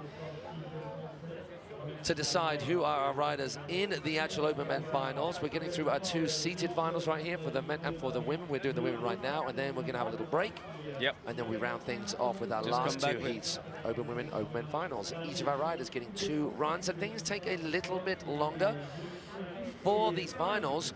We've only got 6 in each final, and we know we haven't got any more riding beyond these finals, and we timed it perfectly, but we know that they take a little bit longer because, just to reiterate, this long format of doing things, it's not, you don't get this at many other non-IWWF events, and it's a really cool, progressive, exciting, almost theatrical way of doing things, which is good and bad for the riders. It's great for the entertainment. So what it means is that every rider has 2 runs. The judges get those scores for those first runs out as quickly as they possibly can, and then whoever comes out on top with those first run scores will be last off the dock, and whoever comes out at the bottom of the pecking order with the lowest score will be first off the dock. And what we saw in the women's wakeskate and what we saw in a men's wakeskate, that from the first run to the seconds, the placings changed massively. So riders who were in the top 3 suddenly get shunted off the podium completely, and then have to lay it all down in their second run, and they know exactly what they're going to do because they've been watching all the other runs. It's pretty exciting, man. And I think, as we were just saying to with Chris Martin, he was saying, I don't understand wakeskating as well as some others, but it was exciting nonetheless. Exciting about the results I mean, but what happened? I mean, it's like you may not be able to pick apart runs if you don't know skate, But it's all impressive. You can see that they're not attached to the boards. No, it's really impressive. But now the idea that one guy did better and then another guy has got to go and do better again, and they're waiting for the result on the dock, it's really easy to understand. And I believe that all of the crew on the other side of the shore, made up of some of our wakeboarding lot, and I can see Team Britain over there. Team Britain have taken up residence in the spectators' lounge. Okay, on to our next rider, Inge from Belgium. Allez, on repart avec Inge Nice de Belgique. L'équipe de Belgique aussi qui est venue avec pas mal de représentants ici à Choisy-le-Roi. Choisy-le-Roi. Choisy-le-Roi. Choose the king. Choose the king, man. In English. Allez, c'est parti pour ce premier run de finale. Wakeboard, wake assis ici. All right, first run's nearly done. We've got one last rider left to get her first run done. It's Inge Nice from Belgium. Into the scoring zone she comes. Première fois qu'on organise la catégorie Open Lady assis, wake assis. Ça se fait ici et il y aura d'autres fois, mais on vient d'inaugurer la catégorie.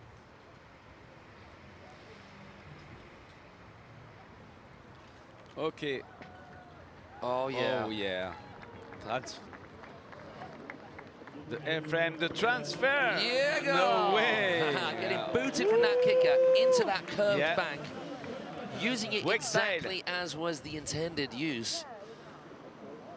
Not got too many surface rotations or tricks done just yet. Our riders in the seated category can do a whole bunch on the flat water, but they love playing on the plastic too. Oh, front board, gets it back across. Perfect. The transfer. Is she going to give it a pop? Maybe? Yeah, 180 transfer. Can she get out of it clean? Yeah. Yes, she can. It's sometimes tough. You can get caught in that position and not right away clean, but she manages to school it. Oh, and what a kicker. She's really happy about this run. That is why this young lady is our top qualifier right now. So I'm going to hazard a guess that that's going to keep her in the top spot moving into these second runs. I think so, yeah. Allez, on peut applaudir Inge Nice de Belgique qui vient de nous faire un super run, un wake assis. Elle avait déjà la première place des qualifications. On va voir si elle va garder la première place, si elle va sortir Mège Bidot de la première place. On espère que ça va pas se passer comme ça, que les Français vont rester en tête et au moins dans le top 3, ça c'est sûr. Allez. On peut l'applaudir. Tout le monde l'applaudit en face. Il commence à y avoir un peu de monde sur les berges. They're just starting to put people on the banks. Yeah, it's getting busy over there. It's good. Yeah. So, understandably, people having a lazy Saturday morning, but then filtering on through as we move through to the afternoon proceedings here on the final day of proceedings at the E&A Open Championships in Paris. And we're getting a good old crowd over there. The deck chairs are out. We've got a grandstand that people are starting to fill up. And if you're looking at it from this point of view, when we change camera shot, you can see this is the riders area on this side, where our riding community, our teams are hanging out. On the opposite side is going to be the spot from which to view. We are here. Oh, we're here. Oh, ayo, ayo, that's us. Here on the camera, we imagine. never get a close-up, man. Bring that drone right on in. Where is the drone? But on the other side, it is perfect for viewing all the way along the bank, and even outside the fenced area on this side, if you just enjoy this beautiful park that we've got here, Choisy-le-Roi, you can see the entire arena beautifully. It's a perfect spot for spectating. So hopefully we're going to get more so, and potentially the word on the street is this could be the venue for the World Championships, and we're going to get even more people from around the world here enjoying the wonders of Paris and this Le Cable Away Park. Okay, Tania Galvez from Spain.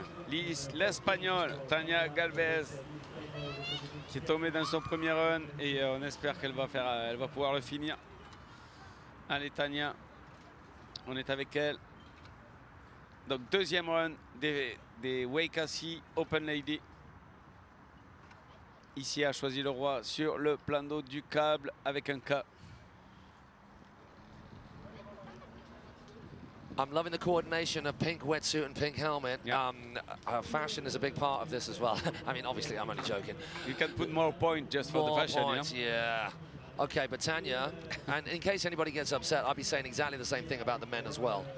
Yep. Commenting on Camille Chareau's short shorts yesterday, he wins for that. So Tanya Galvez carving left and right, cruising past these features. Of course, there are going to be some riders in each of our categories that have got a little bit more experience than others. Here in France and across Belgium, there is great access to a lot of parks. Less so in Spain. There's only a couple of weight parks, full weight parks that I know of. Yeah. Lovely hit. Doesn't look like she's a stranger to rails there. Rail. Could she pop it? The box. Yeah. No. She actually got bucked then. It's like her weight was a little bit too far back, and as she came off, there's a curved surface kick to that box. Kicked her far forward, she landed right over the nose of the board and then wobbled her on the landing. So the difference is between skate and BMX, ski and snow. On a ramp, you can grip the surface of that transition with wheels or with an edge on snow. You can't on a board. Obviously, it's plastic and it's a hard board. So you have to be dead level, extremely well balanced, and even from edge to edge, tip to tail. And unfortunately, if we get round to that point, we can see she just got bucked a little hard, almost did a nose manual across the thing. This was nice, though, full 50-50 pull. And you can see maybe just a little bit far back, I'm not sure, but watch how the nose goes down. Yeah, and now it's out. And that kind of unbalances her as she comes out the other side. Oh, that is a shame for Tanya, but up until that point, at her very first European champs, she's got to be happy to be part of the family. We are happy to have her. We're going to move on to our next rider. So I wonder whether the results are going to stay the same as the running order. For the moment, yeah. Allez, on va ramener Tanya à l'équipe de crew de sécurité qui viennent de préparer ce système justement avec le paddle derrière pour pouvoir revenir plus vite et ramener les riders au ponton en sécurité. Ils s'accrochent au paddle, c'est un peu comme si on faisait du repêchage dans du big wave riding en surf, où ils ont évidemment une planche attachée derrière les jet skis pour pouvoir aller récupérer tous les riders quand ils se font prendre dans la mousse. Et là, ils ont utilisé le même système, donc ici, a choisi le roi pour pouvoir ramener ces riders assis et ne pas avoir à les détacher de leur fauteuil ou quoi que ce soit. Ils s'accrochent à la planche et on les ramène directement. Donc ça permet d'aller plus vite et de gagner un peu de temps sur le planning pour pouvoir justement gérer cette catégorie de wake assis qu'on adore. Et où il y a cette année donc pas mal de femmes qui se sont inscrites et en plus au niveau international. Donc on a des Belges, on a Mej, la française, on a aussi les Espagnols. Et donc qui viennent, on avait un peu plus que ça puisqu'il y a eu des qualifications donc évidemment hier. Et donc il y avait une dizaine de femmes ladies pour cette compétition qui s'étaient inscrites. Et donc ça commence plutôt pas mal. Allez, on va passer à la suivante.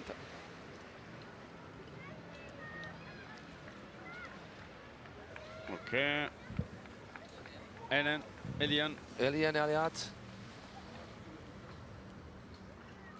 making her way down this first straight. She's going to go around corner 1, 2, 3 and then come into the scoring zone. So the judges only start scoring once the carrier clicks around that corner number 3, because what we've seen is a lot of riders, as soon as the carrier clicks in the wakeboarding, they go hard at it with their air tricks just to get that extra momentum into the corner or inside the corner. But a slide one way. First tricks of the run. Getting a ollie on. Now moving across the rail to this Tech Series rail from Unit Park Tech. It's got a ramp on either side and that skinny down rail down the middle. Going off the ramp on the inside. She's going on the outside of our transfer feature, one of the bigger features. Hits the box nicely, up and over and dropping off. Parfait. 181 way on the surface.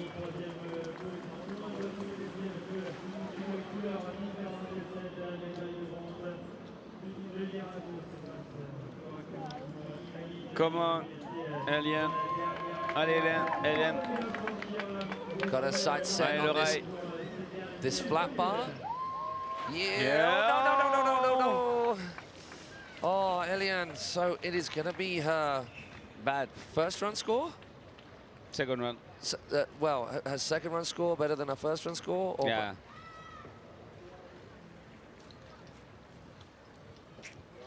Let's see the results if she made better or she stay at the third spot. We would Si elle have to reste à la guess at troisième this position. point that it's not going to be an improvement in her position of third place. Yeah. Non, elle bouge pas, elle reste à la troisième place. She stay at the first place. Third. So on to our penultimate rider in this first ever wakeboard seated final for the open women's category. Allez, ça va être au tour de la Française après Eliane.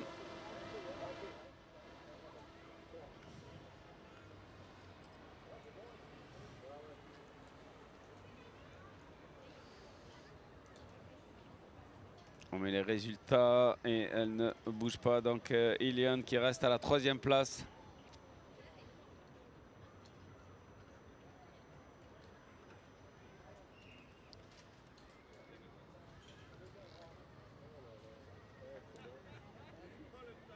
There you see our judges tucked away, just away from all of the action, so they got a space to breathe and concentrate in amongst all of the ruckus of the noise and the excitement on and in and around the dock.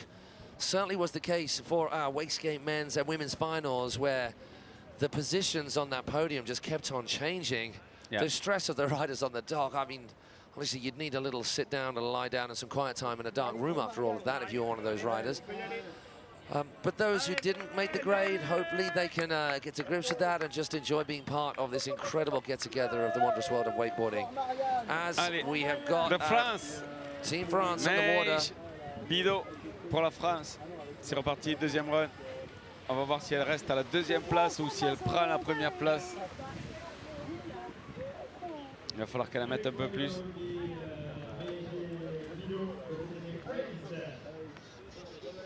So is Meilleurs going to hold on to this second place position, or is she going to try and knock on the door of first place? I mean, at this stage, she's guaranteed silver, right? Yeah. So For the moment, why she's not just go silver. all in? Médaille d'argent pour Meige pour le moment. Donc, ça peut être plutôt pas mal pour l'équipe de France de garder cette deuxième place. Allez, 180, 180.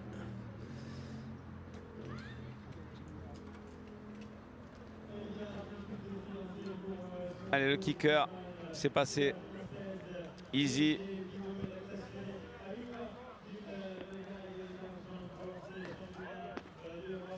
Oh, that's where it gets wobbly. So we talked about that before. If they drop too deep onto an edge, then the actual chair rig that they've got underneath them can catch. Not worried there. She came off that incline, which none of the other riders are doing. Getting into her edge straight away to make the corner, getting out nice and wide through the turngate boys. Allez. Allez, tout le monde l'encourage. Sur le rail. C'est passé. Bar slide. Transfert. Yeah. C'est posé. Vous avez vu, le transfert, c'est pas évident à faire si on n'est pas bien équilibré, surtout dans ce style d'engin là. Oh my word. Wow.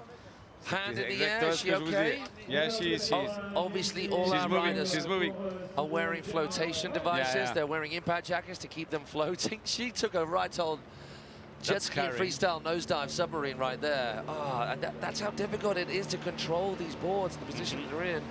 So our rescue team blasting on out to get there. She doesn't need rescuing. She just needs, of course, help getting back to the dock. She can swim just fine. Her jacket floats, the board floats.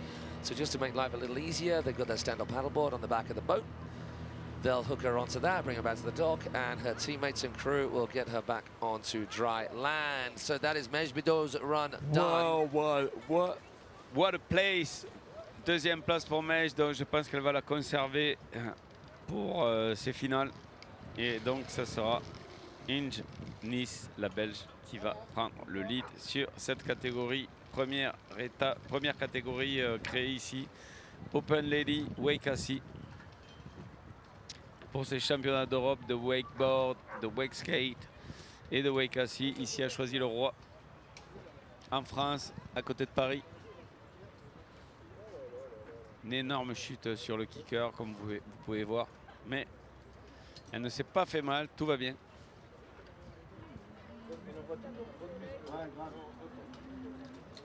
Allez, on va attendre les résultats, mais je ne pense pas que ça bouge beaucoup. Pour le moment. Et elle va donc garder sa deuxième place, donc médaille d'argent pour la France. Silver medal for the France. There we go. Congratulations, Team France. Deuxième place pour Mej Bido. And over to your, well, neighbours, Belgium. Yeah, the neighbours. Another victory lap. Oh, again. Often is the case. Perfect. Sometimes it'll go down to the wire. We do kind of hope that that first place spot goes down to the wire come our open men and open women wakeboarding, and of course with the open men wakeboard seated still to come. Going on the riding that we saw yesterday, it's going to get very, very intense in our wakeboard seated, and of course the wakeboard and the women, both of which were absolutely charging. But congratulations to all of those riders, Tanya, Eliane and Mej so far, but particularly to this young lady who should have a big old cheer, because in her second run it's a victory lap. She gets to chill and she gets to embrace and enjoy and just absorb the props and the prestige and the honours that come with being our first ever women's wakeboard seated European and African champion, Inga Nice.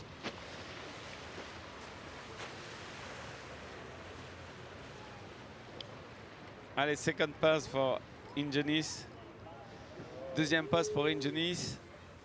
Donc elle a plus rien à prouver, elle a gagné, on le sait déjà. Et elle est médaille d'or de ces championnats d'Europe de Wake assis ici pour la première édition.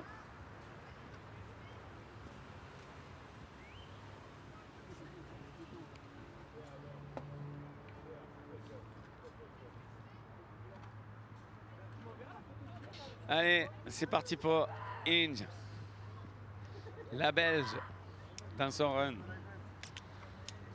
qui va profiter de faire le transfert. Kicker sur le côté du ledge. Elle va aller chercher le ancho. That's why she's champ. That's why she took the... Oh, yeah, again. Transfert. C'est la seule à le faire. C'est pour ça qu'elle a gagné, d'ailleurs. C'est la seule à prendre un transfert, ce module énorme. Pas que pour ça d'ailleurs, puisque après sur les tricks aussi, sur le rail là, board slide. Allez, un petit transfert sur la box, la wave box, 180, 180 out. Transfer 180 et le kicker, bien sûr. Boom! Yes. Nice easy. work, champ. Again. Nice work. Look how happy she is. I don't know anyone who can't get buzzed about seeing another human being that happy about what they've just done in a sporting contest of this size to take the first ever title. First ever time there has been a title for the Open Women's Wakeboard seated. Yeah. So hugest of congratulations to that young lady. So deserving, absolute ripper. Look at this hit on the bank.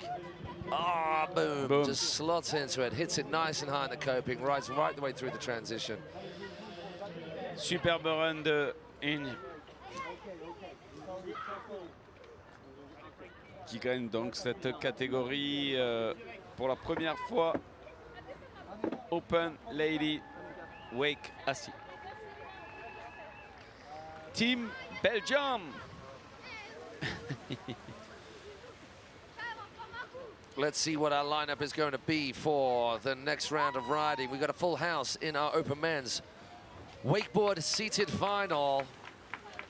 And the riders off the dock first are not usually off the dock first in the final. You usually find them at the last few, but there was a little bit of a whoopsies when it came to the qualifying rounds that saw these guys, Igor, Henry and Guillaume, having to fight their way through the last chance qualifiers. And so we have got a stacked final with anybody being able to take any spot on that podium. Starting off with Igor Sikorski, followed by Henry Chen, Guillaume Chapelle, Bartosz Veselak, Vincent Salcha, Vincent, Sausha and Matteo Sacchi.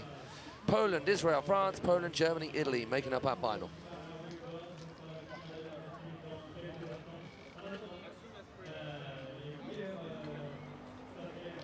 Les mouilleurs. Les mouilleurs. Les mouilleurs. Les mouilleurs des mondiaux. You're good, man. I'm trying. It'll only get better, I hope, for everyone's sake. Better and better each time. We're going to have a little break after this final of our seated riding action. But we're not done yet, so don't go anywhere at all, because you're going to witness something very special, as we did just witness with our women's wakeboard seated. There is a good bird's eye view of what is a perfect setting for a wakeboard contest. We've got the foghorns and the klaxons going over here. The atmosphere is a vibe. They put the klaxon for the wet for the moist makers. For the moist maker. Imagine. Hey, you got a good view of the beautiful park in which this cable is situated. You can see rugby posts over there, football pitches. There is tennis courts about. There is a whole bunch of outdoor activity to be had in this public park, in which the cable wakeboarding is central, which is very, very cool for our sport. We're going to sign off just for a few moments. You watch these ads with a little bit of action of the French National Championships at this very cable. We'll be back with you shortly for the Open Men's Wakeboard Seated Final.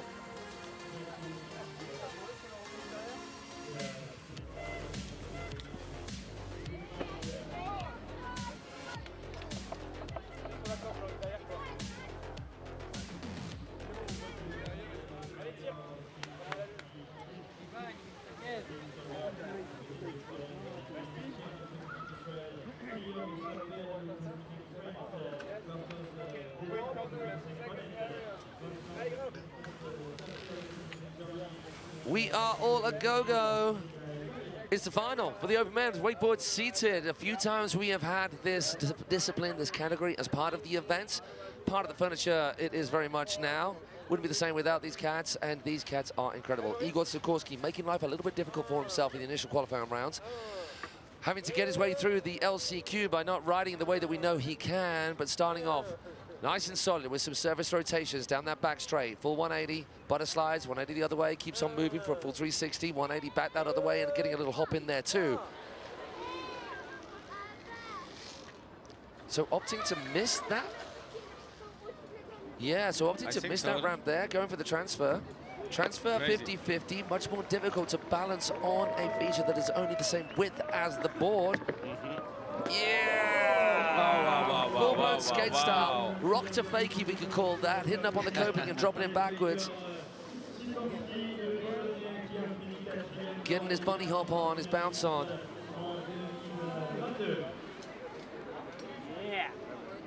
Enough. Come on, Igor. The kicker, 360. Backside 360. So turning against the direction of travel into that kicker. Oh, that crazy butters. And did he turn it sideways as he went on the way up then as well? So front board and then in the air, grabbing hold of it and staying in that front board position down that curved landing ramp. Oh, popping at the handle. Ugh. Oh, that is gutting for Igor. So sorry for Igor. Yeah, really solid first run. Igor. Superbe run d'Igor. So I think they're going to send him a handle because our seated riders, it's actually a little bit easier for them just to do a deep water start and just work their way around the cable bar, clambering up onto the rescue raft, the paddleboard behind our rescue crew. Here we get a little replay of the action. So Igor on this occasion, after this little flat water section, choosing to miss the first feature, but getting the transfer to 50-50, coming off a little early. But this trick, 50-50, drops in with a 90L, riding out of it backwards. What a tricks. There was no problem with that first backside rotation. Yep. But the handle just evading him. He goes front board, grab. Yeah, with the grab? Yeah, man. No way. Just minding not to leave that grab on as he lands, because that would tear his fingers off. Imagine if you let. Does he get the first? Don't leave your finger under your board. Oh, he forgot the down. It's really difficult when you're standing up to pass the handle. When you're sat down past the handle. We have the seat, the back seat. And just gets in the way. Yeah. So you've got to have a lot of movement, a lot of strength with those shoulders. All right, the sun's shining on the righteous right here and now as the skies open up. There's a little bit of cloud cover here and there, so the sun will come in, come out.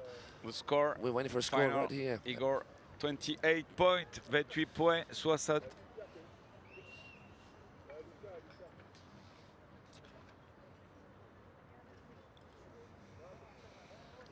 Superbe run pour Igor. Sikorski qui nous vient de Pologne. Je pense qu'il a raté le premier module dans sa course. Et je pense qu'il peut faire mieux. On l'a vu mieux rider hier et je pense qu'il peut passer un cran au-dessus au niveau du ride. Allez, on va passer à Henry Chen from Israel. Yeah, so off the back of a very, very happy Israeli teammate, Dan Milstein, making the podium, man, that meant a lot to him. The guy, he's a vibe. He's a vibe. He's the atmosphere. He's the good time Charlie on the shore, but he takes his wakeskating seriously. And it hasn't quite come together as he has wanted in the previous events, the IWWF events up to this point. So it's so, so special for him, as someone who's a friend with him and has seen him riding a lot, to get him on the podium, as it is special for any of our riders making it on the podium. But it meant a lot to him, as that second place meant a lot to Giovanni too. Okay, so Henry Chen, he made his life difficult as well, didn't he? He did not make his things easy, just having just didn't seem to be with it at all in his first runs in the qualifying rounds, and then just laid it down hard in the LCQs. But he can lead this competition also. Yeah, I think if there was anybody out there who was actually pushing Meme, anybody who knows wakeboarding, knows the name Meme Panini. Yes, he's father of one of our most incredible female wakeboarders, but he's an incredible rider in his own right and has taken all of these titles, the Europeans, the world, time and again. He's taking time out now, leaving it to these other kids, but it was this guy, Henry Chen, the only one that was, not the only one, but he was the one that seemed to be pushing him the hardest in terms of raising the level of what could be done on seated wakeboarding. So big up Igor Sikorski, he gets his ride in. It was a really good run, just falling right at the end there. So pretty much a full complement of tricks. Henry Chen, qui nous vient d'Israël et qui a pas mal de tricks aussi en wake assis et qui était teaché par Emmanuel Panini, qui était l'italien, qui n'a fait plus de compétition maintenant mais qui gagnait tout à l'époque.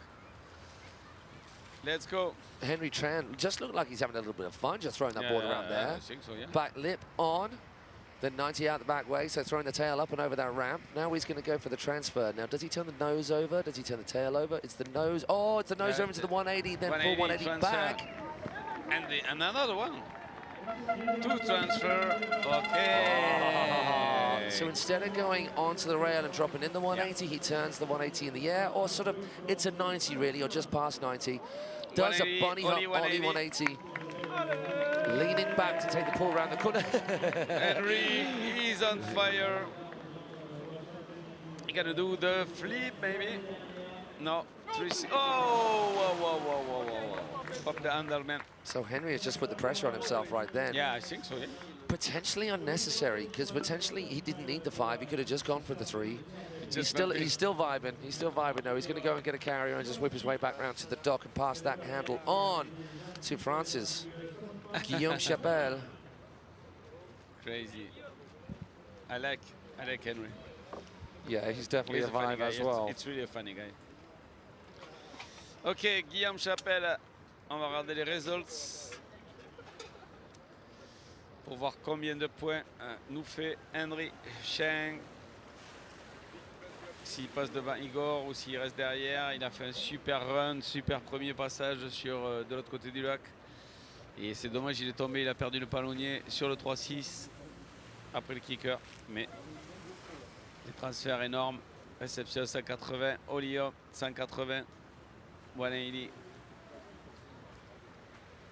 Et je peux vous garantir que c'est pas évident à faire avec sur ce type d'engin. Oh wow. We are so sad for him. Okay, he's still vibing though. He's not letting that put him off. Second run. On to Guillaume Chapelle. Guillaume pour la France. Pour la France. Pour la France, Guillaume Chapelle. Allez, on va l'encourager, Guillaume. Lui aussi, il envoie plutôt pas mal. Ça fait quelques années qu'il fait du wake assis.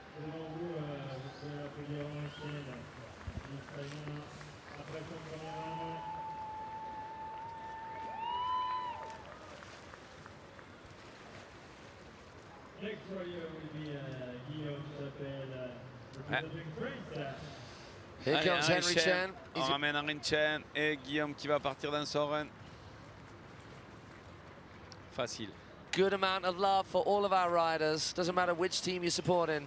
You still support every single rider out on the water as much as you can. Alrighty, we get into it with Guillaume Chapelle. His service rotations got them down locked. Coming across to a straight air. You'll see some of our seated riders just grabbing hold of their legs, just grabbing hold because it just gives them a little bit of leverage against the pull from the cable. No, no, no, man. No, no. Oh, Fuck. Guillaume. Oh, the frustration for him right there is very evident.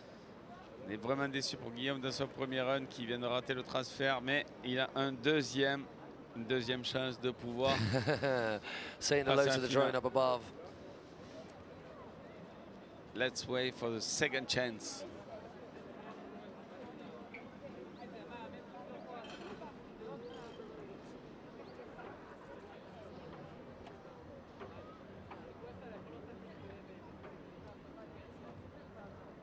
It was a lovely front board, but he just took the movement a little bit too far across that down rail. Well, it's more like a flat ledge as opposed to a rail, so just on the second part of that rooftop, that up and down, just too much of the nose of the board, too far away from the cable. Could not retrieve it. So it's our cable crew who need to retrieve Guillaume to pull him back in, and we're going to move straight on to our next rider from Poland, Bartosz Weselak. Allez, les results pour Guillaume. Henry Chen qui fait 28 points sur la deuxième place et Guillaume qui prend la troisième place malheureusement avec un total de 8 points. 8 points for Guillaume Chapelle. C'est normal, il est tombé, mais il a un deuxième run. Allez, c'est parti pour le prochain rider, Bartosz Weselak.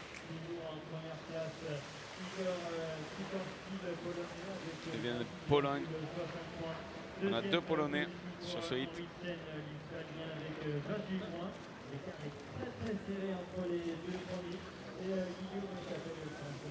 Allez, Bartosz.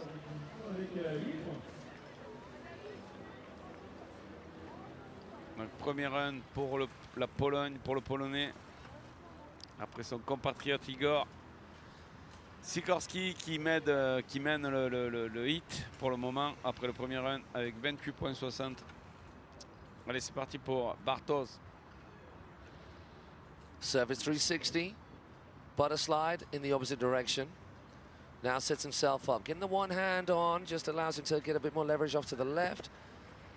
Keep hold of the seat for a bit more control as well, as we're seeing from a few of our riders in the seated category. He's going the 50-50, gets a full pull. Okay. Now at this stage, with the falls that have happened already, these riders are always late onto that kicker. Man, that was, oh my word. Whoa. This one is bad. Is he okay? Are you okay? Yeah, perfect. Oh, giving the crowd over there a good bit of entertainment. So, he took so much. Bartosz was so risk, late. man. He was so late onto that kicker, which means he had to edge really hard, which just sent him way too far across the incline rail on top of that transition, on top of that bank. That's one of the heavier falls we've seen so far. It looked for a moment that he held onto the handle all the way into the water, that he might have been able to get that board back underneath him. That would have been something. The replay. Just before that happened, what I was going to say was, these riders now just need to get a full pass. They don't need to go crazy because of the falls before him. But look how late it was. Look at this one. Oh, my No word. way. He held on to the bitter end then, man. That's a heavy landing. Look at the crew on the sides right there. It's very cool. You want to do a sick nose press transfer. Yeah, no, it was like a back blunt. It was, yeah. Imagine. Okay, Vincent en français? Vincent Salcher. There we go. It's good to see that he's actually okay after a rather heavy fall. Bartosz Weselak. It's going to be down to these second runs, which is going to make things very interesting for the second runs as the positions start to change, unless Vincent and Matteo from Germany and Italy, our last two riders, can really go all out and just put a big old distance in the score. Team Germany going absolutely crazy for their man on the water right now. Vincent Salcher. from Germany, Vincent Salcher d'Allemagne. Là, on se rapproche de... On parle des derniers, c'était les premiers dans les qualifs. Voilà, ça va monter en puissance. On avait les meilleurs, on va avoir les meilleurs riders entre Vincent Salcher et Matteo Sacchi.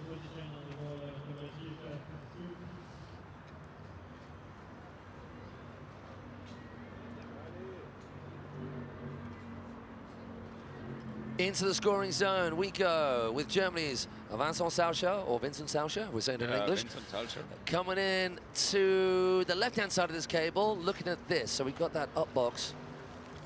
Oh my word. Can he hold it? Yes, he can. Full 50-50, pretty much full pull.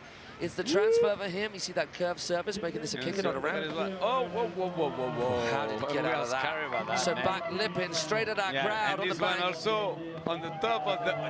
He is going crazy. All in for Vincent. Keep cool, man, keep cool. Yeah, play it easy, Trigger, play it easy. Pop 180 into the corner, gets around throughout turn, boys, just to make that corner as easy as possible. He's on fire. Is he going to go kicker? Is he going to go flat bar? The kicker, It's the kicker, it's a heavy edge. Oh, what a fun. Did you have any more stees as he just rides that out? Coming into the pop box, he's going to go 180 over this. 180. Yes, he does.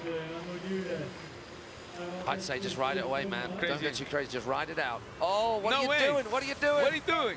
He go, no.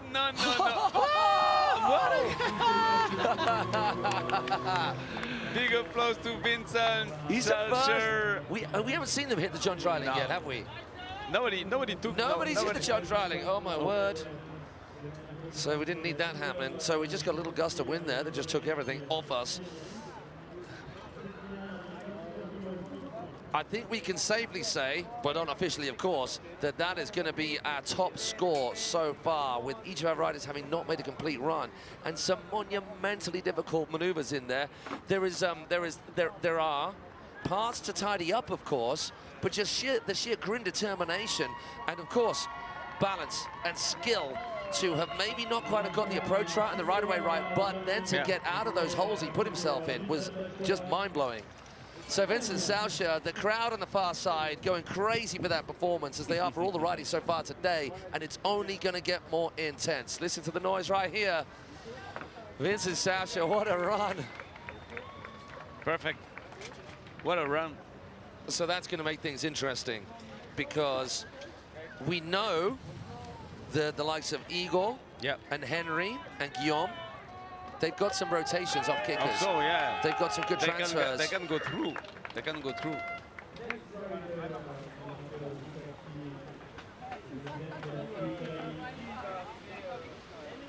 Okay, let's go. Matteo Fischer. Matteo. This is the Machina.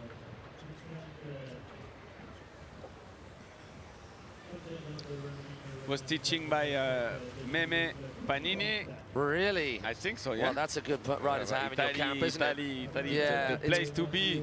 We're speaking to Meme. If you want to learn, If you want to learn, that's the if you want guy. to learn, if you're seated and you want to learn wake seated, go there. Go contact Meme, and he will give you all the tips to be the best in the world. If you want to do some contest, man. So is that going to pay off right now? So it's good. Meme is actually here with the Italian team, so he'll be waiting in the wings, trying to give this guy Mario Fischer some advice. Taking it easy to start with, not choosing the skinny down rail, but rather just the ramp up. Now going into the the rooftop, straight down the middle. Can it be a? It's not a full pull coming off early, but right in the way, which is all important. Transfer. 180. Look good, really nice. We saw that from Inga Nice earlier on in the women's competition, just nice and smooth. Big old pop finding the transition, keeping it easy but steezy. Now coming round in front of us, Team Italy going to go crazy as well everybody else. This is his last pass on this very first run of two. Which way is he going to go? Left. Kicker. Coming in hot. 1, 2, 3. Yeah, 360. boy, needed that. Perfect. Landing super clean. 180 transfer. Nice. Nice and clean. Come on, and another 360. 360, no way, and nobody land. So I'm not sure that is going to be enough to beat Igor, but it is certainly going to be up there. If we just refresh our pages, you guys at home can do exactly the same on cablewakeboard.net, where all of the results are coming through live, and they're the same ones that we're looking at. Those are the judging systems, the scoring systems that our judges are using. As soon as they post them, we all see them at exactly the same time. What a run. So this is going to be a completion of all the first runs for all of our riders, and then the running orders will change according to finishing positions from those first runs. So it's going to be Guillaume Chapelle off the dock first, followed by Bartosz Veselak. Matteo Sacchi, I believe he is going to be above Henry Chan, so it'll be Henry Chan third off the dock. Igor Sikorsky, then Vincent Salcher. Is it going to be another victory lap, or are these riders who haven't quite come up with the goods in this first run going to lay it down second time of asking and put some pressure on those riders sitting pretty in the top 3 spots right now, just above that white line? If you're looking at the results scoring page, we're going to get those scores up on the screen for you any moment now, and as soon as they are, we'll be heading out on the water with what we are assuming, unofficially of course, is going to be Guillaume Chapelle of France. And there we have it. Confirmation right there. So Matteo Sacchi, when considering all of the other elements that Henry Chen put in, even though Henry fell early, he didn't get a spin off a kicker, but he did do an awful lot else besides, including that transfer, 180, and we forget about that. You just think, oh, well, he didn't make it to the end of his run, but what was in Henry Chen's run was intense and technical. So that 180 transfer to land backwards 50-50, reverse 50-50, then that big old 180 into the transition of the bank, and then a whole bunch besides before that. Okay. Let's see what Guillaume gonna do. Allez, Guillaume Chapelle qui va partir pour son deuxième run, et là il doit tout mettre s'il veut être dans les 3 premiers, et il peut le faire parce que Guillaume, il a aussi tous les tricks dans la manche, et il peut vraiment gagner et revenir dans les 3 premiers de ce hit.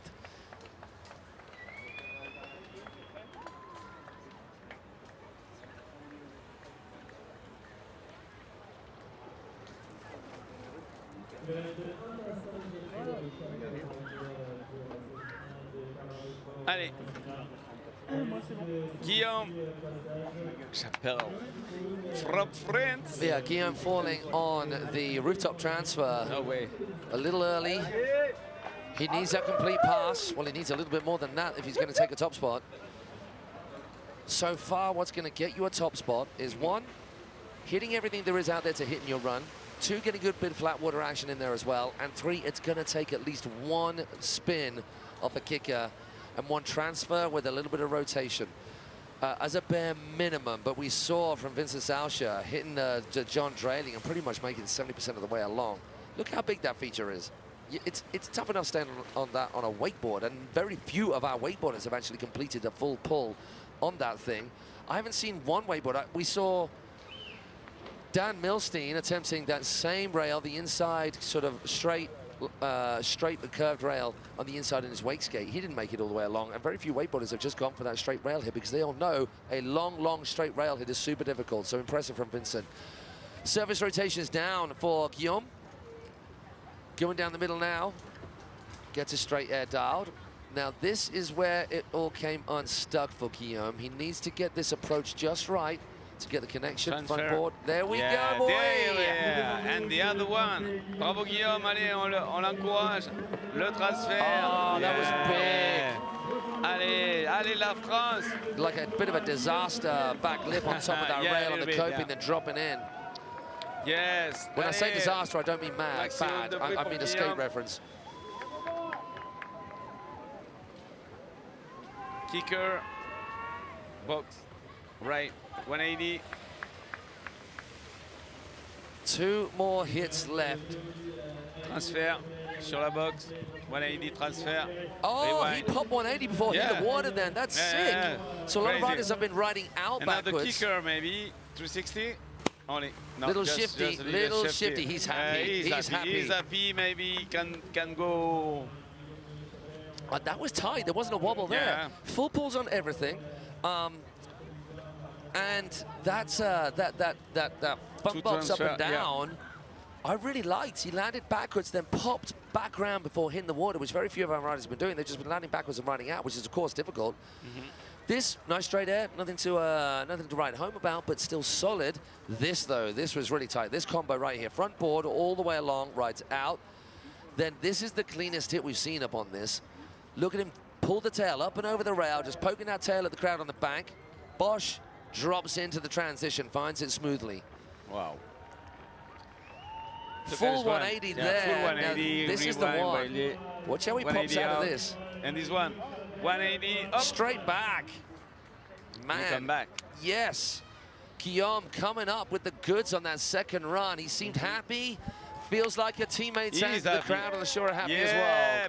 Big up for Guillaume Chapelle, qui nous a fait un superbe deuxième run. Il a tout mis, tout ce qu'il devait. Il a même assuré sur le kicker. Il n'a pas voulu mettre le 360 à la fin, mais il a voulu poser tous ses tricks pour pouvoir être sûr de pouvoir rentrer dans le top 3. On va voir, on va attendre les résultats pour savoir quelle place, quel hit. Est-ce qu'il va sortir Henry? You think he can beat Henry? I think it. The problem is missing the 360. Yeah, that's the issue. C'est ça, il a pas fait le 360 à la fin, donc ça risque de le porter préjudice, mais on va attendre.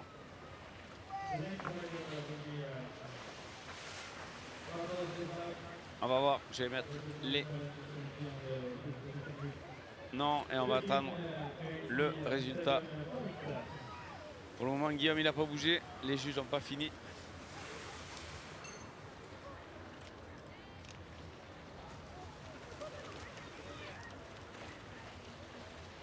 Allez, Bartos.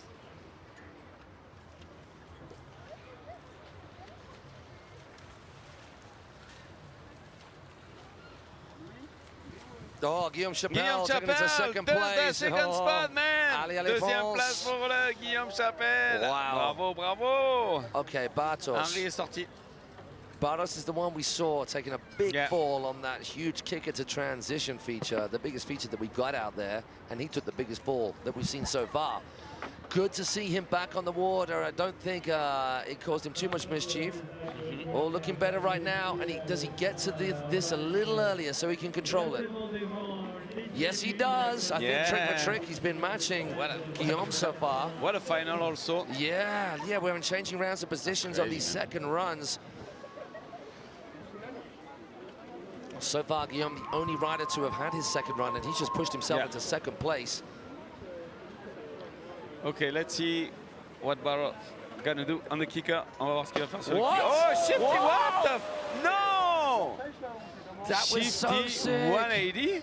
Make some noise for that, Cat. Crazy, that's man. something we've not seen before. Shifty 180? Yeah, so getting that board up shifty, then whipping it back round 370. Oh, that is frustrating. Way.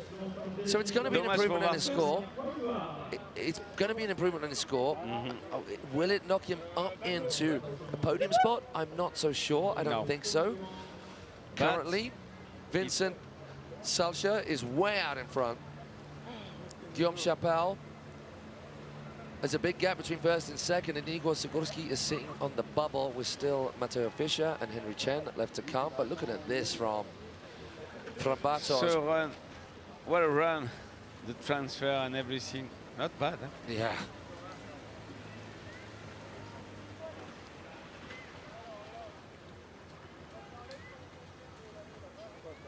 That was a sick final also. Oh my word, so much. I love that. Look at this one. So stylish, man. You know what? So stylish. Oh, he just needed to ride out a little bit longer. He was still bouncing as he was turning, and he just caught that edge at the wrong bounce. This is the problem, This is to manage the balance, to do the bounce. When you're landing, this is the goal is manage to the bounce. They need to use use the bounce or wait for the bounce to go. Yeah. It's really hard to manage the bounce.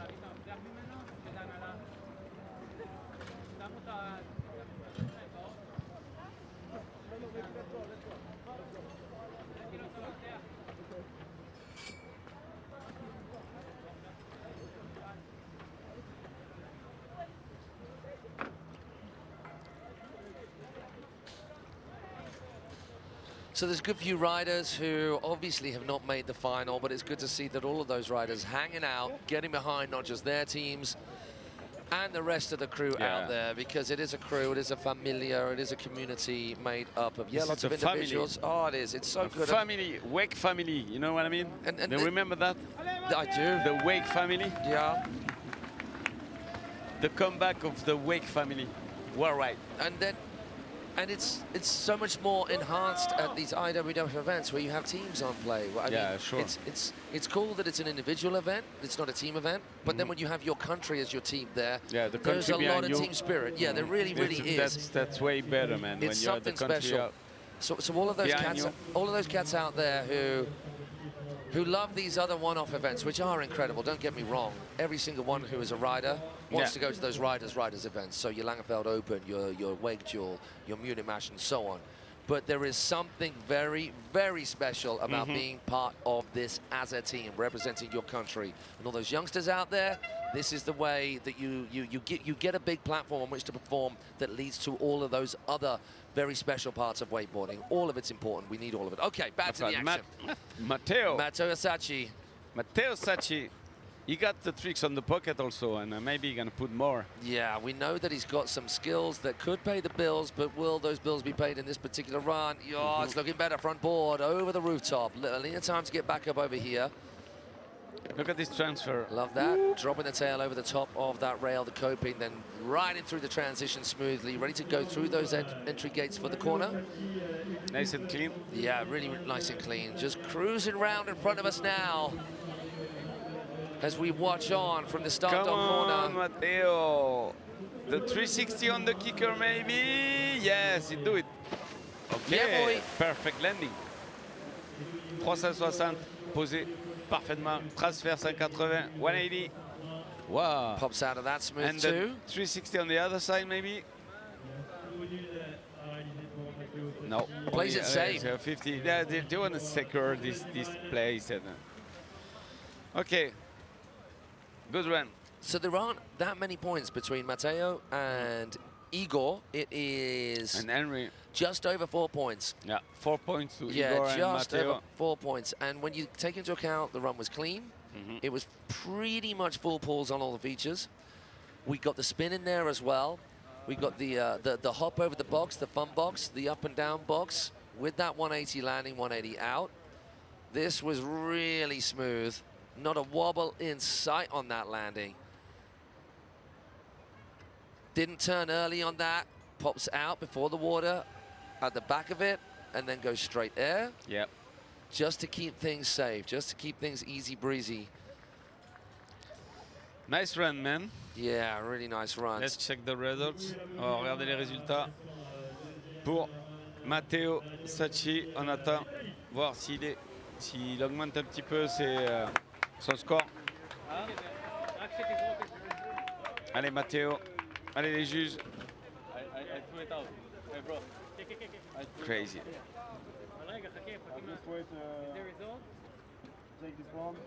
I like the final also on. Oh my gosh, it's on so the good. seated open man.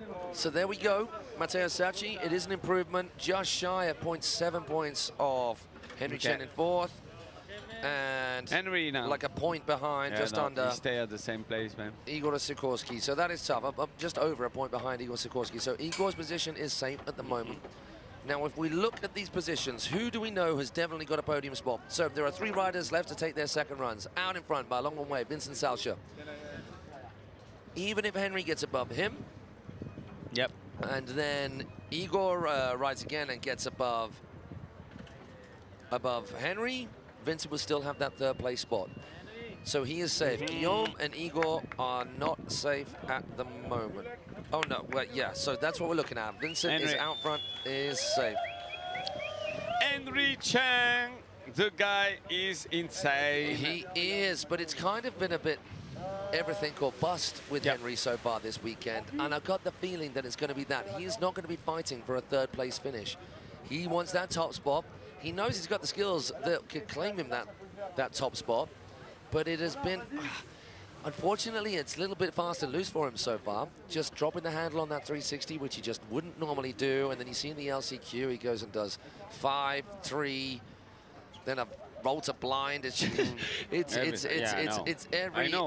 opposite ends of the spectrum with his performances at the moment, and we know that we want we know he can that one end of the spectrum to see the title. Oh, pop 180. You have to take care of, Is he gonna do the this other guy side? because he can took the first place, man.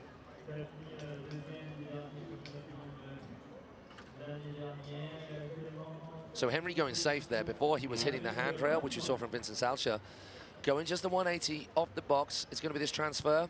Noses across into that 180. 180, Popping back out of that too. Wow, wow.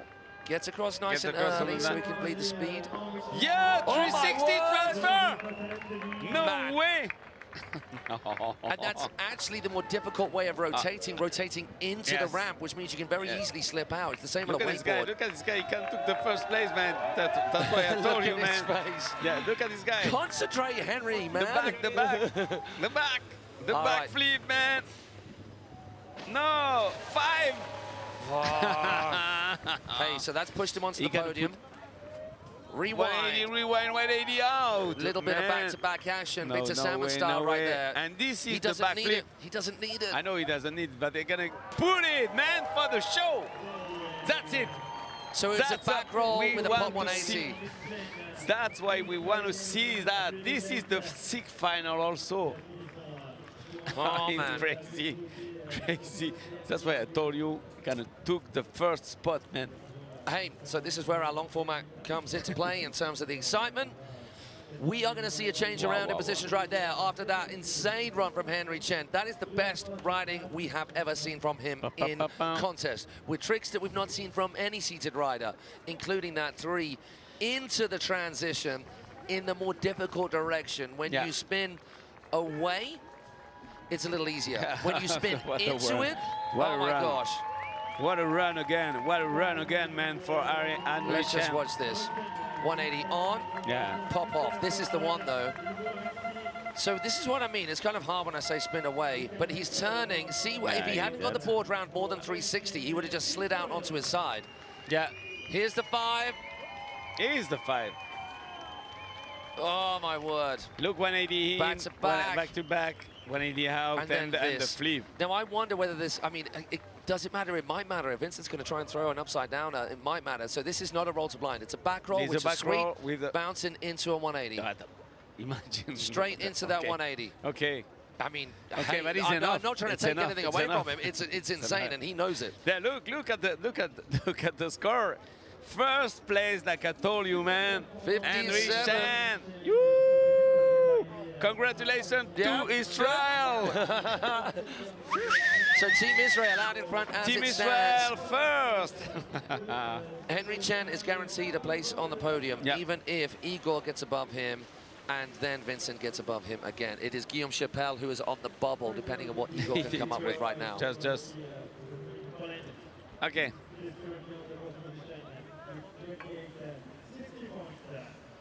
So here's Igor just getting himself down the first straight. This is not where the scoring zone starts. It's after turn number 3.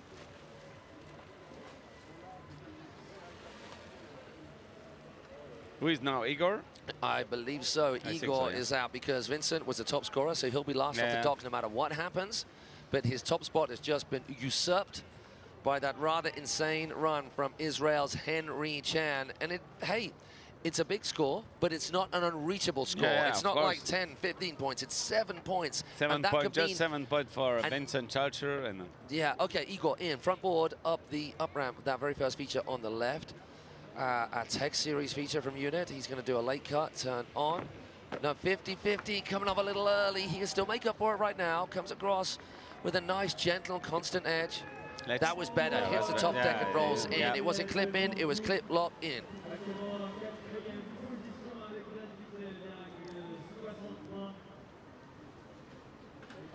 awesome. By which way is he going to take this thing? Igor You go the kicker, to the, maybe, no? to the left. Yeah, to the left. He's going Left to go. kicker. 360. Gets the 3. Back to this. So we saw the Transfer. 180 before. This I love. Yeah. That's so difficult. He needs to ride this away. This could be the difference between him being on the podium and not. And the last kicker. Oh. Oh, Igor, that is frustrating for you, bro. I'm not sure that's going to be an improvement. No, I say I don't not think sure, so. but we're feeling it might not be. But once again, we don't see it in the same way that the judges see it. That's not because we're thinking different things. It's just because when you're judging hot seat, you get to analyze it a lot more closely. And when you got into a routine of looking at one rider, remembering their run, comparing to the next, comparing directions of rotation, which is all important, even in our seated riding as well. So all of these little doors left ajar, but what I mean by that is not quite getting full pull. That transition here into our transition feature, the biggest feature on the park, was really nice. This was really nice, backside 3. I'm not sure whether Vincent was going for this, one of my favorite tricks of the weekend. With the grab on the side. Side grab. So I wonder whether he's just going for a shifty. It's a seat grab, no? It is a seat grab. It's a seat grab, yeah. It's a new seat grab, man. Ah. Oh, hard luck, Igor Sikorsky of Poland. Sorry for that, Igor, but I don't think you go on the top 3. I don't know for the moment. So let's just refresh our pages. If all you guys Yeah, at home just are waiting looking at about the results. Wakeboard.net as well. And the last rider gonna be Vincent Salcher from Germany. L'Allemagne, Vincent Salcher. Et on a encore une super finale de ces Wakassi qui sautichent au niveau. On ne sait pas encore qui va gagner. Là, pour l'instant, Henry a bien repris le lead et on ne sait pas si Vincent va pouvoir passer au-dessus. Ils sont juste à 7,33 de différence entre les deux. Donc Vincent a vu ce qu'a fait Henry. Vincent sait aussi quoi faire pour pouvoir gagner cette finale. And there it is, confirmed. It's a slight improvement, but not enough of an improvement to make a dent on the top 3. So it is a huge congratulations to Team France, Guillaume Chapelle, who takes a 3rd place spot and a bronze For medal. the moment, it's okay. Vincent Salcher, you are guaranteed a 2nd place. Yeah, but can you make it a 1st? And this is the first time today we haven't had a victory lap. So Vincent Salcher has got to get out there and give it all he's got. Yeah.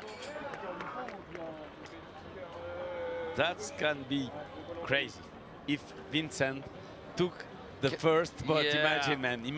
Imagine just that. 7.34 the emotion points. about everything. You know. Crazy. So Henry Chen guaranteed a 2nd place spot. I mean, he first or 2nd place. He won't be happy with that. I mean, he won't be unhappy, but he wants that 1st place spot. And he's same with Vincent Salcher. He won't be unhappy with 2nd place, but he wants that 1st place spot. There he is, waiting in the wings. We need to tell that guy to stop swinging his boot in front of the camera. But aside from that, our cable crew team, here we go! Oh, Germany! Make some noise for Germany. So the team that comes from the nation that was the birthplace of this very sport we are looking at right now is on the water in the form of Vincent Salcher. What a 1st run he had. What a big score it was, just blowing everyone else away, having to make Henry Chen work hard in that 2nd run. No one else has made a dent on that victory but Henry Chen, and Vincent is 7.34 points away from taking that top spot back. Yep. He needs to do all that he did and quite a bit more. That's a couple. That's at least a couple of big tricks more in there to secure himself that top spot. We're going to be having a short break after Vincent is done and be moving on to our Open Women's and Open Men's Super Final Saturday very shortly. But we're going to take some time out. A little bit of breakdancing interlude over there on the spectators area on the far side of the bank. Here comes Vincent Salcher going down the middle. Oh my word! So that's 1 up on Henry right there. Let's go for the transfer. Back lip, even cleaner. Let's go for the incline. 360 on it!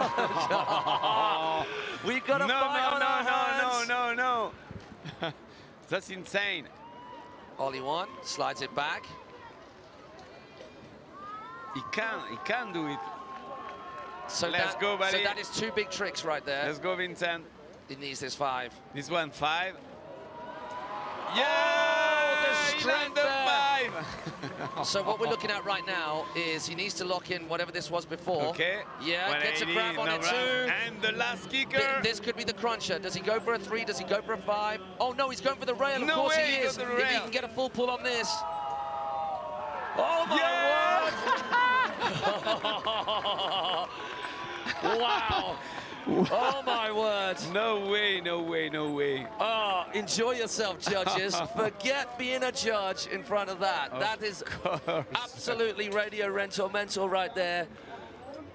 Vincent Souchet. So we have had a couple of finals right there with the riders on the dock had to do something special. That was better than last time. So if we're comparing those first 2 tricks, Vincent wins there.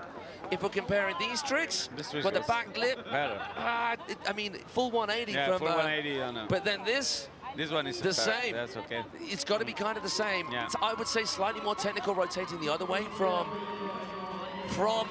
Henry Chen. Yeah.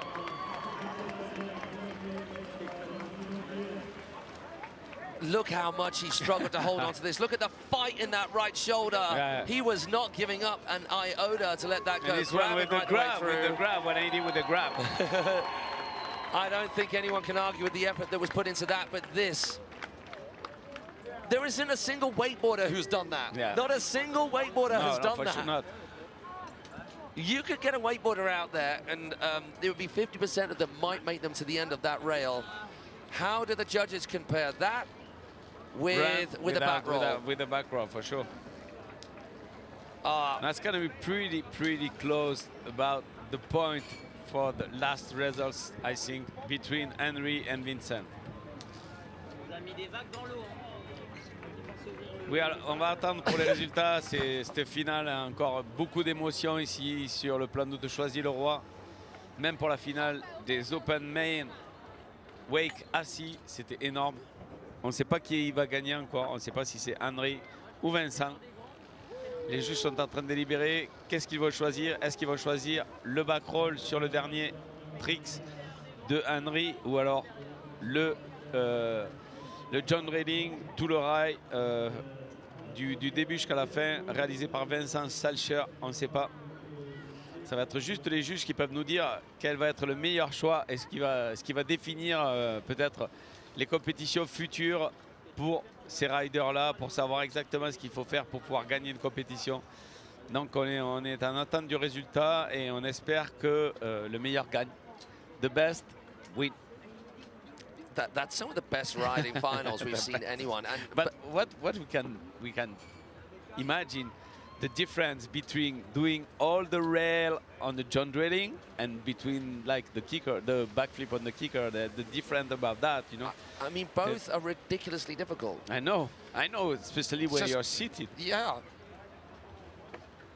Okay, so Le Cable Park crew get out on the water for a little bit of a rip around. They're going to keep those features. Well, I think they're just going to have a little ride because we're going to have a break, aren't we, until the Open Men? I'm not sure, looking at the timings.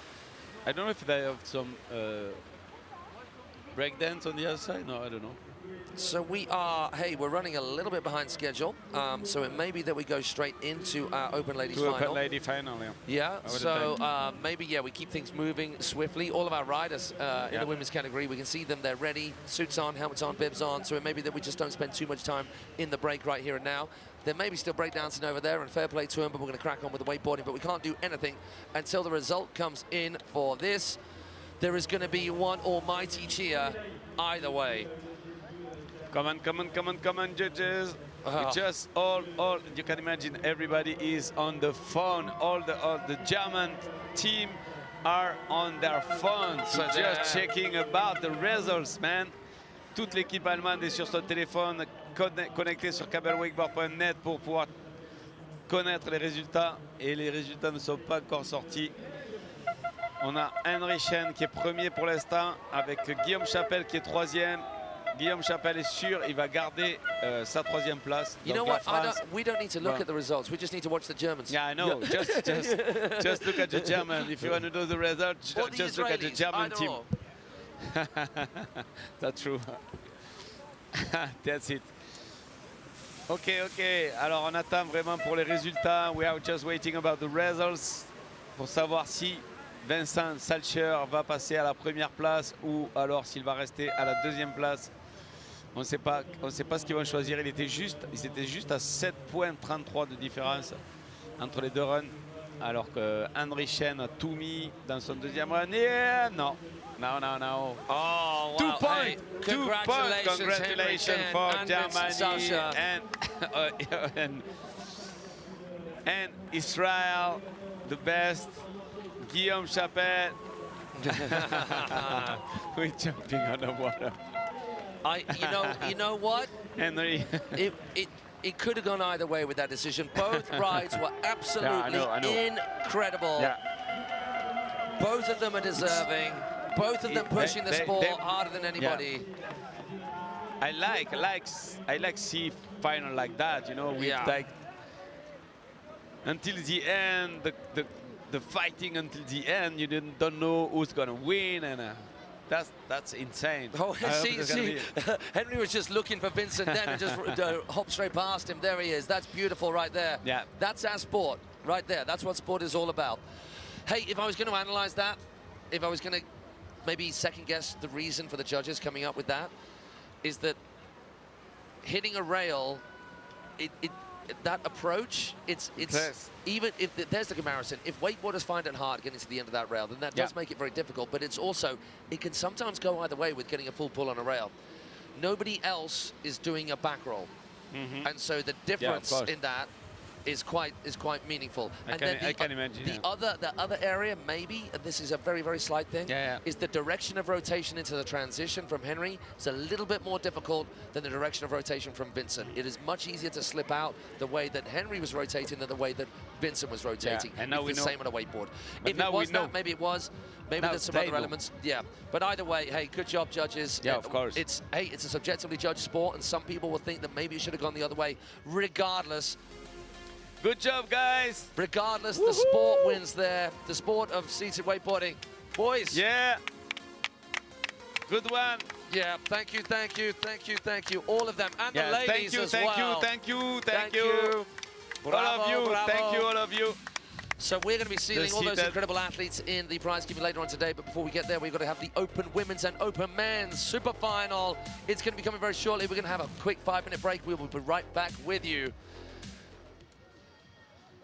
Wow. Thank you. Thanks to you. Thank you, man.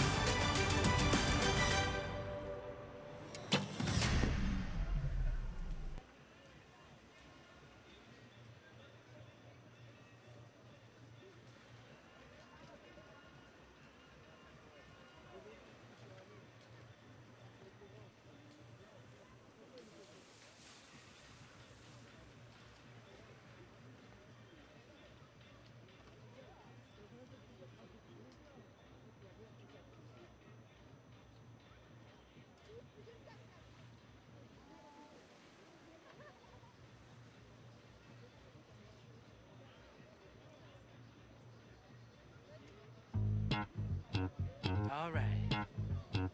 Woo. Look. I got that wow. Who wants some hands up right now? We got that. Turn it up loud. I know you're wondering how. I got that wow. Here I go, coming. I can't ever stop. I'm a tour de force running. Get me to the top. I don't need an invitation. I'm about to start a celebration. Let me in. Brought a good time plus some friends. Turn it up loud past 10. Turning up the crowd when I hit them with the pow. Yeah, the party never ends, cause if you want that, whoa, I can give you more. Come on, yeah, let's go. If you want that, whoa, I can give you more. Come on, yeah, let's go.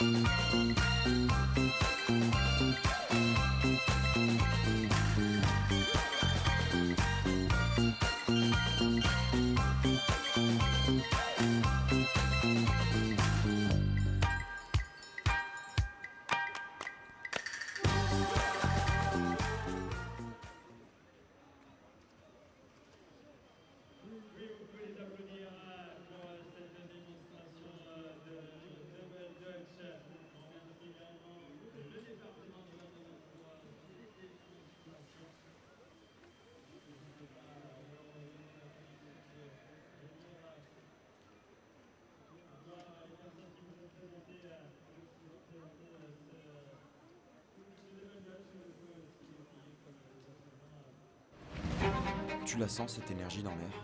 C'est la rentrée, une nouvelle saison qui commence, avec de nouvelles opportunités. Mais laisse-moi te poser une question. Es-tu prêt? Es-tu prête? Tu penses ne pas avoir le temps? Pas l'énergie, Pas les capacités? Et si tu dépassais tes freins? et passer à l'action. Mets tes baskets, regarde autour de toi. Partout, ressens cette énergie. Es-tu prête? Es-tu prêt Tu la vois? Cette opportunité de tenter de nouvelles choses, pour sortir de ton quotidien de pousser à aller plus loin, ou juste te sentir bien dans ton corps, dans ta tête? pour te faire plaisir et trouver ton équilibre. Seul ou en équipe, Il y a forcément un sport pour toi.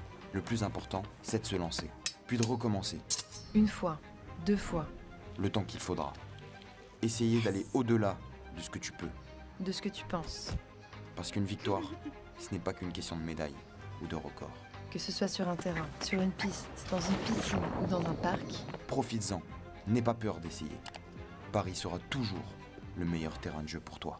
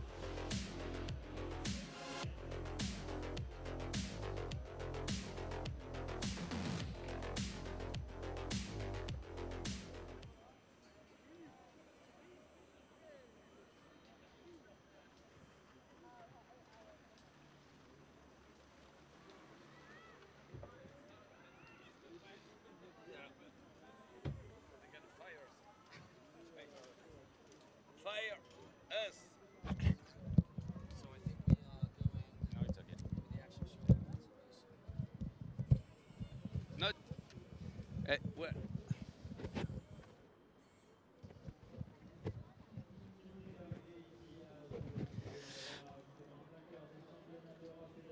Almost.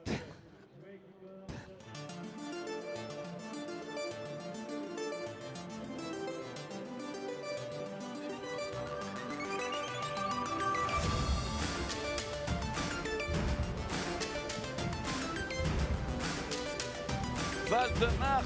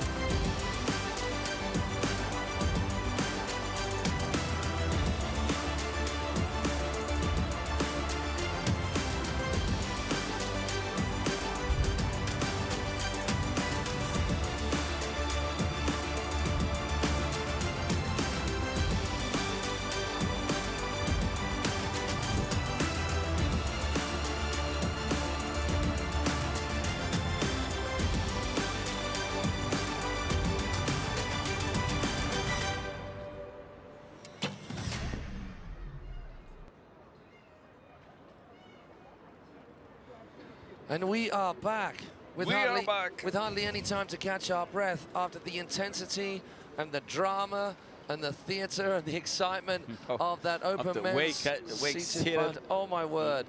So if you're just joining us, well, you need to go back a little bit in the stream and just watch those last few rounds of the men's wakeboard seated and the women's and the Wakeskate before that. And the because we're in Wakeskate Super before. Final Saturday. We started off the day with the semi-finals for the open men. And we are now into all the final rounds. We've got through the Open Women's Wakeskate and Men's Wakeskate. That was crazy. There was changing around of the top spots after the first runs into the second runs in every single category. And then what we just saw was mind-blowingly special with our Open Men Wakeboard Seated, where we had Henry Chen absolutely drop a clanger in the first run, just come up with nowhere near what we know he can come up with, falling early. Vincent Sausha having a barnstormer, clean first run, way out in front. Henry Chen then goes out and does one of the best runs we've seen from any rider ever with a 360 into the transition, with a 5, with a back roll. And then Vincent Sausha goes out and does exactly the same, and then instead of the back roll, he gets full pull on the giant trialing, which is hard enough to hit on a wakeboard. Nobody did that. Henry Chen coming out in front, then viewing that back roll as something special as no one else is doing it, and I think that's a fair call. Once again, where the calls are really, really close, and maybe you'll have a thought on this, Phil, where the calls are very close, it could go either way. And we wonder which way it's going to go right now, because we have a rider that's been there, done that in every conceivable form, on every conceivable big platform across the world of wakeboarding. She is one of our more seasoned riders, and she's doing it again. She's made it through the LCQs into the final. Sunny Meyer from the Netherlands here at the Cable Way Park. She's pretty good on boat also. Yes, she is. She's a boat rider at the beginning, but she's doing all the cable contests also all around the world. And elle était super forte en bateau. Il y a un petit moment, elle est passée sur le câble et elle se débrouille plutôt pas mal pour la Hollande. Donc, la nouvelle représentante de la Hollande, Sunny Meyer. Here she comes into the scoring zone, first run of 2. Oh my gosh, huge front of blind. What a gun. So her LCQ run yesterday that saw her through was really, really tight. Like she was saying, oh, I can do better, but honestly, it was something special. Coming up a little early there, but gets that pretzel 270 off. Left foot forward to go which way? Coming 180 on, front board hop 270 out. Oh! Yeah, girl. Right in front of the crowd. What the back mode? What's happened on the girl division, man? Wow. Yeah, No. Hey, that is some awesome operation of the cable right there. But no, Sunny Meyer, is she okay? So she's actually... She hit the boy? No, it's not that she hit the buoy. It's that the handle flicked up into the cable. They had to stop it. But what Sunny did say to me yesterday is that she pulled her abs.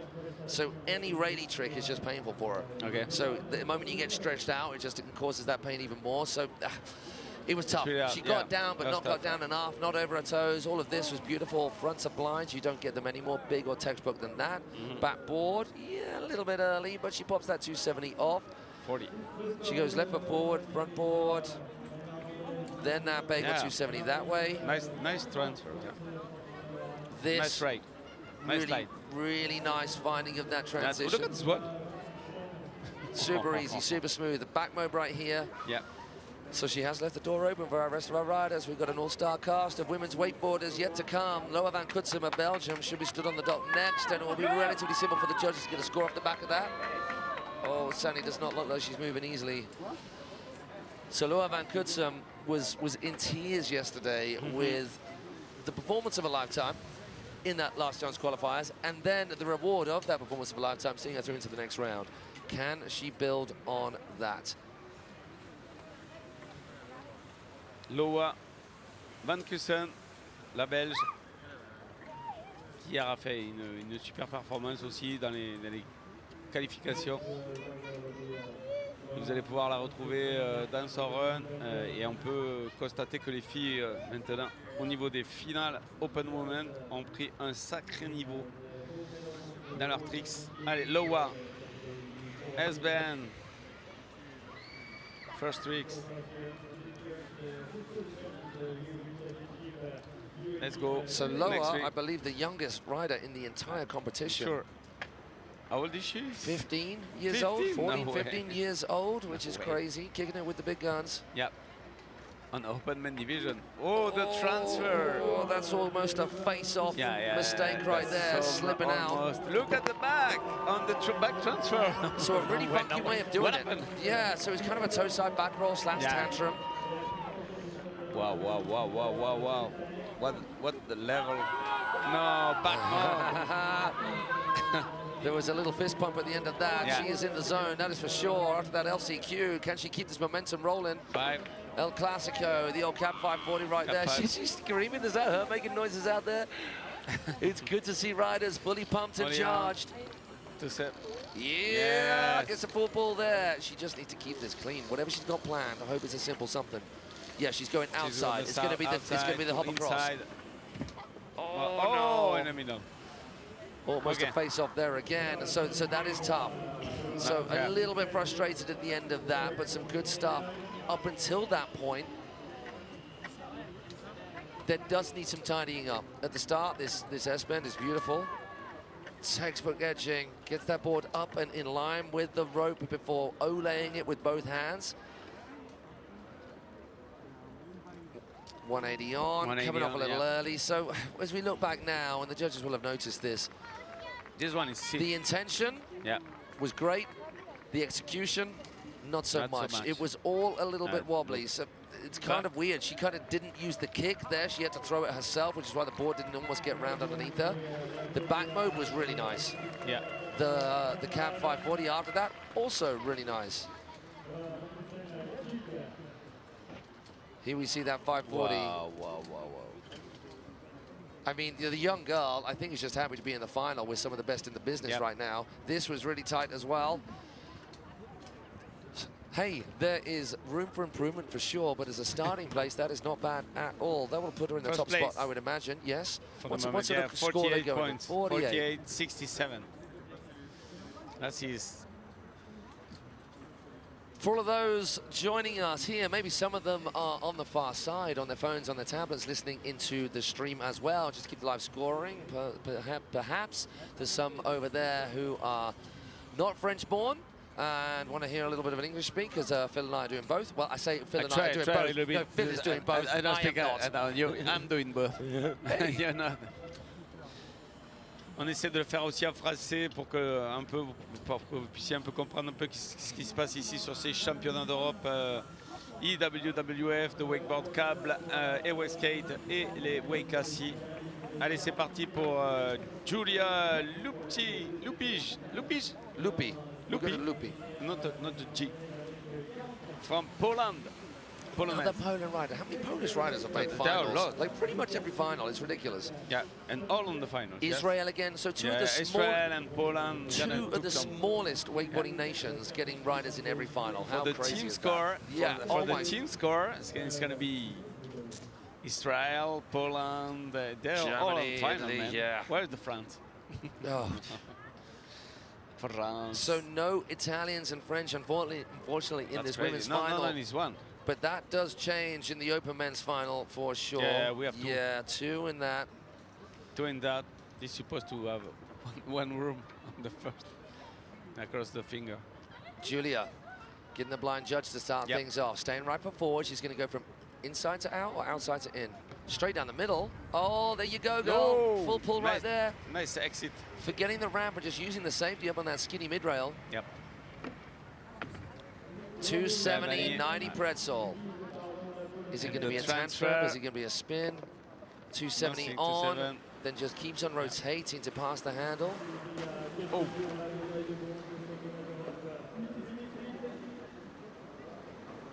Creeped. Getting that crypt, so roll to Reva, then crypt. Back row. Back roll into the middle. I think that was half cab roll and switch crypt yeah, because this is switch toe crypt, side, yeah, back sure, side sure, 3, yeah. toe side, back side 5. Go on, girl. Yes. Staying right then foot forward. Her comfortable way of riding. West Yes! rock. Yeah, all the west rock. Full pullage, as much as you can get out of the rail. She just got it. Where's she going to go? From outside? Outside. Only on bar slide to bar slide. Wow. 180 out. Julia Lupi, see, our second youngest rider in this category at just 18 years old, 17, Yep. 18 years old. Look at this, so she hops over the safety. That rail placed perfectly, securely between the boots all the way through as she bagel rotates out, continuing rotation in the same direction. This was solid as well.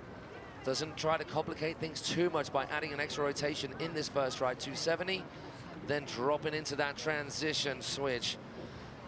Staying switch for a half cab roll, Yep. then popping it back to switch for a switch crypt, the Rady with the front side 180 on the end of it, then get back in that right foot forward position from the crypt into this, the back roll with her goofy, more comfortable, Crazy natural way of ramp. riding.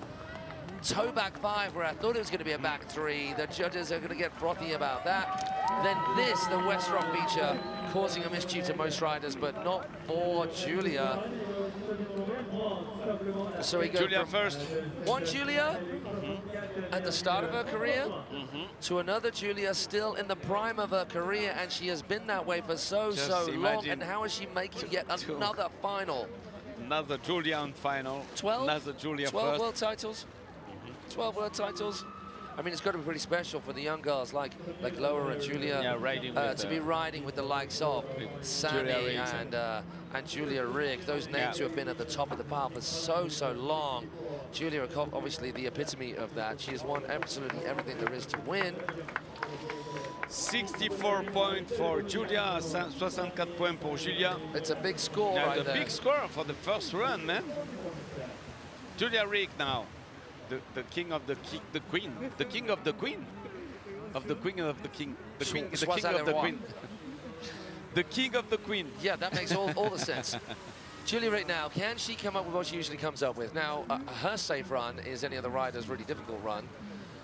We know she's got more air tricks than you can shake a stick at. We know that she can spin like Billy-O on the kickers.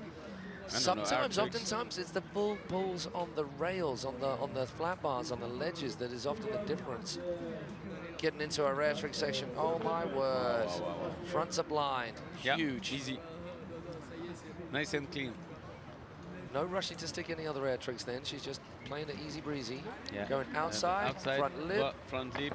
bagel 270. Now staying right foot forward, which is her natural way of riding. Transfer. 540. So the same that we saw from Julia Lupi, but with that extra 270 off. Yeah. Boss light. And actually similar to what we saw from Julia Lupi as well. Oh, but the back mob, that's where things start to get a little bit more intense right before that the corner number 4, 313. That's the Julia we all know. Yeah, I know. Are we talking toe back the 7 queen perhaps? of the air tricks. She doesn't mind a spin to win as well. Squeezing that last 180 into add a 180 to that which we saw from Julia. Only on bar slide. Oh, the lady's just showing us how it's done on that West rock. Full pulls from both those last two riders. And now the last one. Board side to bar slide. Man, To 7 out. that's a Julia Rig, ladies and gentlemen. Yeah. Too easy. We got to say that's got to be out in front, hasn't it? It's got to be. I mean, I've been wrong before, but sure. that surely that has got to be. So here's She's got so constant. yeah, it's ridiculous, isn't it? The consistency She's is mental. crazy. I know.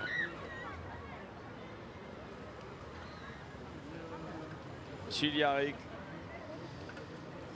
une des meilleures rideuses de cab depuis plusieurs années et qui a tous les air tricks et qui s'entraîne tout l'hiver en Thaïlande pour pouvoir revenir en forme chaque année. Elle passe tout l'hiver en Thaïlande et c'est une grande rideuse, Julia Rig, allemande. Yeah, big Yeah, up, not a lot for Julia yeah, Rick of out course. there. Even if you are not of a wakeboarding background, you can appreciate a class act when you see it, and that was a class act. No wonder that girl has ruled the roost in wakeboarding for as long as she has, when she can just drop a performance like that. That's her easy run. Yeah. The results, Julia Rig first with 72 points. Yeah. 72 points pour Julia Rig. N'en doutez pas. A sizable gap between her and Julia Lupi. Two Julia on the first. So Elizaveta Pruzanskaya. Lisa Balou, man. Or Lisa Balou, as she Lisa is Balou, also yeah, known. she's Lisa Balou. Of Israel, hoping to rack yet more points up for Team Israel. Away she goes. She won the Munich match. match. That was a special moment. Even though she rode well, I don't really think she saw it coming, because that's a big event to win against some stiff competition like Julia Rick. Yeah, of course. Yeah, so that was a big old victory for her this summer. A little bit of a different vibe here when we're talking about full cable, IWF proceedings and formats.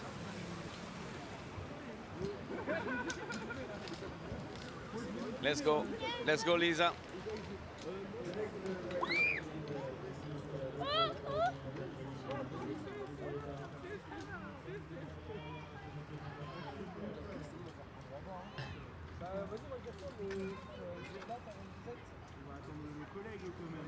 Lisa Balou, Lisa gets Balou, blind judge. blind judge.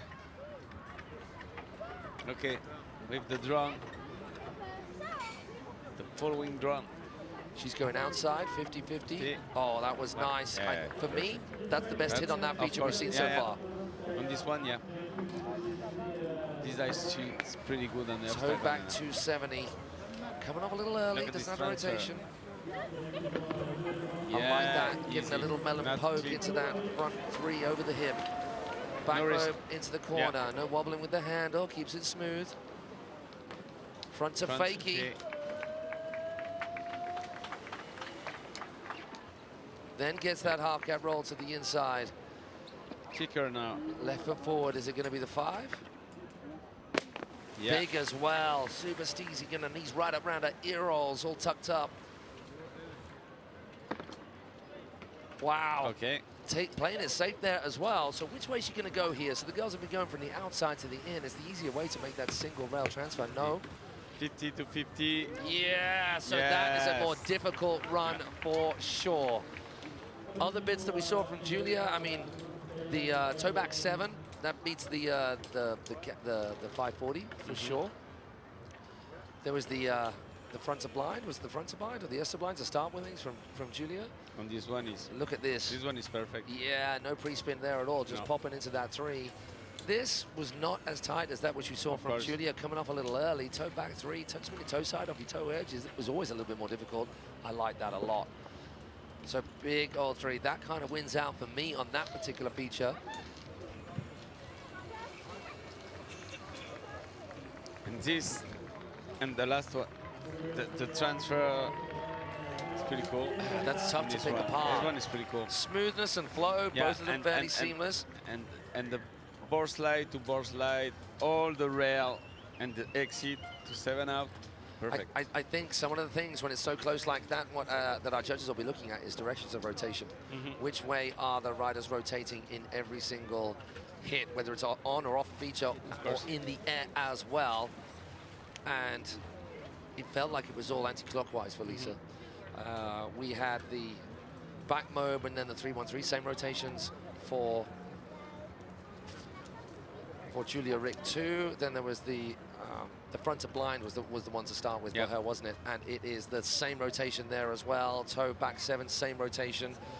So hey, if it's all same rotation with both girls, then you kind of can negate that, and then you just look at the tricks themselves. How full pull were they? How smooth were they? What was the flow from feature to feature, from trick to trick? And that's, I'm just telling you what the judges are looking at. I can't make that call at all because that is far too difficult to make that call, but we're going to wait and see. So we got waiting. Julia Rick out in front with a pretty high score already. Sani Maya falling early, which is why she's so far down the back. She's going to be wanting to have something to say about that. Mariella Flem of Austria.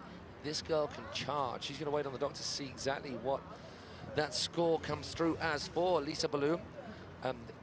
Elizaveta Pruzanskaya, as in her full name, or Lisa Ballou, as the entire wakeboard world knows her. We should really change that on there. She needs to change her name by default, because that's just confusing. Elizaveta is so long to understand. So Lisa Ballou is sliding into second place. So I think the amplitude and the technicality 67 of the air tricks, 67. the transfer onto the rooftop certainly would have made a difference. So it's still quite close. Still quite close. Okay, now just left to Mariella Flem of Austria. Allez, on va suivre Maria qui a terminé première des qualifications et qui se trouve à partir dernière. So Mariella Flem, another one of our young riders in this group, young rider and top seed. So what are we looking at? 17 years of age, right there? From Austria, Autriche. Sorry, 6 and 19 years of age, a little bit older. 19, I'm more of a linguist than a mathematician, I apologize. Here we go, Mariella, what you got for us? In the scoring zone, she flies. Blind judge? Yep. Blind judge, a big one at that. Just getting a whip around from our drone cam as it catches up with the action. Mariella Flem is going to go from inside to out. Backboard, then popping back inside to the cable with that bagel 270. Coming up a little early, so still Lisa Ballou, I think, winning out on that particular feature. That was tied for Mariella Flem, so she did the same rotation on as Lisa Ballou, but the same rotation off as Julia Rick. No. Crazy. Oh, if any of you guys can hear us on the far bank, that young lady needs some support right there. That is tough for Mariella Flem. So much pressure. And what's worse is she's going to be first off the dock. Oh, I know. Now she's going to be first off the dock, I think they're going to send her a handle.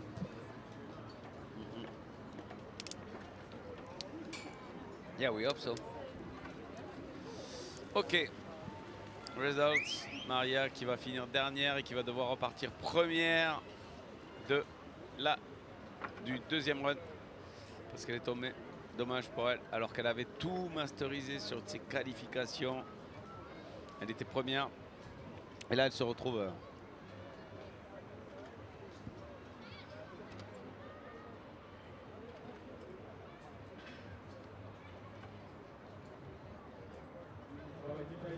There we see the replay from Mariella Flem's fall off the incline rail. No other riders hitting that rail.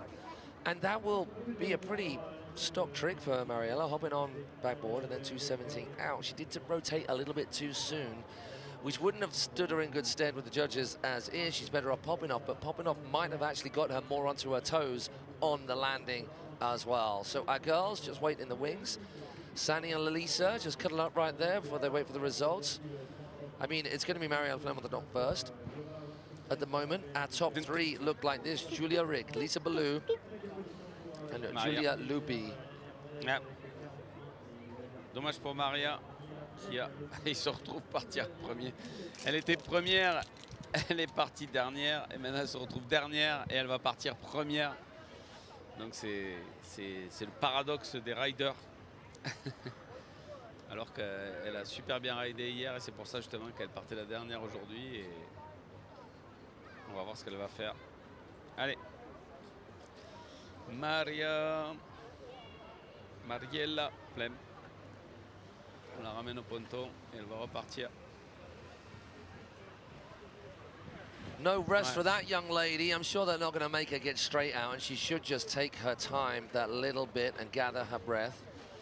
While the blood is pumping and the pulse is high, that might help a little bit in terms of keeping her flow. She doesn't want to calm down, cool down too much.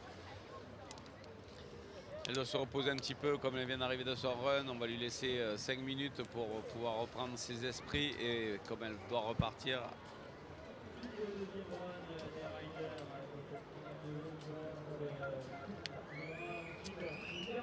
Allez, on va. Deuxième run pour toutes ces filles. Elle boit un petit coup. She drink a little bit. Yeah, it's good that, that our officials are not rushing her at all, because there's just no point, and it's just not fair. Let's get down the pressure. And, yeah. On va lui laisser tomber la pression, parce que si elle est tombée là, justement, c'est à cause de ça, à cause de la pression. Et cette pression qu'on a sur la compétition, parce qu'on veut faire le mieux possible pour pouvoir gagner. Et cette pression, il faut la gérer tout au long du run, pas seulement au début. On l'a pendant tout le run, donc ça lui permet un peu de se calmer et de laisser tomber la pression pour qu'elle puisse repartir comme il faut dans son run. And if you're just joining us, where have you been? We are in the last throes of this, what has been an incredible 2023 IWWF European and African Cable, Wakeboard, Wakeskate and Wakeboard Seated Championships. It is the Open Women on the Water, the penultimate category. The Open Men soon to follow, and we are into our second run, so the latter stages of the Open Women as well. What a couple of days it has been so far. We're not done yet, and as we wait for Marielle Flem, who unfortunately fell early. She was the top seed, top qualifier. Falling early means now she is first off the dock, because we reverse the orders, or we change the running order off the dock at the second run, depending on the scores in the first. If you're wondering why they're sending that handle out in front of her, what it does is it just breaks up the water, because when it's really, really calm, it's like a mirror, and you can't see your landing. You've got no no understanding of relativity when you're up in the air and trying to anticipate your landing. So that handle you just see, it's like a skimming stone and a ripple, gives you a little bit of perspective as you're cutting around. Now this is, well, do or die for young Marielle Flem. She has got it all to do. We know she's got the goods, we know she's got the skills. She was a top seed, and it was good until that point. She's just got to go all in now, because Julia Rick came up with a stellar run in her first run, and we all know Julia Rick has got more in the tank. Julia Lupi, as our youngest rider in this category, at just 18 years old, 17, 18 years old.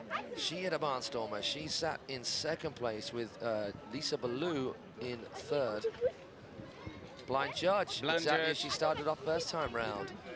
Now she came off a little early on this rail, so maybe she can adjust. She either needs to edge later and harder, or just plant that board a little bit further across. Well, she makes the changes there perfectly, because that was pull as best you can. Left foot forward now, toe side, backside to 70, rotating off. Is she gonna go for this same trick now? No. She's gonna keep, and that was better. She left it later. Of course, imagine it's nothing. Oh, okay, let's go. The S to blind in such a critical spot. Roll to blind. Marielle Flem, what are you doing to us? She has just upped the ante so hard right there. Now, she's just got to go stop tricks here. This is going to be podium if she just rides it out. She's in. Okay, you know what? That's not going to count well, but if she gets two good hits right now, that will still push her into a podium spot. Well, slide. Oh. This needs to be something special. She knows that. There's no point holding back. One. Oh, no. Marielle Flem. The magic was there. Yeah. I wonder whether the toe back 7 was needed when a toe back 5 could have been it. Something special on the last And then the Dan Westrock and John Trailing just putting our riders through our paces. Look at this run, though. She just did all the same things, but that little bit better. This was tight. Look how locked in that is. Pops to 270. Same again on the next feature. Turning the nose up and over the board, rotating through 270 all the way down. Lovely handle control to just ride that away smoothly. This is where she fell in her first run. Pops it a little bit later, super controlled, and then this, out of nowhere, short, sharp, stabby edge, sliding around. It doesn't get any better than that. Then this as well, the back roll to blind, oh my gosh. And she's gonna relive this again and again and again. There just wasn't, I mean, we saw Julia Ricks squeeze that last 180 round to make it the 720 off the other kicker. Same trick. Mariella Frem, oh my gosh, her Austrian teammates. We saw Bestie down on the dog, right there. On est vraiment désolé pour Maria qui a fait un superbe run mais qui n'a pas Poor young thing, I feel for her. Posé ce qu'il fallait sur le dernier trick. Elle a raté les deux derniers rails, c'est dommage. Et le 7-20 sur le kicker alors que Julia l'avait super bien posé. Dommage. Sunny Maya, second off the top because she got the second lowest score, falling pretty early in her run. I think it's just going to wait until we get the score through for Mariella Flem, which will certainly be an improvement on her previous run score because she just packed so much more in. But that toe 7, and then followed by the last 3 tricks in that run just messed it all up for her when it was absolute gold up until that point. Oh, that is painful for her, painful for her. We're feeling it. We can feel it for you, my young love. But hey, she's young. There'll be plenty more in the tank for her. Five spots. 5e place pour Maria Flem. Allez, Sagne.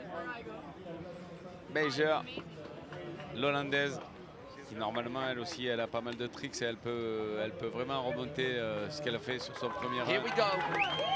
Allez, let's go pour Sagne. I'm pretty sure, and you can maybe correct this if I'm wrong, but Sani's won everything, right? Like at all these international events, she's been on the podium at every single spot and taken every single step on that spot. Yep. Is she going to get a step? First question, what step will it be? Sunny Maya of the Netherlands got some chasing to do. She fell early, so she has not secured anything at the moment other than that position, which at the moment it's last place spot because Mariella Flem, who fell early, now just got ahead of her. Let's see what Sanya can do for this second pass. On va voir ce que Sanya va faire. Front to blind. Yeah, front to blind. So the 26-year-old, and at 26, she's still a young slip of a thing, and anybody at 26 years old is, but one of our more senior, more experienced, well-seasoned riders she is, gets that rotation done that way. So both those same rotations, both anti-clockwise. Front board, 270. Nice. Transfer again. Gets that front roll into the transition, finds it well. Back mode, gets the handle pass just before the carrier clicks around the corner. So that doesn't cause her a mischief. That was where she fell before. Those stomach muscles that she pulled will be aching, but she's going to power on through. She's happy about that. Does she landing go 5? These tricks. Does she go front 5? Does she go back 5? Front 5. Front 5. No, she's okay. A little bit of a wobble. Oh, good one. Yeah, most of the way along, but she needs to lock this in something tight. She stays right foot forward. And now, bar slide, bar slide. That's going to be tight between her and Julia Lupi. I believe it's going to push her ahead of Mariella Flem, just because the remaining parts of the run were that bit cleaner. She got the back mob in right before the cable. She got the blind judge in. She got the fronts are blind. There are a lot of tech air tricks in there. That was a full pull. The next hit, the transfer from kicker to rooftop. Sorry, from box to rooftop. No, none of the girls are doing anything like that. So maybe the invert. It's a critical, dangerous maneuver. A lot of riders are doing it, but not many in this ladies category. She can reach the it was top solid. 3 maybe. Yeah, maybe top 3. So at the moment, who we got sitting on the bubble? Is it Lisa or is it? Let's go. Let's check the results about this. So it's Lisa Ballou in second place and Julia Lupi in third place. Was that better than Julia Lupi? Now, but let's see if she can go better or not.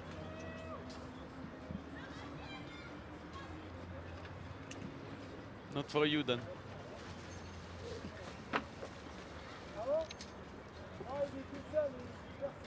On va attendre le résultat de sa médaille, la néerlandaise pour rappel.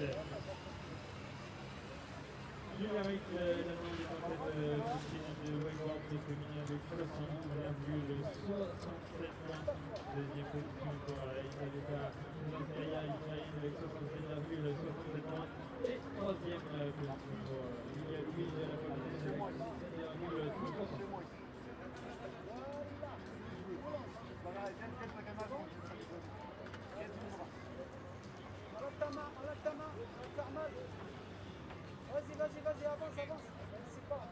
Okay, sorry. Let's check the results. Waiting for them to come in for Sunny Maya. So she's set in 6th place. Is going to be a definite improvement on that. I believe an improvement on Mariella Flem. Everybody's waiting, by the way. Tout le monde attend les résultats pour voir si Sagne va rentrer sur le top 3 par rapport au dernier run qu'elle nous a fait. Elle était tombée sur le blind judge et là, elle a réussi à passer son blind judge. Et elle a pu continuer tout son run et faire un petit 5-4 sur le kicker, un transfert sur le West Rock et un autre transfert aussi également sur le John Drilling, le dernier module. Donc on va voir ce que si ça plaît au juge ou pas.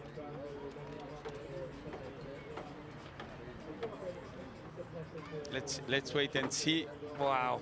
The tension in this is a little bit much to bear for all of our riders. Sani right in front of us, just sitting tight.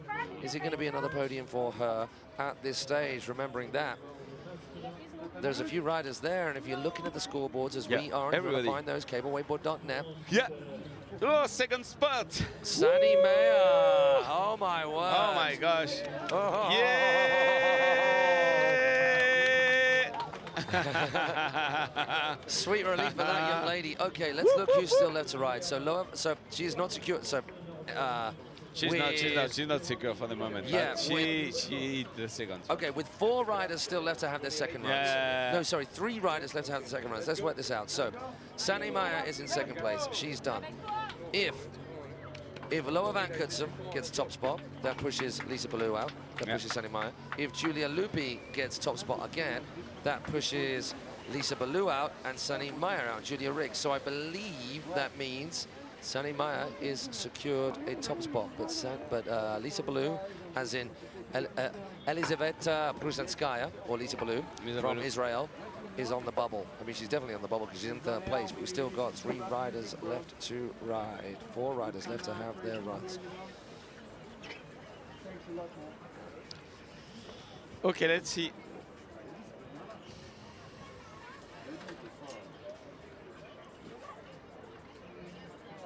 Yeah, even Julia Rigg is not safe at this stage. No, nobody was.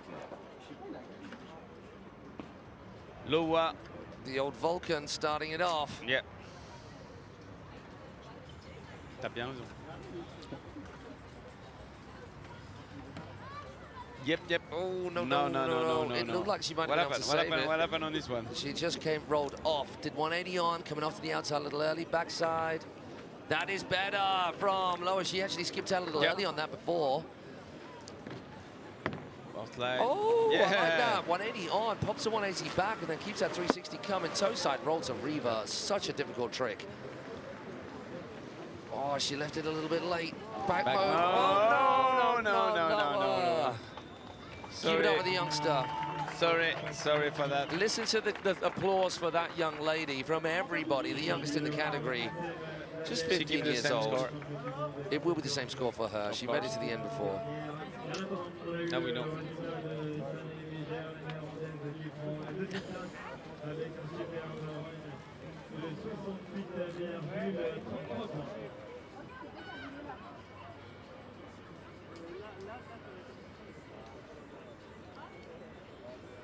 So we do hope that that Loa's okay. She's just holding onto her arm a little bit. I wonder whether she got a bit of a yank on it, trying to hold on for dear life.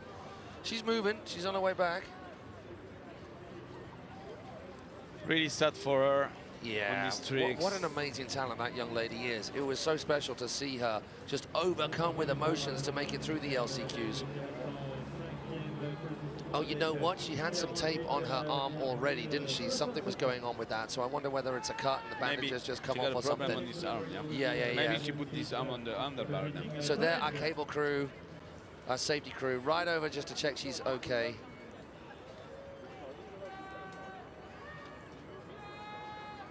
Not able to use that hand to get out. She's moving.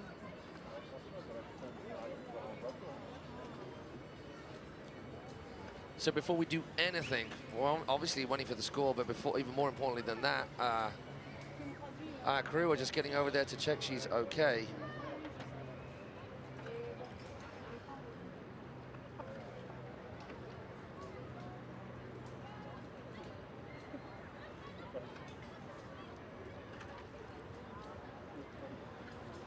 Team Belgium's leading man, Glenn van den Berg, is over there to help.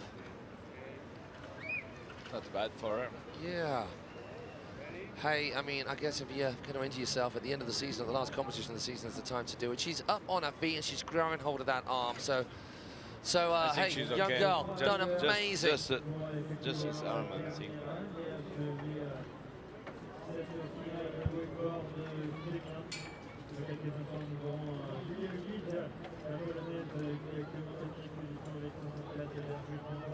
Okay, we look again. So Laura van Kutsen with no improvement on her position. She's going to remain in 5th place. Now Julia Lupi on the water, or should be soon. Et Aloha qui s'est blessé au bras. Donc on va voir si ça va aller. Apparemment ça a l'air d'aller. Je crois qu'elle a mis le bras dans le palonnier, donc dans la réception du trick, c'était vraiment très compliqué. Julia Lupi, let's go. Ok. Ah, it's the highs and lows of wakeboard contest, going from tears of joy to tears of frustration right there, and I do believe a good amount of pain in that left arm for Loa. She's got a team around her and the medics around her as well, so she's been well looked after, as is paramount at all of our events. Any wakeboard event you go to, we do not let anything happen with the right medical team on hand, the right water rescue team, and the right provisions in place to make sure everybody is as safe as they can possibly be, despite this being a slightly dangerous sport. Things can go wrong. It's a bit full on. It's not the most dangerous out of all those action sports, but it's up there. There are a few blown knees and dislocated shoulders between us all. This is the risk of wakeboarding. C'est le risque en wakeboard de mettre la main dans le palonnier et de se débloquer l'épaule. Julia Lupi starting off with, we couldn't quite see, I think it was a blind judge. Backboard, hop in that, 270 out with the handle pass. Moving over to her right-hand side, so from the outside of the cable to the inside of the cable, she gets across. Oh my word! Oh, wow. What happened? Hard luck, Julia Lupi, that is tough. What happened? She got stuck. San is so happy to stay on the top 3 for the moment. So what that means is those three ladies, 3 of the leading lights, I don't think anyone would argue that those 3 ladies in the top spots, they are 3 of the biggest names in women's cable wakeboarding. And as you said, Sunny Maya, no slouch on the boat as well. But 3 of the biggest names in cable wakeboarding. Here we see just the start of another of our youngsters, Julia Lupi. Just 18 years old, looking good up to this point. That was weird. The first part looked good, but then she suddenly just got stuck with the board caught on the handle or something. Oh, that is tough for young Julia Lupi. When she was looking so good, she was actually in the running for a podium spot, just getting nudged down by Sunny Maya. She needed that second run to nudge her back into the podium spots. Sunny Maya is now guaranteed a 3rd place, because those 3 remaining, or the 2 left remaining to ride, are already on the podium. But is Lisa Ballou going to squeeze herself ahead of Sunny Maya, or squeeze herself ahead of Julia Rick? Well, right now is the time for her to make that call on what that run is going to consist of. Lisa Ballou, away we go. Team Israel on the dock wanting another, well, they've got another podium finish. Their team points just going up and up and up, courtesy of some stellar riding from all their cats.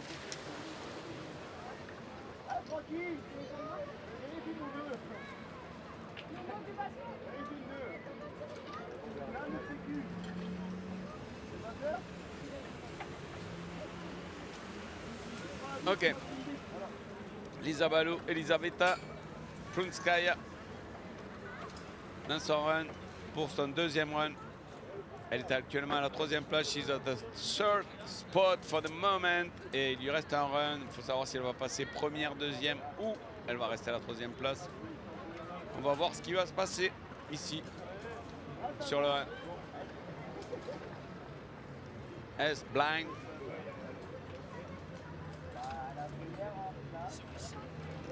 So we've seen that Lisa, she's handy as anything. Oh no, that was almost my kiss of death right then. So I was about to say handy as anything on the features. It's kind of where she has excelled and really come to prominence. That was better though, that was better. So coming up a little early on the first rail, but locking in tighter. Oh my word, toe back 5.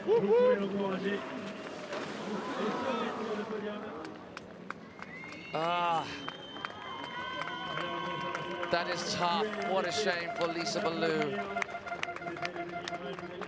And not for the first time This young lady gets a victory lap. We get to crown another champion without her having to ride a second time. She will still ride a second time, and I'm sure she'll give us a little bit of a show. But look at this. So this didn't quite come together so well. But the next hit really did. Yeah. She got that toe back 2, stomp, pop out pretzel 2. This, no one else is doing this in the girls. Toe back 5. And then the back mode that she had so well. What happens on the release here? I don't know, was she 4 after? She didn't get the pop. Didn't get the pop, didn't get the time round to get that ball back underneath her. Oh, that is gutting for Lisa Ballou. I wonder if they're going to send her a hand. Or she's going to take a walk and she's going to get a little love from the crew on the shore. Let's stay at the same place. So she gets a podium spot at the European and African Championships. 3, we got the 3 first girl, Julia Rick first, Sanya That's second. it, that's how it'll pan out. Sanya's already had a second place spot. That second run did enough to get her into second place. And this young lady... Julia is, again... Another title? Again. We're losing count. And again, we are losing count. So a huge congratulations to the greatest of all time. It has to be said, the GOAT that is Julia Rick. Germany. Germany. Germany oh my again. word. Is there any stopping them? Germany again. Julia Rick, European champion, open woman. Just for fun.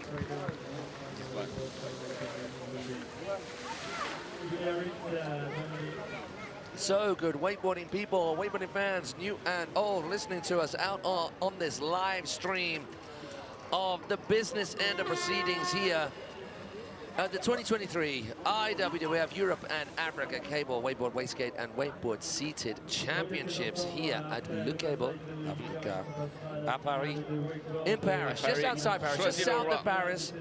Choisis-le-Roi, which means, for some reason, choose the king. Who knows why they went for that name, but there it is. Maybe this is where they chose the king. I think so, yeah. Before a rather large revolution where you got rid of your royalty. No more king here. No more king. No more king in Off France. with his head, yeah. We have a little king now. A little king? Yeah, like Emmanuel Macron. Oh, yeah, because you got Prime Minister and President, which nobody in the UK understands. Just kidding. Just kidding, please. Just kidding. Just kidding, please. So Julia Rick charging hard, we shouldn't forget. I mean, oh, and that was even better. So a big cheer from everyone on the shore for this current champion. Just dropping hammers like they're hot. 3-1-3 out of that back rope, just falling out of the sky as well. Going in. Oh, did she just do back-to-back 3-1-3s? Yes, she did. Still with enough time to go toe side back. 7. Oh, she squeezes the 7 as well. She's not done yet. She's won this whole thing, and she hasn't finished charging. That was even better as well. She went back, board 270 out. And she's now wanting to lock in a clean sweep just to say, yeah, this is exactly why I'm the champion again. Oh my God, she does it as well. She almost gets the full pull. Better. So I think this young lady deserves another cheer as she comes around in front of us. That was a victory lap. European champion, open woman division. Big up. Un gros big up to Julia Rick, pour ce titre, ce nouveau titre de championne d'Europe de wakeboard. Again and again. Elle a tout gagné depuis pas mal d'années et elle gagne encore, surtout ces championnats de câble. Sagne, meilleurs, qui finit deuxième, elle ne le croyait pas. She didn't believe. She don't believe. Sagne don't believe she's gonna finish second. I think when you've been doing it so long, you're just appreciative of everything. For sure, just being involved in the sport full stop and still riding. Crazy. And here we have, look, here we got all the girls. Here come the girls. Well done to every single one of them. Dan Milstein, a podium finisher himself, each of them getting their lots of love, which is exactly what it's about. Familia, right over there. Beautiful scenes over there with our women's riding. Oh, in the drink. Get Dan in as well. Oh, no, he's got my battery pack. Don't do that. So good friends, Lisa Ballou and Sunny Maya, just happy to be there We've got the youngster in the pack, Loa van Kutsum, youngest rider in the competition at just 15 years old, walking amongst some greats in women's wakeboarding. A huge congratulations to absolutely every single one of them and all of the riders, those ones that didn't make it through but charged just as hard, put just as much on the line. So here comes Julia Riggs, some drone. Yeah. Congratulations, that young lady. Whoop, whoop. Well done, Team Germany. Her efforts in this sport cannot be discounted. Beautiful scenes from our French Federation right there, just getting up there. Love from one legend to another, Leo Sofa. Yeah, Loa van Kutsum, well done you. Yeah. So we're getting a Good little bit of job. action on your screens right now at home from, well, I think it was the French Wakeboard and Wakeskate Nationals not that long ago, and Seated Nationals as well. Where we are not done with the action yet, but we are nearly done. There is a buzz amongst the Israel team, as there always is. I don't think you get a more happier crew.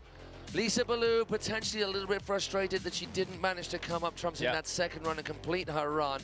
Sunny Mayer, just relieved to be out there. How's the stomach, girl? Killing you. Powered on through.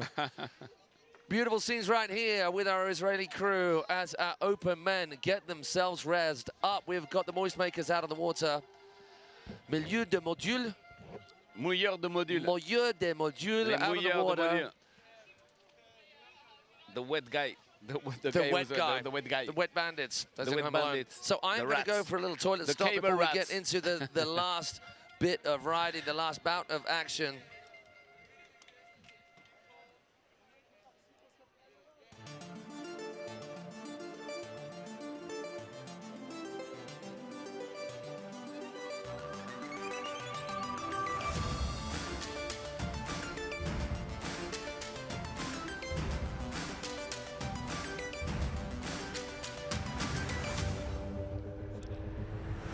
Nickel. Non. Fermier. Tu fais les sites. Là, on va passer les sites.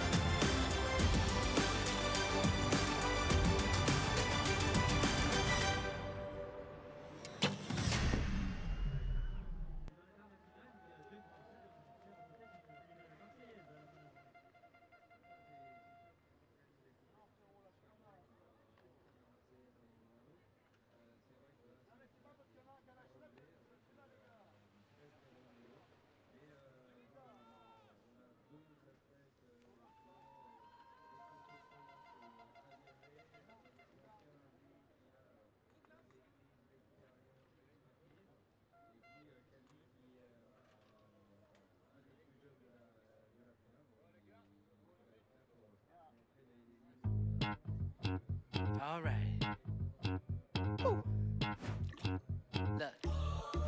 I got that wow. Who wants some hands up right now? We got that. Turn it up loud. I know you're wondering how. I got that wow. Here I go, coming. I can't ever stop. I'm a tour de force running. Get me to the top. I don't need an invitation. I'm about to start a celebration. Let me in. Brought a good time plus some friends. Turn it up loud past 10. Turning up the crowd when I hit them with the pow. Yeah, the party never ends, cause if you want that, whoa, I can give you more. Come on, yeah, let's go. If you want that, whoa, I can give you more. Come on, yeah, let's go.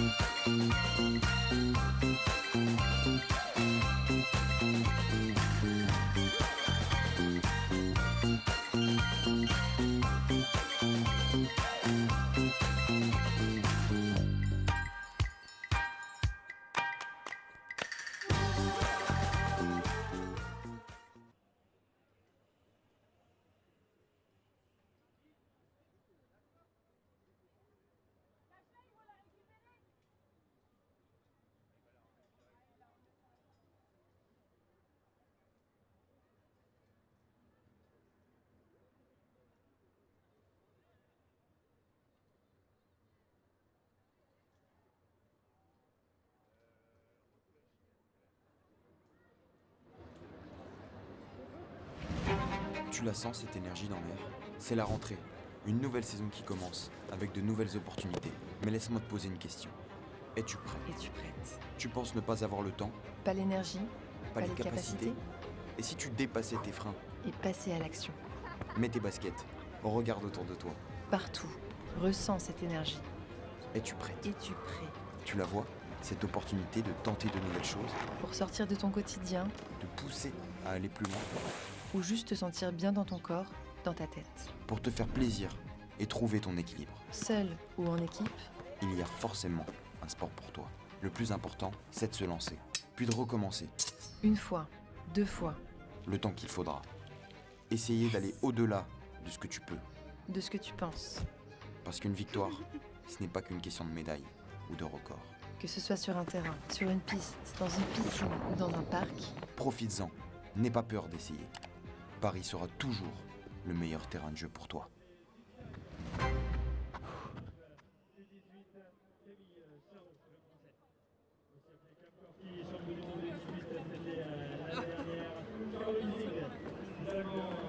Allez, on est de retour ici sur le plateau de Choisy-le-Roi, le câble pour les championnats d'Europe IWWF de Wakeboard, de Wakeskate et de Wakeskate.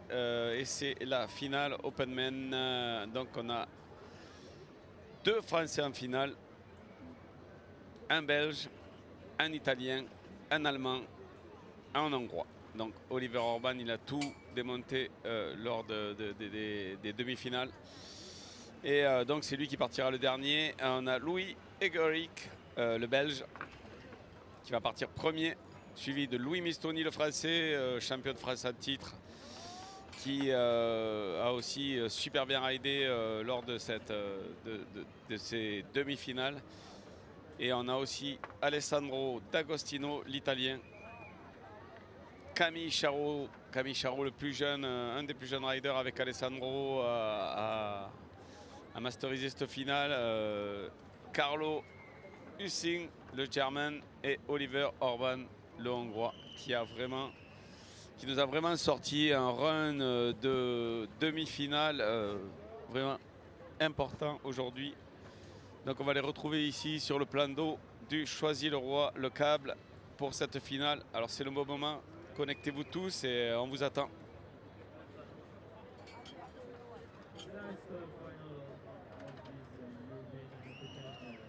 Championship Cable Wakeboard will begin in 2 seconds. Next rider will be Louis Egerick, representing, Allez, let's go. Fort pour Louis Egerick.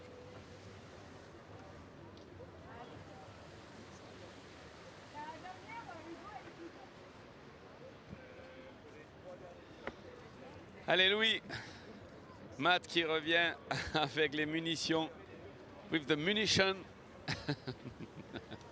Here we go. It's final time. Final. Just 12 more runs between us and the end of the action on the water. But that does not mean we are done in terms of the action here, because we want you to stick around for the prize giving, which will be as soon as we can make it straight after this, where the top 3 and all the teams will be coming together to get those awards, those podium places. Louis Egerix goes, Beverly Hills 90210, out into the distance, over to the far side, outside the cable, and then as with a few riders have been doing, some have not, packing in 2 air tricks there. Plenty of time on that back straight. 360 on, it was kind of 270 rolled round into 360, so that's 50-50 position. Andy Tantrum to back lip, back 90 out. Let's... Yeah. Oh! No. Okay. That's bad for him. Louis has had a little bit of an up and down time of it coming up to this point. It's been there and it hasn't, and it's been there and it hasn't, and then he just came up trumps in the quarterfinals this morning, which sees him in this finals right now. Yep. But that's another one of those tricks that from these riders, for these riders, that's a stock trick. That's a trick that he will just drop easy all the time. Of course, you land every time. I don't know. But they have more pressure, you know, when you're on the final. That's the problem. You know? Oh, well, that's the thing. It's a competition. Yep. It makes a difference. You have to manage the pressure, and this is not easy for everybody, especially for the young riders. I mean, it's different riders, isn't it? We all know there's some riders who just don't really feel any pressure, can just do whatever, whenever. I mean, Henry Chen is a good example. Yeah. He just had a total mind blank, don't know what he was thinking in his first run, and then just charged as hard as he possibly could in that second run, and look what he came up with. Okay, so the crew on the shore there, look at that's quite a decent crew, and that's not all wakeboarding fans, that's just people from France, just locals, obviously wakeboard crew in there as well, but some people just turning up to witness the wonders that is wakeboarding. That's cool. Louis Mastoudi, okay, allez, France on the water. Louis, wow, I mean, he managed to come through in fine form in the previous rounds. Louis Mastoudi, le champion de France en titre, il va falloir qu'il mette tout justement pour pouvoir être dans les 3 premiers. Donc on croise les doigts pour Louis, il a tous les tricks qu'il faut, il n'y a aucun problème à ce niveau-là. Il les a tous, il y a juste à les mettre dans le bon ordre. Allez Louis, on est tous avec toi. Everybody is behind Louis, the French team. Yeah, I mean, you know what? If you've got a championships in that country and you've got your home ride around the water, we're allowed a bit of biased behavior. That's totally okay. That's what it's all about. It would happen exactly the same in any other country. So we expect to have a huge cheer from all corners of this Gateway Park. Yes, that nose press front 3 out. I love that. It's so much nicer looking at the action out there through a screen. Let's see where he's... Oh, my word, that's huge. That looks even better in real life. Yeah, on the reel than on the screen. I think Louis got bigger. Whoa, Did he just front 7? He did as well. I think so, yeah. Front 7. Front 7 then back transfer. mode 5. Oh, he's leaving it late. Landing just as the click gets in. No, it's Grit okay. and determination and some hella big guns to get him out of that hole. 3-1-5 after back mode 5. He needed that back 9. So with that wobble, he had to drop that back 9. There was just no other option. Back 3, 270, 90. Yeah, perfect. So this is only his first run, and Louis just gone, and guns are blazing. 3, 4. Oh my word! Big applause pour Louis Mastoudi. On peut l'applaudir. Il a fait un super run. Il a tout posé. Un peu sketchy sur un tricks, mais ça a marché pour lui. So that is something special. Can't wait to see the results, but come on.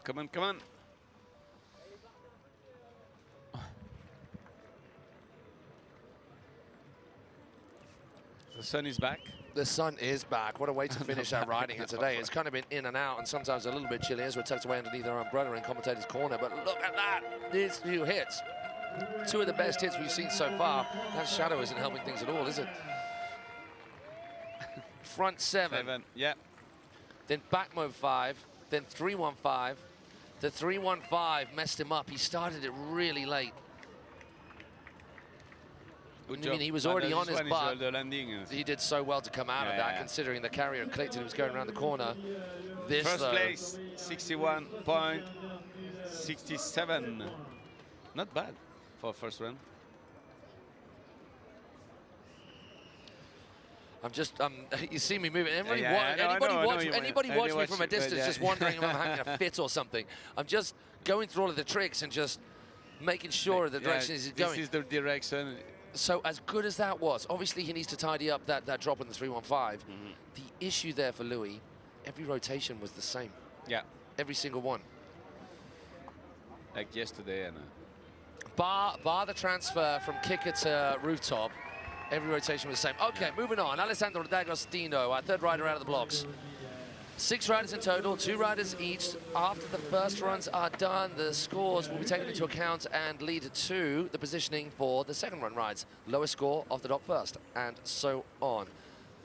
At the moment, it's going to be Louis Egerichs taking a fall way too early than he would have liked. I mean, any fall is not what they would like, but falling early into something and nothing fall and a trick that we'd ride away from day in, day out.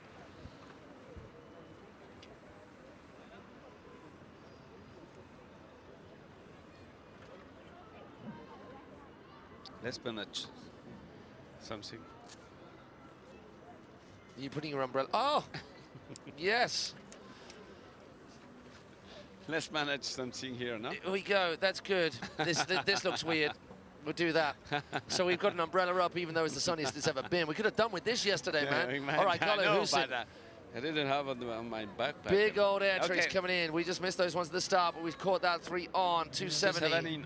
So Alessandro D'Agostino, not Carlo Husing. That's how we know, because of that 270 on, early handle pass, staying back, lip, then rotating out the other way. Wow. Tootsie what a roll. huge transfer. Tootsie roll. Now, did he slide out of that back mob a little bit too quickly into that right foot forward position? Pete Rose, right foot forward. So I think that's maybe a cab back mob, maybe? Or maybe that was a skeezer. Oh, he's late over here. Can he control the dangle, the wiggle of the cable? 1, 2, 3.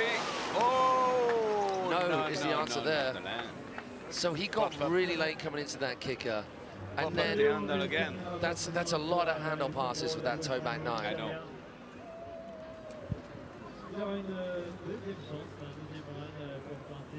And he fall on the toe back 9. Il est tombé sur le toe back 9, 900. Il a perdu le palonnier. That's it, the blind judge is the way we see Alessandro starting his run every time. 270 on, 270 off, about 75% of the way along.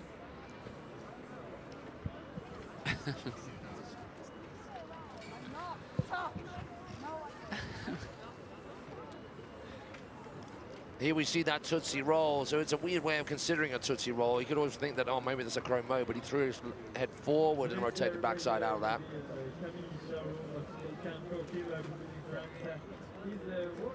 The handle was there, actually. I don't think it was the cable moving around. It was just a blackout on that last handle pass.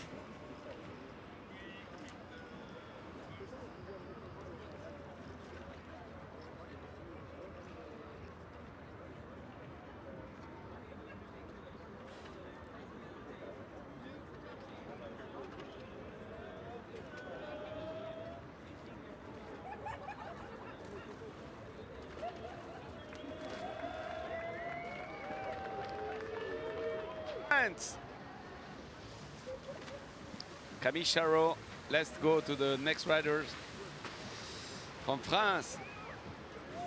Allez Camille, on est avec lui. Il nous a fait un super run ce matin, il nous a tout rattrapé. On croise les doigts pour que ça se passe bien. Normalement, il n'y a pas de raison. So there was a good amount of frustration on the face of Alessandro D'Agostino right there as he walked in. Same with Louis Egerichs. We know they got way more in them than they've just shown us. I mean, that's the harshest thing. We've said it before. We'll obviously continue to say it as long as contests are around and we are commentating them. That it's one thing getting beaten when you've ridden your absolutely best. It's another when you've done less than your best. Camille Charot starting off. Loving that tail grab. On the chromum. Yeah, man. Great. transfer to 7. Yeah, 270 on, locks it in, stays that way, pops back out the same way, showing supreme control. Same again on that. He gets the lock in, get good connection after that front roll. Yeah, he put the grab. Big, long into the transition, high up that wall. 3-1, back move after that, sorry. Yeah. What? No! Did the oh man, that's going to be a rerun potentially from that point. Yeah, so if you because look of the up, cable, no? so at this point, obviously that is equipment faulty. So the rope has just the problem snapped. is the cable, no? So the rope, not the cable. If we look, yeah, the rope. yeah. So at the moment, you guys can't quite see, and if our camera crew could just wiggle around and maybe go up to that handle, hey, this is just a freak occurrence. Sometimes it happens. It's a one-off, and just That's sometimes. crazy, man. I can imagine the rope. I mean, I've been riding a long time, and you go to cable parks, and they use these lines day in, day out. All of these lines, all of them, they would have been checked in and out before use for this competition. There's no doubt about that. This park is run well, it's run smoothly, it's run safely. That is a freak occurrence. Now, I wonder, just potentially, previously, a line got caught in the carrier, and that happens sometimes when a rider falls on an air trick just before the engine tower. They hold on for dear life, it pings, and it pings up into the carrier, and that's when it can get snagged. Now, in a rush to try and move things along, they would have pulled that line out. Maybe that line went back into the lineup of lines in the magazine, and they didn't realize there was a snag in it. Luckily, Camille Charot, he's good. It was a fall into the water. He's taken plenty hard falls than that. The call right now will be, does he start his run from that same point?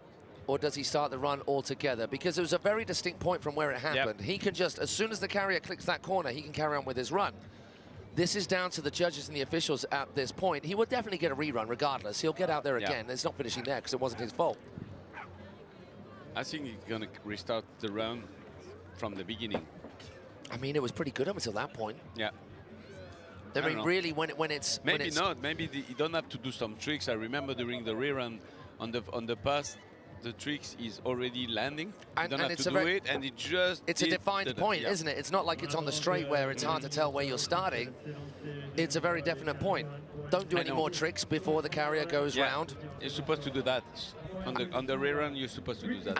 And I think his competitors, they may say, well, hang on, the cable's not moving all over the place. He hasn't just done an air trick. That makes it a little unfair for him. Well, it makes it a little unfair for the others. Well, it's a little unfair for him that he's got to start his run again. So I think it kind of evens itself out. This is going to be the call the judges are making right now. They'll be having this deliberation. Does he have to do the entire run again? Does he get to start at the point at which the rope failed? Alors on va savoir s'il faut que Camille recommence son run puisque la corde vient de casser. Donc vous n'avez pas pu le voir sur le live, mais la corde vient de casser au niveau de son tricks. Là, c'est pour ça qu'il est tombé. Donc on ne sait pas si le run, il va devoir le faire. Il a un rerun, c'est sûr, puisque la corde a cassé. Donc ça, c'est le matériel. Et il va devoir. On ne sait pas s'il va devoir recommencer tout le run depuis le début, ou alors s'il n'a pas le droit de faire des figures au début du run et qu'il doit reprendre juste à la figure sur laquelle il est tombé parce que la corde a cassé. Donc voilà, toute la problématique est là, mais dans tous les cas il repart et c'est pas de sa faute. Il était super bien parti et c'est dommage que la corde est cassée parce que je pense qu'il était vraiment bien dans ce run. Mais on voit vraiment qu'il tombe et c'est pas de sa faute, quoi. C'est vraiment de la faute mécanique, la corde qui casse quand on est dans sa coupe, on n'a pas le choix. On est obligé de tomber, on n'est plus accroché. Donc voilà l'explication en français. Et Camille donc va repartir pour ce repêchage. Rerun for Camille Charot. Yeah, we'll soon see as to whether he has to do the whole rerun by the fact that he'll start his tricks either at corner number 3 or just cruise in a straight line to corner number 4 and wait for the carrier to click and start his run from there. So a little unfair. Luckily, it's in his first run, so he's got time to gather himself, just get a little bit of a breath back.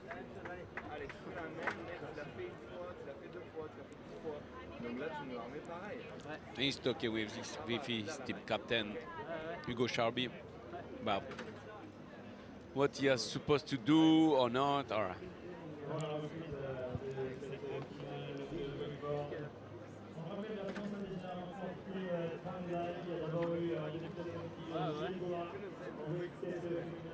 Il risque peut-être d'avoir un peu d'appréhension justement pour son run. Se croiser les doigts pour pas que la corde recasse à nouveau.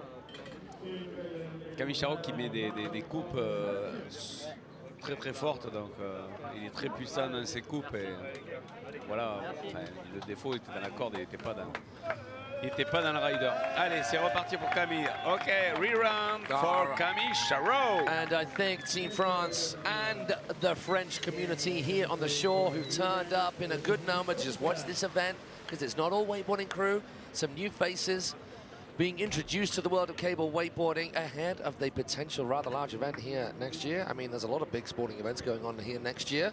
Why not add wakeboarding to it?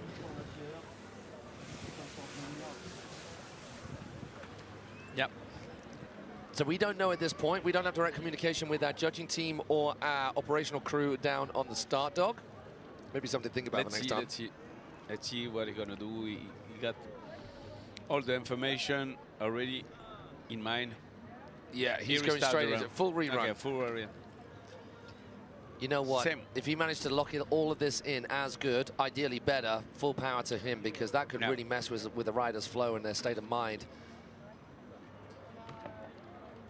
See, that's where it's annoying for him, because that was not as good. As good as the first one, yeah, for sure. Okay, this one is okay. You request the crew to make some noise, man. Make some noise on the bank. Okay, same. Now I hope the rope is gonna be okay. Yeah, the rope is okay. Indy Belair. Oh, Belair to blind. No way. Kicker. Backside 7, we're thinking. Yeah. Hey, it's still a pretty tight run. He's going to be annoyed by that first feature, that rail hit. But you know what? This is tidy. That was a full pull right there. Last trick. Only on burst leg to burst. Yeah. 50-50. Hey, he's going to be annoyed. But you know, here's the thing. Sometimes things happen in a contest that nobody can really account for. And it is a little bit unfair on one rider. But what can we do? Camille is a good enough rider to get out there and ride through it. He did a great pass. It's not going to be a winning pass, I do not think. But he's got a second run. See, that's why he's annoyed. Right there, that run. Everything else was just as good. Maybe that wasn't quite as good. Yeah, this was, though. That definitely was. The back mope was, and then obviously from that point onwards, it was all a bonus. Everything is okay. Just maybe on the backside 7. No, not so much. Big applause for Camille on the bank, man. With the crew, with the crowd. Awesome. Premier, first. He's first, man. Camille Charot, premier de cette finale après le premier run. If he's frustrated at his ride and he's just come first, then the second run is going to be storming. Imagine. I'm not going to lie, I feel really weird holding an umbrella here, Phil, but that's okay. You look like... don't take a picture. Who's this weird English guy holding an umbrella for no reason? Yeah, exactly. Go on, please take a picture. It's just, you know, in the UK, you always need to be prepared. That's what happens. It's 4 seasons in one day. On we go. Carlo Husing, our penultimate rider. So the lineup of nations in this final have gone Belgium, France, Italy, France, Germany now. Rounding off with Hungary with Oliver Orban, who, wow, his run to get him through to this point is exactly why he is top seed. It's going to get hot exactly as it has been with every single final. Every single final. We expect so much, and man, have our riders, both women, men, skate, seated, wakeboard, have they delivered at every juncture. And it's going to keep on coming for our open man with Carlo Husing, the powerhouse from Germany. He's going to get stuck into it. If you just look, carrier will click. So that's second corner. His third corner, he doesn't even, the board doesn't even get past into that last straight. My word, that's huge. 3-1-5, frontside rotation of a 500-degree of a Rayleigh. Beautifully done. Then he pops a little bel air just to make sure space of that, make use of that water time. 50-50. Looked like he was kind of teasing the nose press, but not necessarily. Now he's going to go backside one. Oh, he went the other way before. He went backboard, but before he's gone back lip. So that's a little slip up right there. That's nice right there. Front lip, switching it around. Back lip, then popping it out the opposite way. Gets the roll to blind real quick. Little bit of a 270 power slide going inside the cable now. For the chromo, I believe that will be for him. Oh, is it? Oh, he's really, really late on this kicker. Backside 9 or backside 5? I couldn't quite say, but somehow he gets out of that. He makes he somehow makes the most out of that situation. Falling on, we didn't see the start of that trick. Could have been, I think it was a backside 5, maybe a backside 9, but wow, that's a big triple threat right there. Rail to rail to rail, some of the best we've seen. I think he's happy with that. There was a fall in there, but he feels that there are moments of greatness in there, which there absolutely categorically were, and some room for improvement as well, of course. I mean, there always is. It never stops with wakeboarding. You're never going to be perfect at anything, and as soon as you are, you might as well just give up living, because what's the point? And there, we have got some beautiful hits from Colo. It was a nose press, a nollie backside 1 out. So before he's gone back lip, there he's gone back board. Somehow manages to squeeze a pretzel 270. This was good. Back lip, hopping around. Trent Stuckey style into that front lip, keeping hold of the same hand, and then popping that 270 out. Roll to blind. Now this is weird, because the roll to blind there was pretty small. I didn't see that then. He kind of just disappeared into the foliage. So whatever happened, it wasn't what he wanted to happen. But Lord knows how that pretty big, huge lump of meat got himself up out onto that board, and then straight into this pretty decent ollie into a front board 90 out. Then he goes the triple threat, backboard, front, back 50-50, front 50-50, back lip, back 90.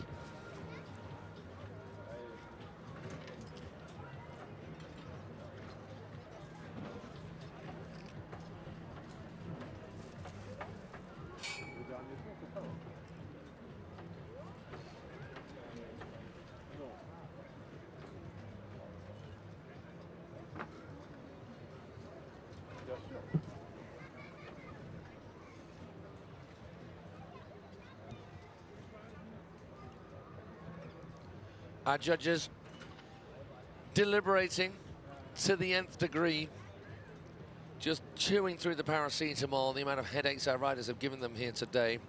And by that I mean ridden hard, ridden good, and all riding to the highest of levels to make it very, very difficult to pick between them. But they know that that's the challenge they take on when they step up to be judges. They should be rewarded much more than they are so, and appreciated and respected much more than they are so for it, because it's a thankless task. It's an unpaid task. I might point that out right now. Our judges, yes, they of course get their expenses covered, but that does none of our IWWF officials who make these events happen, along with all the people at the respective site for any event that's hosting, and for any site that's a hosting event. They just put in their time in over and over above because they love this sport. They want this sport to grow. They know, like Phil and I know, because we've been around a while, is that the more this sport grows, the more people will get into it. And if more people get into it, there'll be more people happy on the water, because there's nothing better than cruising on the surface of the water on a wakeboard, or any cruising on the surface of the water. I mean, any outdoor activity at all is a plus. Everybody should be getting stuck into something outdoors, but there's something rather special, rather awesome. Out of all the action sports, learning to skateboard, it's quite difficult. Yep. I mean, everyone can ride a bicycle, but to do anything more than just ride that bicycle, quite difficult, quite gnarly. Learning to surf, pretty difficult, and hard to get to places where you can. Of course. Kite surf, man, so difficult. Snowboarding, snow skiing, a little easier for you guys here in France, maybe, but still quite difficult. Not in England. Wakeboarding is so much more accessible than anybody realizes, and it's really easy to get into it. Oh my word. Here we go. Oliver Orban, top seed. He goes Pete Rose. Yeah. Scarecrow mode. I believe that Pete Rose was an X mode, because I think he's left foot forward. So one of those was switched, so either an X mode or a skeezer. Front lip back into 50-50, then rotating that 360 out. Now, I've just been told that this particular air trick that he will hopefully get to and do in front of us. Oh. Wow, he went back lip, hop round, 180 into front lip, then 90 out. Yeah. I love how he finds that transition so Again. smoothly, like he's riding around a full pipe. Back Ah, for 5. 3-1-3. I think that was meant to be a 5. Okay, is it going to be the full? Fish boy. I got told by Hungary team captain that dum-dum roll off the flat is called a fish boy. Oh, Nine. my word, he is firing on all 4. Oliver Orban, can he? None. Once again, the nation of Hungary, it's a small nation to start with, so there's less people from which to pick, less pool of talent, because there's less people. And it's a really small nation in terms of where you can go wakeboarding. How many cables are in Hungary? I think 5 or 6 or stuff like that. 5 or 6 is quite a few, so. but not so much compared Not with so much. France, Germany. Yeah, of course. Yeah. I mean, the UK as well. Yeah. We have a little bit more as well. But Oliver Orban, he has been the standout rider from Hungary for a long time now, even though, let's just check this, even though, oh, no, he is quite old. He's 24 years old. He's 24. 24. Pretty ancient in wakeboarding terms. I mean, ridiculous. How is that? 24 That is he's okay. 24 years old, and he's been one of the best for forever. He is at the right age for this division, you know. Open man is Yeah, it's 24, about and that. he's not 16, stuff like that, because they're supposed to be in junior, you know what I mean? But I think the big thing with Oliver U18 Orban is he's done these events for so long now. I mean, I remember seeing him in the flesh for the first time at the Beckham Europeans. You know. And it was mind-blowing. This kid was just mind-blowing. Okay, so let's see where he ends up. At the moment, we've got, oh my gosh, did you notice that? I know that, I know now. Camille Charot first. France, two people. Yes, oh man. Camille Charot first, and the second one is Louis Mastodi, but now I didn't... What do you think? I think it's going to be on the top 3 for sure. Yeah, I think. Of course. Maybe on the top spot. I don't know for the moment. So who was in the third place spot? Carlo Hussein, Germany. So we got France, Germany. Then Alessandro D'Agostino by how many points? Yeah, a little way up the mark. He didn't finish his run. He fell early. Louis Egris fell even earlier than that. Yeah. So they've got a lot of improvement to make, but they know where they went wrong. They just fell early. It's not as if they did the best ride and they still fell up short. So they have got that space, those tricks left in the tank to make up that. We can see those on the big screen. You guys can see those at home now. If you want to see these scores live as they unfold without waiting for it to pop on the screen, get yourself to cablewakeboard.net. And as I have said a number of times, you can find out all you need to know about the entire worldwide wakeboarding contest calendar under the IWWF, as well as finding out a little bit more about our riders. And another place in which you can find out about everything to do with wakeboarding is the Wake House page. So Emily Open are doing something kind of cool where they're bringing together the WWA, the IWWF, and all these independent events to kind of make a solid singular ranking system, which is cool. Less separation, more unification of everything that's going on. And I know that's cheap coming from someone who's been part of the country that voted to be more separate. It wasn't my fault. For sure, it's not their fault. Okay, it's just waiting about the results for sure. A lot of discussion on the dock. The tough thing here at this time of year as well, when the sun disappears, is these riders are getting cold. Yeah. They need to keep moving. Louis Eggerich there, he stood in his bindings, and there's only so much moving he can do. We saw him rolling his shoulders just to try and keep that blood flowing, just to try and keep limbered up. If you start to let the lactic acid set in, and the cold set in and use the warmth, now it looks like we've got a score come through. Let's just see. Oliver Orban takes the top spot. What score is on that? 77 point. Wow, 5 points. 5 points. 5 Moves points out from in front. Camille. Team Hungary, what have you created at the performance of this phenom? It is mental. And hey, it's kind of predicted he was in the top spot. We kind of haven't been on exactly the same wavelength as our judges, and that's not us saying that they got it wrong. That's not what we mean at all. We haven't been seeing what they've been seeing is what we mean. And Oliver Orban, out of all of the riders, it has seemed to us, it has been very clear-cut that he's been in the top spot. And yet again, from quarterfinals, he did it right the way through from the initial qualifying round. He didn't need to go through LCQs. And quarterfinals to semi-finals, he has just been top draw all the way along. So Hungary, France, Germany, Italy, Belgium is how it's shaping up with Oliver, Camille, Louis Mastodi, Carlo Hussein, Alessandro, and Louis Eggerich. Starting things off, he goes out wide. Louis Eggerich is going to get that second hit in. The Hasselhoff, the switch front to blind. He's going to stay left foot forward for this hit. La batterie. 270. Now he chooses the 270 in trying to try instead of it being a kind of Zeech 360. Yeah, Louis gets that 270 off as well. That was so solid. Okay, what can he come up with here? Gets the rewind, gets the handle. He goes a little bit smaller just to keep it safer. Oh, back mode 5. Sliding it back round to left foot forward. 315, the tiniest of wobbles right there. Oh, then the trip flip chrome mobe. Perfect. Right foot forward. 1, 2, 3. Oh, whoa, whoa, whoa, whoa. On the 9. On the 9, man. Now, with the way he was riding up until that point, and he can't hear me right now because this might be frustrating too here, did he need the 9 or will the 7 have done? If, you know what, the call he was probably making, he was thinking, I'm more likely to lock in the 9 than I am to lock in a very, very high-end hit on the West Rock and the John Dryling, because the John Dryling and the West Rock have been causing so much mischief for everybody. But kicker hits are more consistent for these riders at this level. So that's probably the call he made before he got to that point. It was so tied up until that point. Yeah, good and then this getting the grab solid connection in that back lip, then back 270 out. This was good. He went a little bit smaller, a little bit safer, giving him more time to settle before that back mode 5, which is cutting into these tricks halfway through. There you see the tiniest of wobbles out the back of that 315. Oh, not enough time to get that ball back round underneath him. Oh, Louis, we are sorry man. about Louis, man. On est vraiment désolé pour Louis. Il a vraiment tout donné dans ce deuxième run. Je pense qu'il ne pourra pas faire mieux. Alors qu'il aurait pu passer avec les tricks qu'il a mis sur ses blocages, sur les rails, juste avant le 315, le back 5. Et il a été parfait sur les rails. Donc c'est bien dommage pour Louis. Je ne pense pas qu'il prenne... il va prendre peut-être un peu plus de points, mais pas beaucoup plus. Il a encore chuté. La pression est énorme au niveau des finales. Donc c'est vrai que c'est vraiment très très dur de pouvoir être constant. Et en plus on l'a fait attendre un petit peu longtemps. Très très longtemps.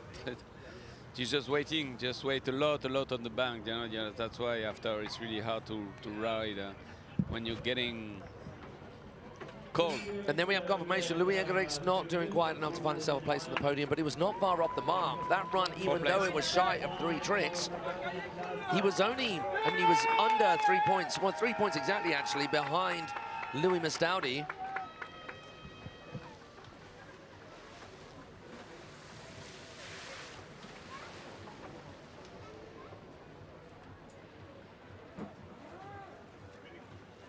Alessandro D'Agostino out of the top spots at the moment, but he did fall early. We have just seen that even if you don't finish your entire run, the judges are being fair in giving the right result for the right effort up until that point. Louis Egerik was 3 tricks off his final run, and he got ahead of Alessandro D'Agostino and Carlo Husing. Carlo Husing actually making it to the end of his run. All right, there's that toe-side blind judge. I mean, out of anybody who does that trick, I've not seen them done better than that. Now he's staying outside, so just the one air trick. He's going to go left foot forward. Hard way 270, that was nice. So a really difficult approach as well. When you're outside, when you're on the opposite side of a feature to the cable, the tension is really funky. 270. He's got that down every time. 270 on, early handle pass. Looks like a back lip, then goes pretzel, 270 out the back, other way. Transfer. So smooth, just getting the right angle, the right part of the transition. Back mode, straight after that big old transition hit. Short, sharp, stabby edge into that Pete Rose. Going inside, left foot forward now as well. Okay, chrome up. Opposite rotations, toe side hits both ways. So one of those was an X-Mo, but one of those, or the other one was a skis up. 7. Oh, a little bit of a butt check. That could cause him a mischief. He needs to make something special happen here. And it was decent, but not the full pull, which means this needs to be even more special from Alessandro. Yep. And it was decent. It wasn't the complete full pull connection ending on that third rail hit as cleanly as he would have liked. And the butt check from that toe back 7 will affect him greatly, as will the breaststroke. It has been that part of the course that has been messing most people up on average. Most riders at some point have got a real solid hit right there on our Tech Series transfer rail from box to down rail. This was beautiful, and it has been consistently from Alessandro D'Agostino. Here, he just gets that just about enough rotation to have the board pointing down at the water as opposed to along with the rail where he could slip out. Back mob, solid. These two tricks, this is pretty crazy. Yeah, so we Pete saw Rose. Oliver Orban do the Pete Rose and do the Chrome Mob, so very similar. Wow. I mean, he would Yeah, just he drop that put all his over the place. He pedal on the- kind of saved it, kind of. Go in that rewind where you think he's going to keep on rotating and then holding in that backlip position. Let's see the results. Yeah, so you compare that with, say, Louis Mastaudi, who goes through the middle and jumps up, puts the board out. One is more commitment, two is more technical, because once you're committed, you can only push yourself back the other way. But for there, Alessandro, he gets on top and has to roll across, which then takes him a little bit too far across on the inside rail. Check the flow. Just waiting about the results. Alessandro qui a fait un super run, mais so I think that I mean, you would think that has to push him up above Louis Egger, despite the fact that he finished his run and got a few more hits in there, and everything up until that point was fairly solid. The Pete Rose, I mean, I guess it was a skeezer and it was a normal Pete Rose. He's right foot forward, so it was a skeezer and a Pete Rose, so a switch chrome mob and then a Pete Rose and then a switch chrome mob to the inside and then a toe back 7, which caused him a little bit of a wobble. But with those extra tricks, and that is an amazing combo that's worked really well for Oliver Orban. Oh, wow. Alessandro D'Agostino. No way. Louis Mastaudi out. Nice work, Alessandro. No way, no way. Then you know what? I kind of think that it was those air tricks that really saw him through, because they were high-end indeed. And the butt check might not have affected him as much as we thought it did. And he did get a triple hit, triple transfer. So Carlo Hussein moves yet further down. He is now in bottom spot. Louis Mastaudi and Team France are now out of it. Alessandro took the third spot and kick out Louis from the top 3. But je pense que Louis l'a vu et il va faire ce qu'il faut pour repasser devant Alessandro. I think Louis saw the results and he know what he got to do to go on the top 3 also. I mean, all of these riders, they've seen enough riding, they know each other's riding, they know their own riding, they know what they can, they know what they can't do, and they know what they can and can't do on this particular course. Yeah. And they will have assessed which way the flow has been going with our judges. 315 from Carlo Hussein to get things rolling, and they will know exactly what they would kind of roughly know, along with the help from their teammates, their coaches, what they need to throw down. So, same start for Carlo Hussein. Then there's that backside 1. It wasn't really a nose press, it was a solid 50-50, and then just a hot backside 1. Back lip. So probably similar to the last one. He didn't really get on the rail that cleanly. Not so clean, yeah. Oh, this one is sick. I do like that a lot. Yeah, Back mob straight after. Oh, wheeling out of that will not help him. Massive on this one. That was huge as well. Has he got time to get back across? Massive chrome mob to the inside. And the kicker. One. Rewind. Yeah, so getting that 3-2-1. By the side. A little snake bite tail drag as he brings that nose on through. So that last hit, the Westrock, really nice. Hopping on halfway along, but no rider's doing that. Yes, yes. Oh, wow, Carlo Hussein. So the KGB drag, crazy. The KGB butt check drag, I think, like if I'm looking at all of that, I kind of feel like that's going to knock on the door of Alessandro at the very least. This is just stratospheric. This is huge, yeah. The ridiculous. First one was insane. Let's check the results. This is one we've got. I think it's better now. I think it will be better, way for sure. better, way better, But way that better. lets him down Not right there. This we like. tiniest of wobbles there. He was a little over his heels. He had to muscle it out to get that board back underneath him. This is a real shame. That is your classic KGB fall when you end up too much over your heels. This one is. But that though, no one's gotten that big on a crow to the inside in that particular spot, which is so rushed. So front 3, 2, 1. It doesn't quite come past 2. Usually you see guys go into that kind of stalefish position with the board past the 360, but he just goes 3, then backs up 1. This was amazing. This one is sick. Yeah. This one is sick. The last one is perfect. Ok, on va voir si Carlo va passer dans le top 3. Il a super bien ridé.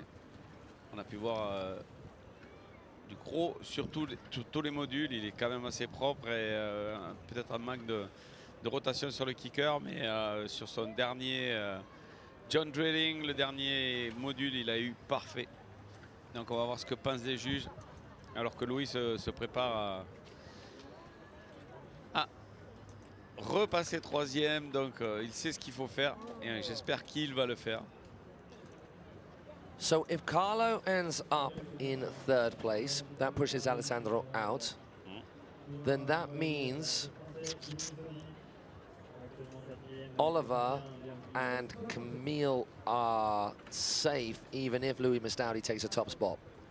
Because there's only 3 riders left to go, and 2 of those riders are in the top 2 spots. So if you're looking at how it will shuffle the riders down the placings, I mean, if Carlo ends up above Oliver Orban, I don't think that will be the case. Then, of course, Oliver and Camille are... Well, Oliver, I believe, is still safe, but Camille is not. Let's wait and see, man. Okay, so again. Our top 3 as it stands. We wait for the score to come through for Carlo Husing. It will be a definite improvement. That will push him ahead of Louis Egerix.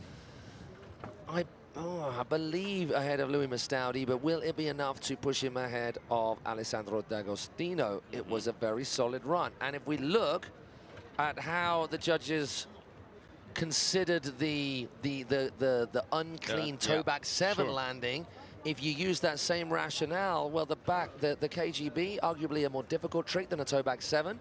Then you add to that the really huge chrome mobe to the inside. I think that could be pushing ahead. Yeah, I think but I think that's unofficially. That is not being in the hot seat as our judges are. They're taking into account other things that I'm not really computing and can't compute as quickly as them. Like how many toe, how many heel, how many clockwise, how many anti-clockwise rotations were the mix-up there. And it's those, when there are big gaps between riders, they don't need to consider those things too much. But when it's tight between riders, they start to take into account, well, how long did he hold that grab for? How high did he land on the transition bank? And how deep did he go? How big was something? How little was something? How long was he on that rail? How locked in was the rail? Did he flail his arms a little bit? How many times did he go clockwise, anti-clockwise? And that is your answer right there. It was tight, but Carlo didn't do quite enough. No. But it pushes Louis Mistaudi even further down the list. At the 5 spot, man. Okay, Louis now. Wap, wap, wap, wap. You're gonna have a lot of works too.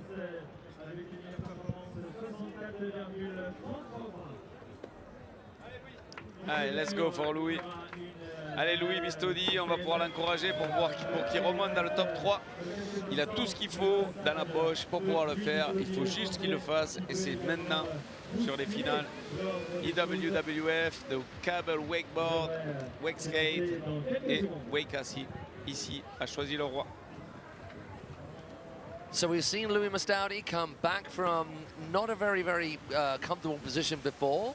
He's fought his way through the last chance qualifiers. He's gone out of the dock and done well, and then got pushed down the rankings, and then come back at it again with his second run to get himself back in those qualifying positions. Can he do that same thing again right now to battle his way back into the top 3? He is currently in 5th place. That's not where he wants to stay, obviously. Chromobe to start. Yep. Solid way to get things going. Sticking with the one air trick before the first bit of features fun. Right foot forward, he's going to go nose press. Front 3. Yeah. He's been hitting that locked in all day long. Now, this is one of my favorite tricks of the weekend. Getting boosted And then, Wow. it wasn't quite as clean as we've seen before, but still different to what everyone else has a done. little bit. Allez, Louis. Yeah! The crowd over there going crazy for their homegrown talent. 3-1-5, bolt slamming, thank you very much. Heavy, heavy heel side edge. Yeah. You know, butt checking right there as well. Team France on the shore, go mental. No air tricks there. He's going to save it for this, I'm assuming. A back Huge kicker, side. I think the 9. No! No way. Ah, he gets the screams done underneath the water. Oh, the pain, the frustration. Commiserations to Louis Mastaudi. And that would He was suggest out. that He was despite out. that He was insane out. riding, our top 3 now is our top 3. Alessandro D'Agostino cannot make an impression on anything. No. The only person left who can do anything about anything is Camille Charot. Yeah, he can go first, maybe. Oh, it was looking Just- so good from Lewis as well. Of course. He deserved to be on the top 3, man.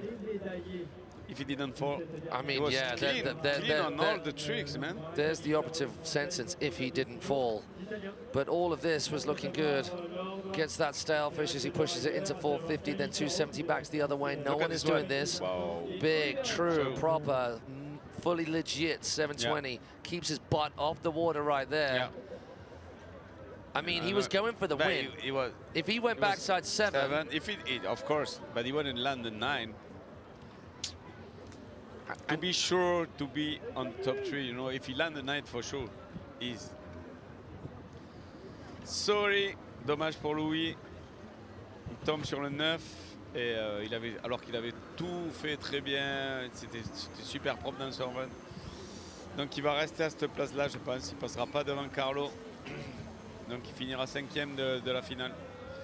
Allez, on va laisser Camille s'exprimer pour voir s'il peut passer dans la première place. Camille Charot. Camille Charot do anything for France to get Hungary off that top spot.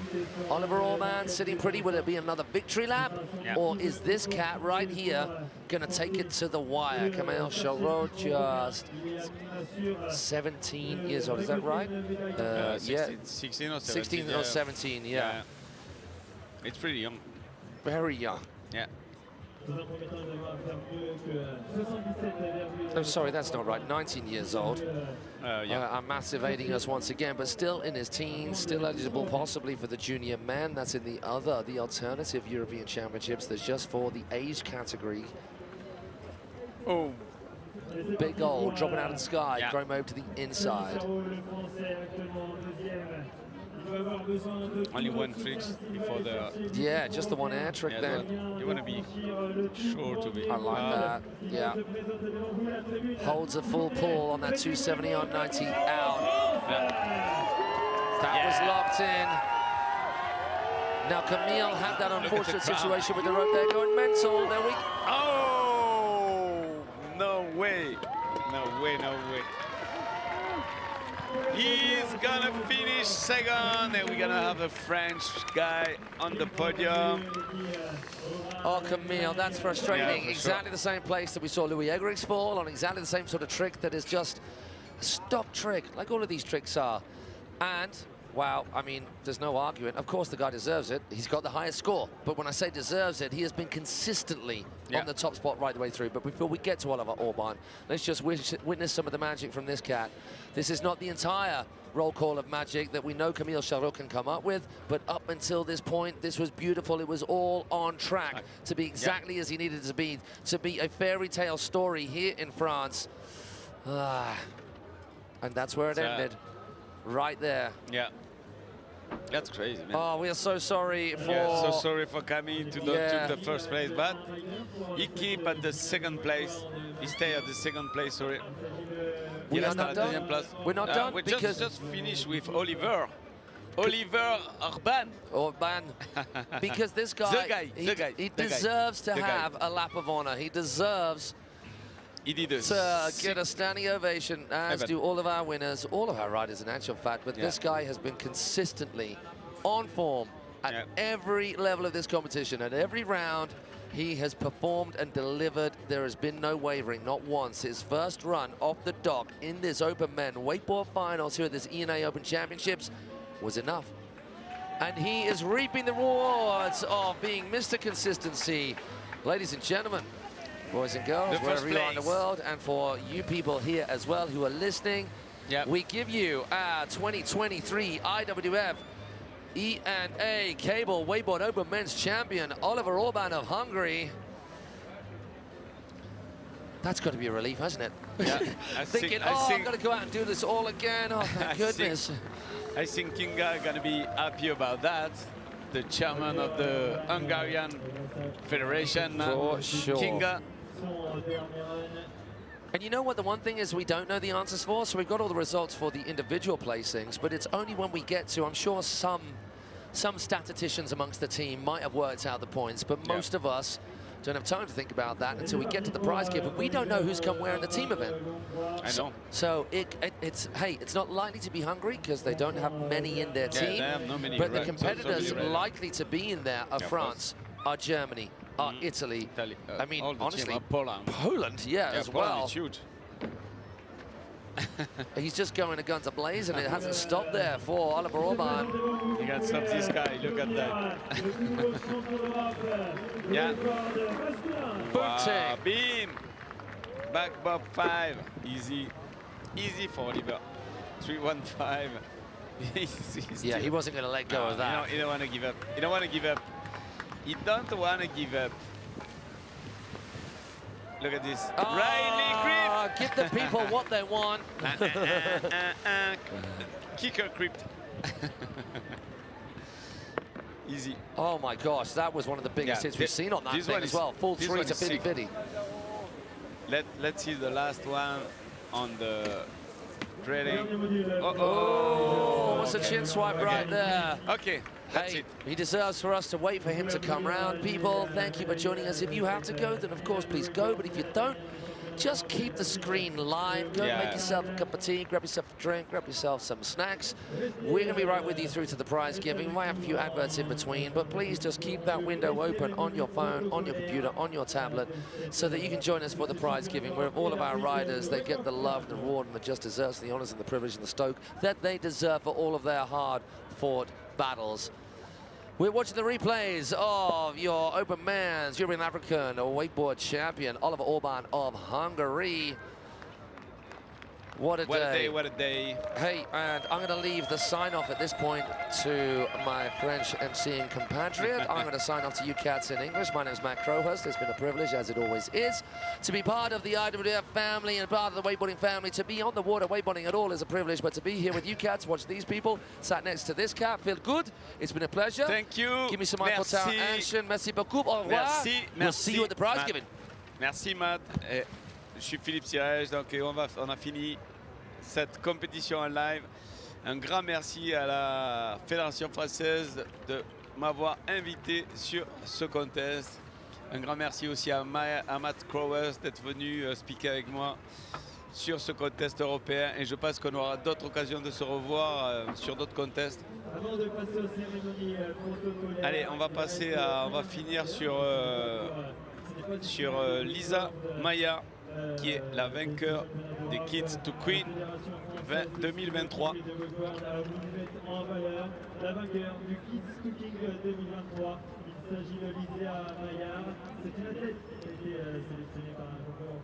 Allez, Lisa qui est une athlète et qui est donc voilà la vainqueur de ce contest, le Kids to Queen. To King and Queen, pardon. Donc c'est une compétition qui est organisée justement pour faire de la détection de jeunes, et c'est Lisa Maillard qui a gagné cette compétition cette année en 2023. Et donc c'est elle qui va clôturer ce championnat d'Europe de wakeboard, de wakeskate et de wakassi. C'était vraiment exceptionnel. Les finales ont été juste au top émotionnel. Ça fait longtemps qu'on n'avait pas vu, enfin peut-être on n'a jamais vu des finales aussi disputées par des riders. Et je vous invite à regarder le live, le re-regarder si vous voulez connaître un peu, savoir ce qui se passe dans le milieu du wakeboard et au niveau des tricks. Ça vous permet à vous aussi d'évoluer et de voir quels sont les tricks qui ont été choisis justement pour la victoire, et vous de pouvoir construire vos runs et en étant rider et en profitant de la famille du wakeboard. Voilà, donc on a Lisa Maillard qui est la vainqueur Kids to Queen. Donc les jeunes, c'est la compétition qui va permettre de détecter tous les jeunes talents qui vont arriver dans le wakeboard. Et donc je vous invite à vous enregistrer sur la Fédération française de ski nautique et de wakeboard pour justement pouvoir participer l'année prochaine à ces compétitions, et notamment pour après pouvoir être sélectionné dans les équipes de France qui sont encadrées cette année par Sébastien Kans et Hugo Charby et Lucas Menconi. Voilà, on a les 3 coachs des équipes de France de wakeboard et c'est eux qui font la sélection. Et c'est eux qui vont vous permettre de pouvoir arriver justement à voir pendant ces événements-là, faire des qualifications et justement détecter les nouveaux talents qui vont pouvoir rentrer dans les équipes de France. Alors je vous laisse finir avec Lisa Maillard, la vainqueur du Kids to Queen and King.